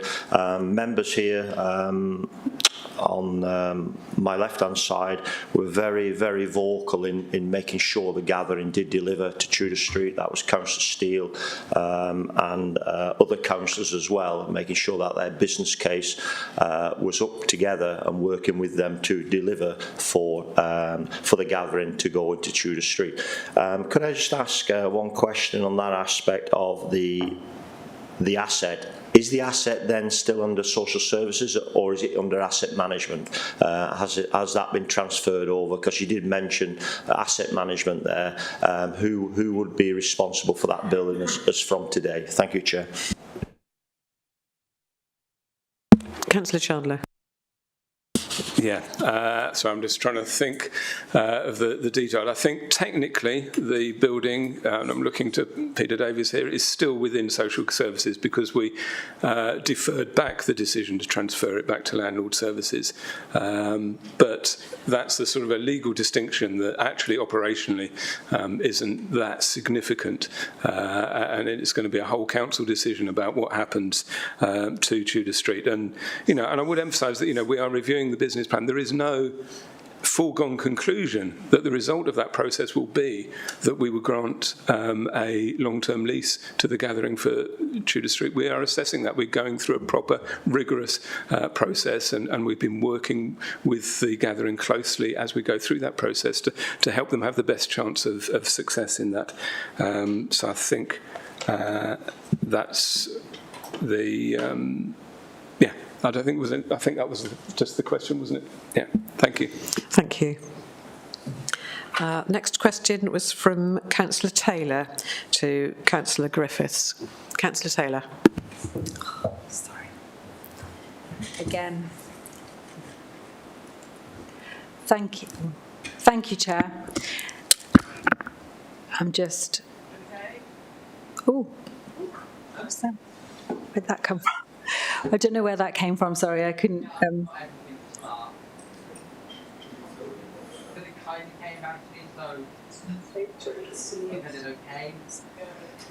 Sorry, can Councillor Garrett...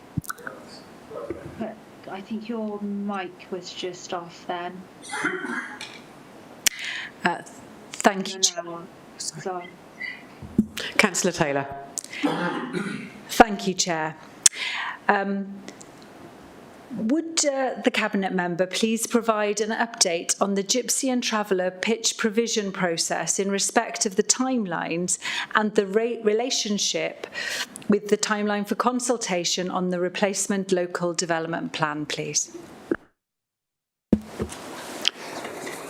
Thank you, Councillor Taylor, for your question. It allows us to put on the public record exchanges of information that we've had over the phone, by email, but it's important that you keep your constituents informed and we can put this information on the public record.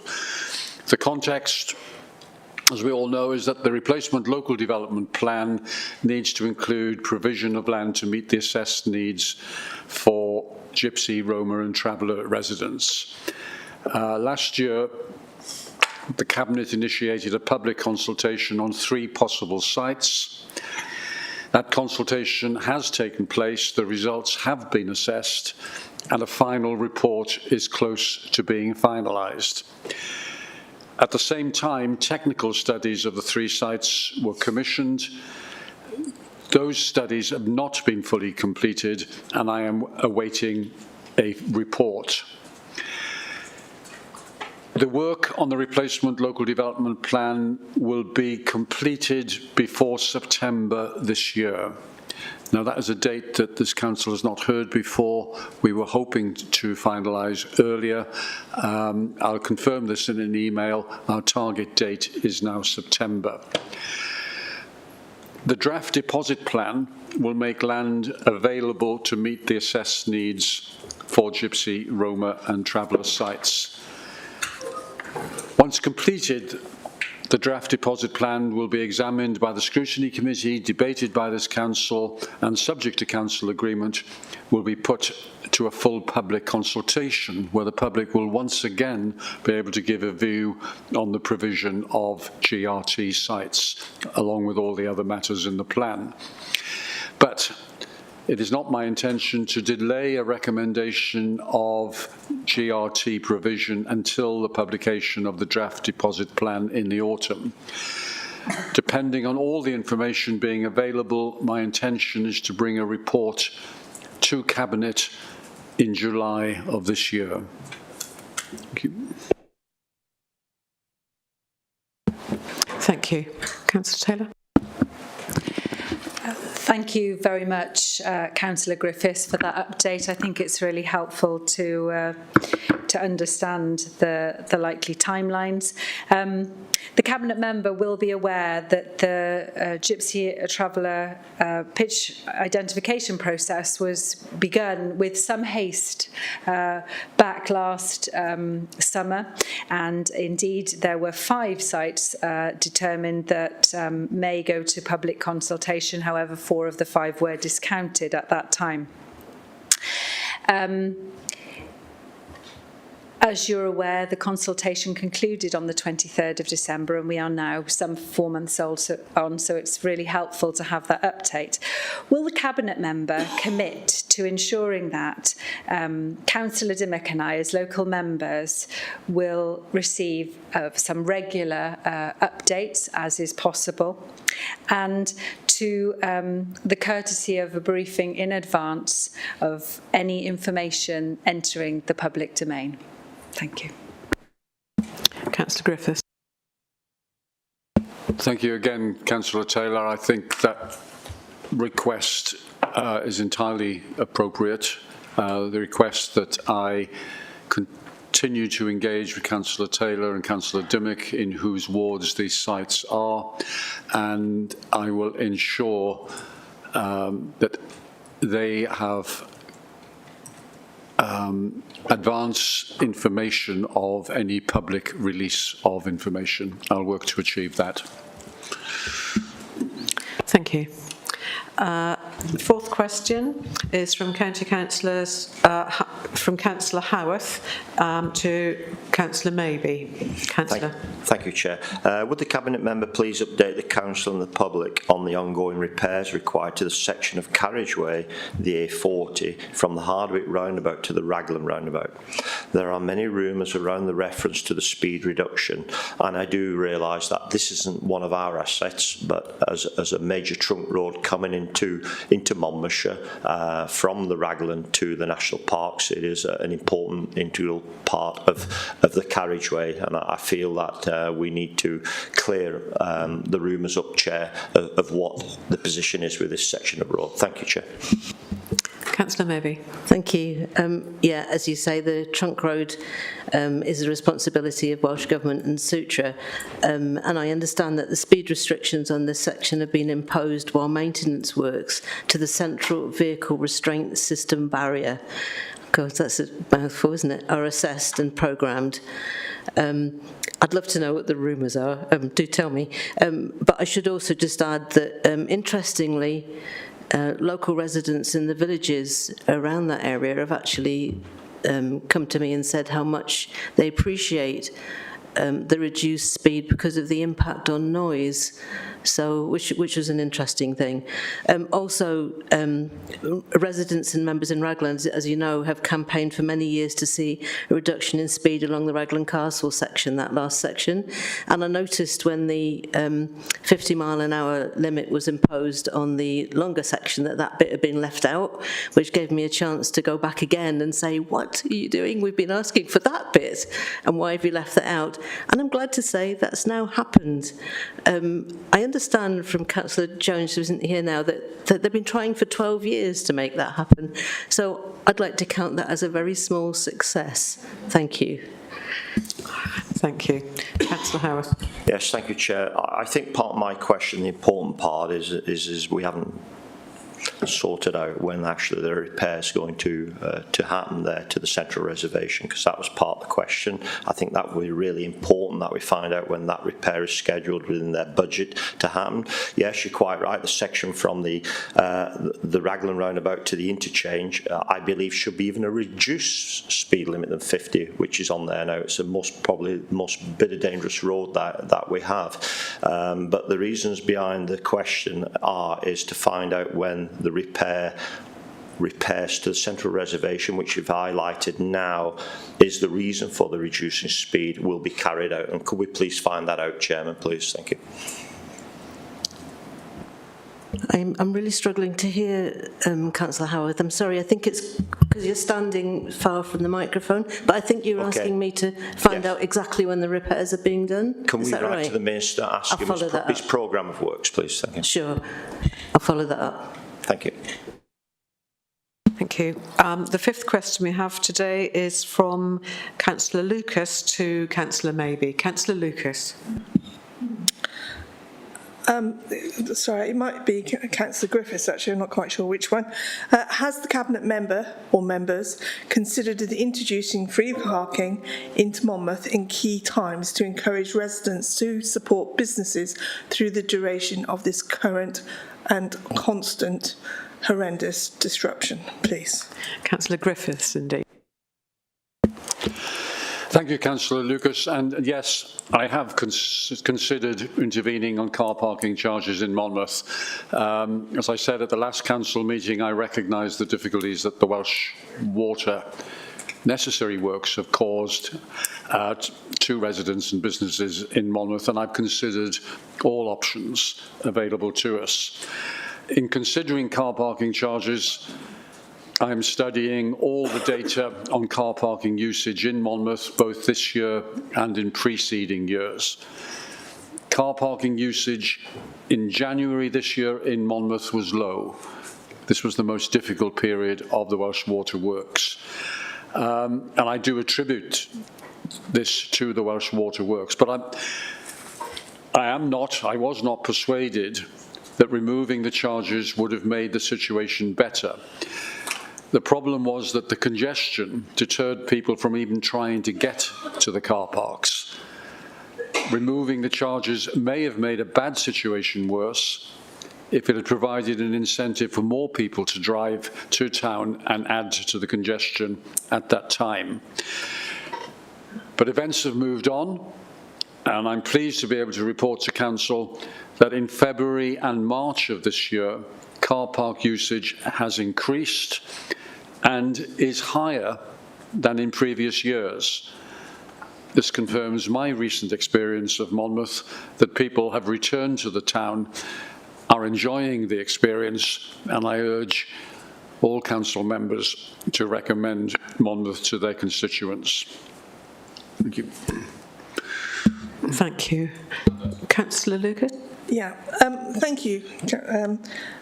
Would you not consider that, firstly, the fact we have removed some free parking, which would then be taken up naturally by the workers, not relevant because they're now having to pay to park in these car parks? Also, the town is suffering drastically and the shops are suffering beyond all belief. For you to say that they're up, well, I find that hard to believe they're up that much, but the shops are really asking for some help. They really are. If we want Monmouth to survive, we've got to do something. So I ask you again, would you please consider at least on the Thursday or the Friday, or both days actually, giving a couple of hours free parking in the afternoons to the tail end so that they can encourage shoppers to come in, particularly for the late night shopping. Our shops need us to help them, and we're not, and we really do need to do it. Thank you. Thanks again, and I recognise the challenge of traders in Monmouth and indeed all our towns.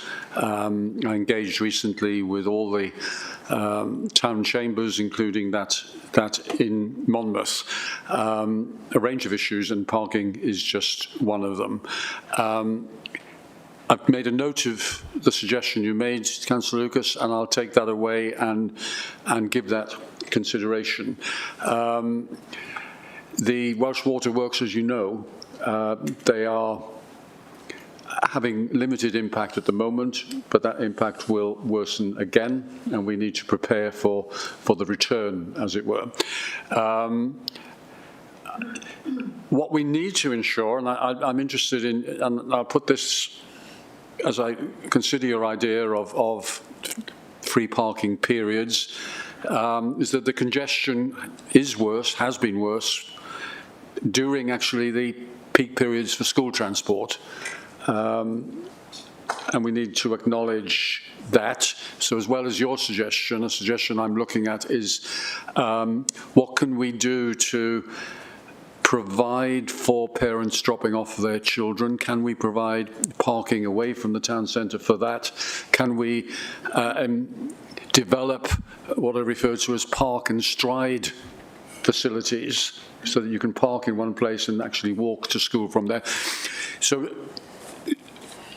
look at the car parks, yes. Make sure that that doesn't encourage more traffic rather than less traffic at congestion times. Look at other ways in which we can reduce congestion at those peak periods around school travel. Let's keep talking. The situation is not going to go away. Let's be agile and work out solutions together. Thank you. Thank you. The sixth question is also from Councillor Lucas to Councillor Maybe. Councillor Lucas. Thank you. Would the Cabinet member provide an update on the work taking place at the junction of Wanster Road and Rockfield Road, please? Yes, certainly. The works on the active travel route are progressing well now. You'll be aware that there was a shallow water main basically in the place it shouldn't be, which caused considerable delays, but these have now been resolved, and the team will continue to try and reduce timescales. And our anticipation is that the works will be completed at least by the end of May. If I could just add something to the previous discussion as well while we're talking Monmouth, the suggestion about evening shopping, which I think is a good one. The car parks I use in Monmouth are free after 6, in actual fact. So I think the evening shopping solution is a really good one to help. I mean, for myself, I would do that to avoid the school traffic, which is the only time that things are really difficult, and particularly around particular schools as well. So thank you. Councillor Lucas. Thank you. In danger of mixing the two questions up, I'll try not to, but in reference to Wanster Road and Rockfield Road, having spent a great deal of time there, as you would imagine, with my job, 24 years ago it got changed from a T-junction to a roundabout to facilitate flow of traffic, and that was before we built even more houses than we have now. So currently, today, this morning, it's operating as a roundabout, with the width of the pavement on Rockfield Road being to that you wish for the active travel from the free car park. On Wanster Road, it is currently again, the width that it will be due to the road cones and the men working there, or gentlemen working there, persons working there, I think is the correct word, isn't it? So could we please look at, instead of turning it to a T-junction, maintaining what we wish to apply for the active travel, but maintain the roundabout? Because the roundabout will actually aid the flow of traffic in all directions and is much more logical and simple to operate. And it's clearly there will be enough room, because there is currently. You can actually see the blue line written on the road currently as to where they're going to go. So could it be looked at, please, that we keep the roundabout, albeit smaller and tighter, but it will also aid the flow of traffic? Thank you. Thank you. Yeah, I'm advised that through the design process, this was thoroughly considered, and it wasn't possible for the active travel infrastructure to be fully implemented with a roundabout, and hence the T-junction is essential. But there also is another element, which is the link road is where we prefer HGVs to go, but there's still a problem with them driving through the middle of town, and certainly people on Drybridge Street have been upset about this. And as I understand it, the T-junction will discourage them from using that route. So there's a double benefit from it becoming a T-junction rather than a roundabout. And the process and the consultation was completed some time ago. Thank you. Thank you. And the seventh question, also from Councillor Lucas. It's a grilling from Councillor Lucas to Councillor Maybe. I am sorry.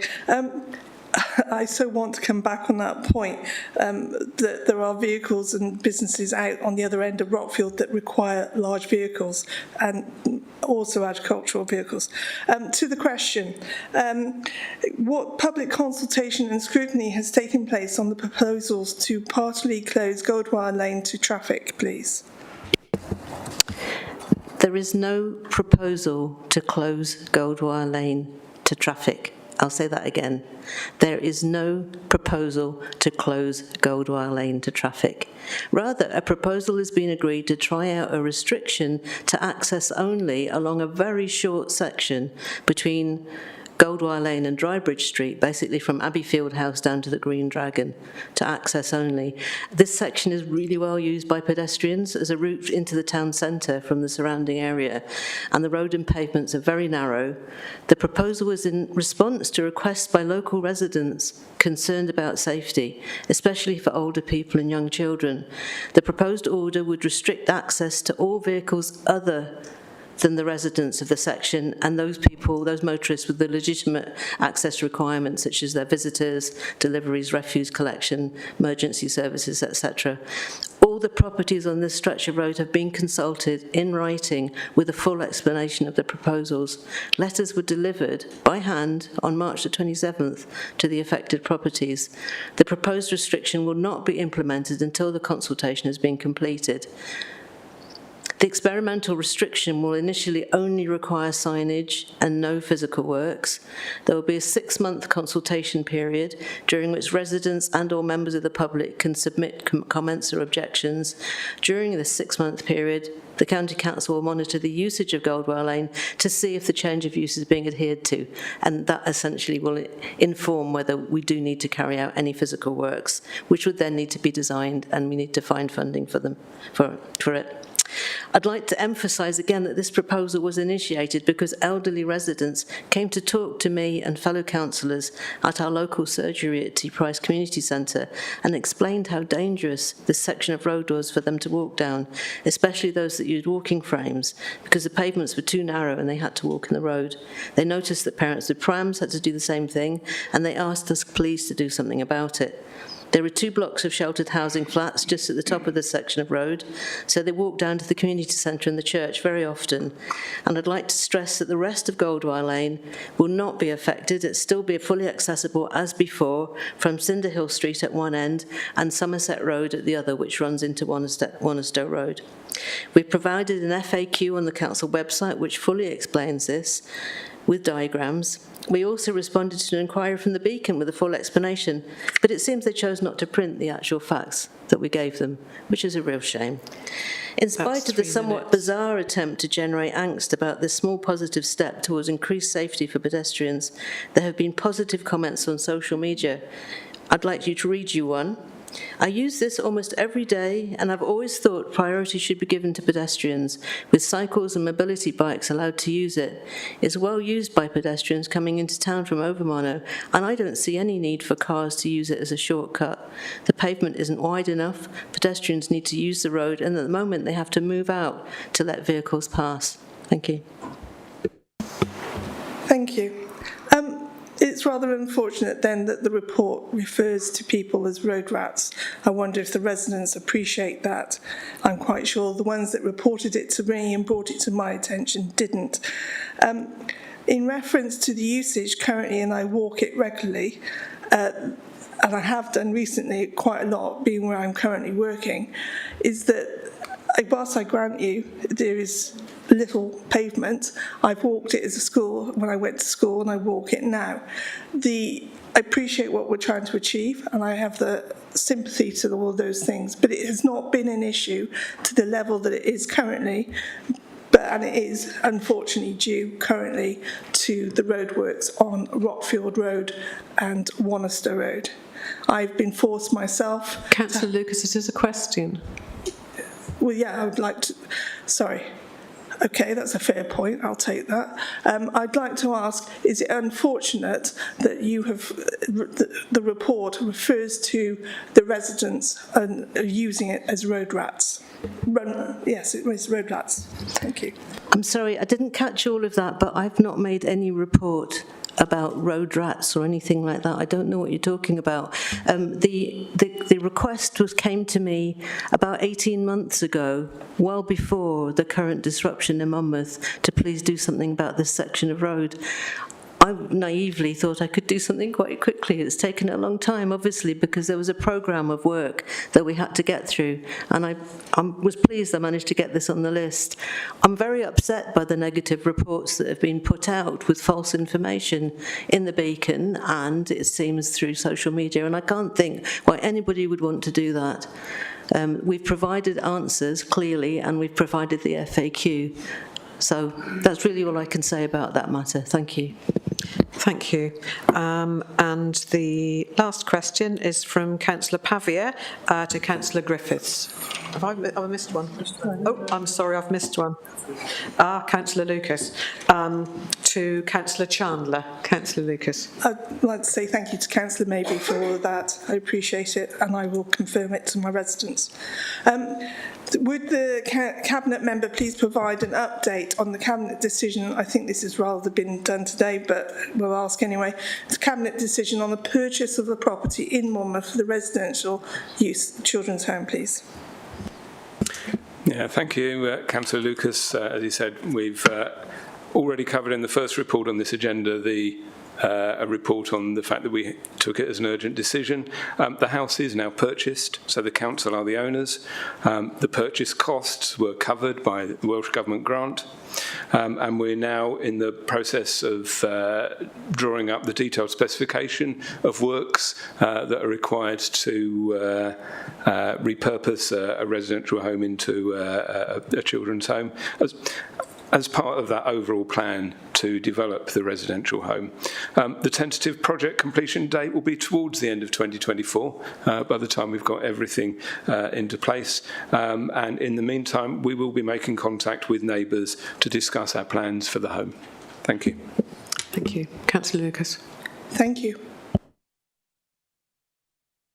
And now to the ninth question from Councillor Pavia to Councillor Griffiths. Councillor Pavia. Thank you, Vice Chair. Will the Cabinet member provide an update regarding improving Chepstow's transport infrastructure? Thank you for your question, Councillor Pavia. We're both Chepstow councillors, and we have a shared objective in seeking improvements. Councillor Pavia will share my support for Transport for Wales' intention to increase the train frequency at Chepstow this year. Taken alongside the cross-country service, this will lead to a half-hourly frequency during most of the day. And I can report that, notwithstanding the reduction in financial support, the re-tendering of the bus service through Chepstow has resulted in some change of provider, but thankfully no reduction in service. Councillor Pavia and I have both attended meetings where we've discussed how best to allocate the possible 5.8 million from the UK government to the Chepstow Transport Hub. The Council responded to the UK Government on the 2nd of February with a proposed allocation to the bus train interchange and to active travel improvements, as well as to a shared study with Gloucestershire County Council on the means of reducing the congestion impact of the flow of Gloucestershire residents through Chepstow. The UK Government has not yet responded to that communication. As I've reported before to Council, there is in place a working group between the Welsh Government and the County Council to consider the congestion at High Beach roundabout. Welsh Government suggested that the fourth meeting of this working group should take place this afternoon, but due to the Council meeting, we've asked for a short postponement. The Leader of the Council has written to the Welsh Government's new Transport Secretary, Ken Skates, asking for the work on High Beach roundabout to be brought to a conclusion, and asking also for a change to Welsh Government policy regarding access to the M48 at Roggett. The Leader has asked to meet the Cabinet Secretary. Thank you. Councillor Pavia. Yes, thank you, Vice Chair. Can I thank the Cabinet member for his response? Really welcome some of the progress that's been made there, particularly in relation to the commitment on WellTag 3 and the movement to looking at the potentially the Chepstow Relief Road or bypass, which is really welcome. Again, I welcome the letter from himself and the Leader to the new Cabinet Minister, Ken Skates. I'm hoping with a new First Minister, new Cabinet member, for a fresh approach for Welsh Government in terms of speed of progress. The Cabinet member would have noticed that the MP has written to Ken Skates to invite him to come to Chepstow to see the challenges at first hand. Will the Cabinet member also commit to do everything he can in terms of following up that letter from the Leader to Ken Skates to have that meeting with him in Chepstow, so we can all see the issues at first hand and try and make progress on some of these issues, particularly High Beach, which is critical to the RDLP proposals for Chepstow and the surrounding area.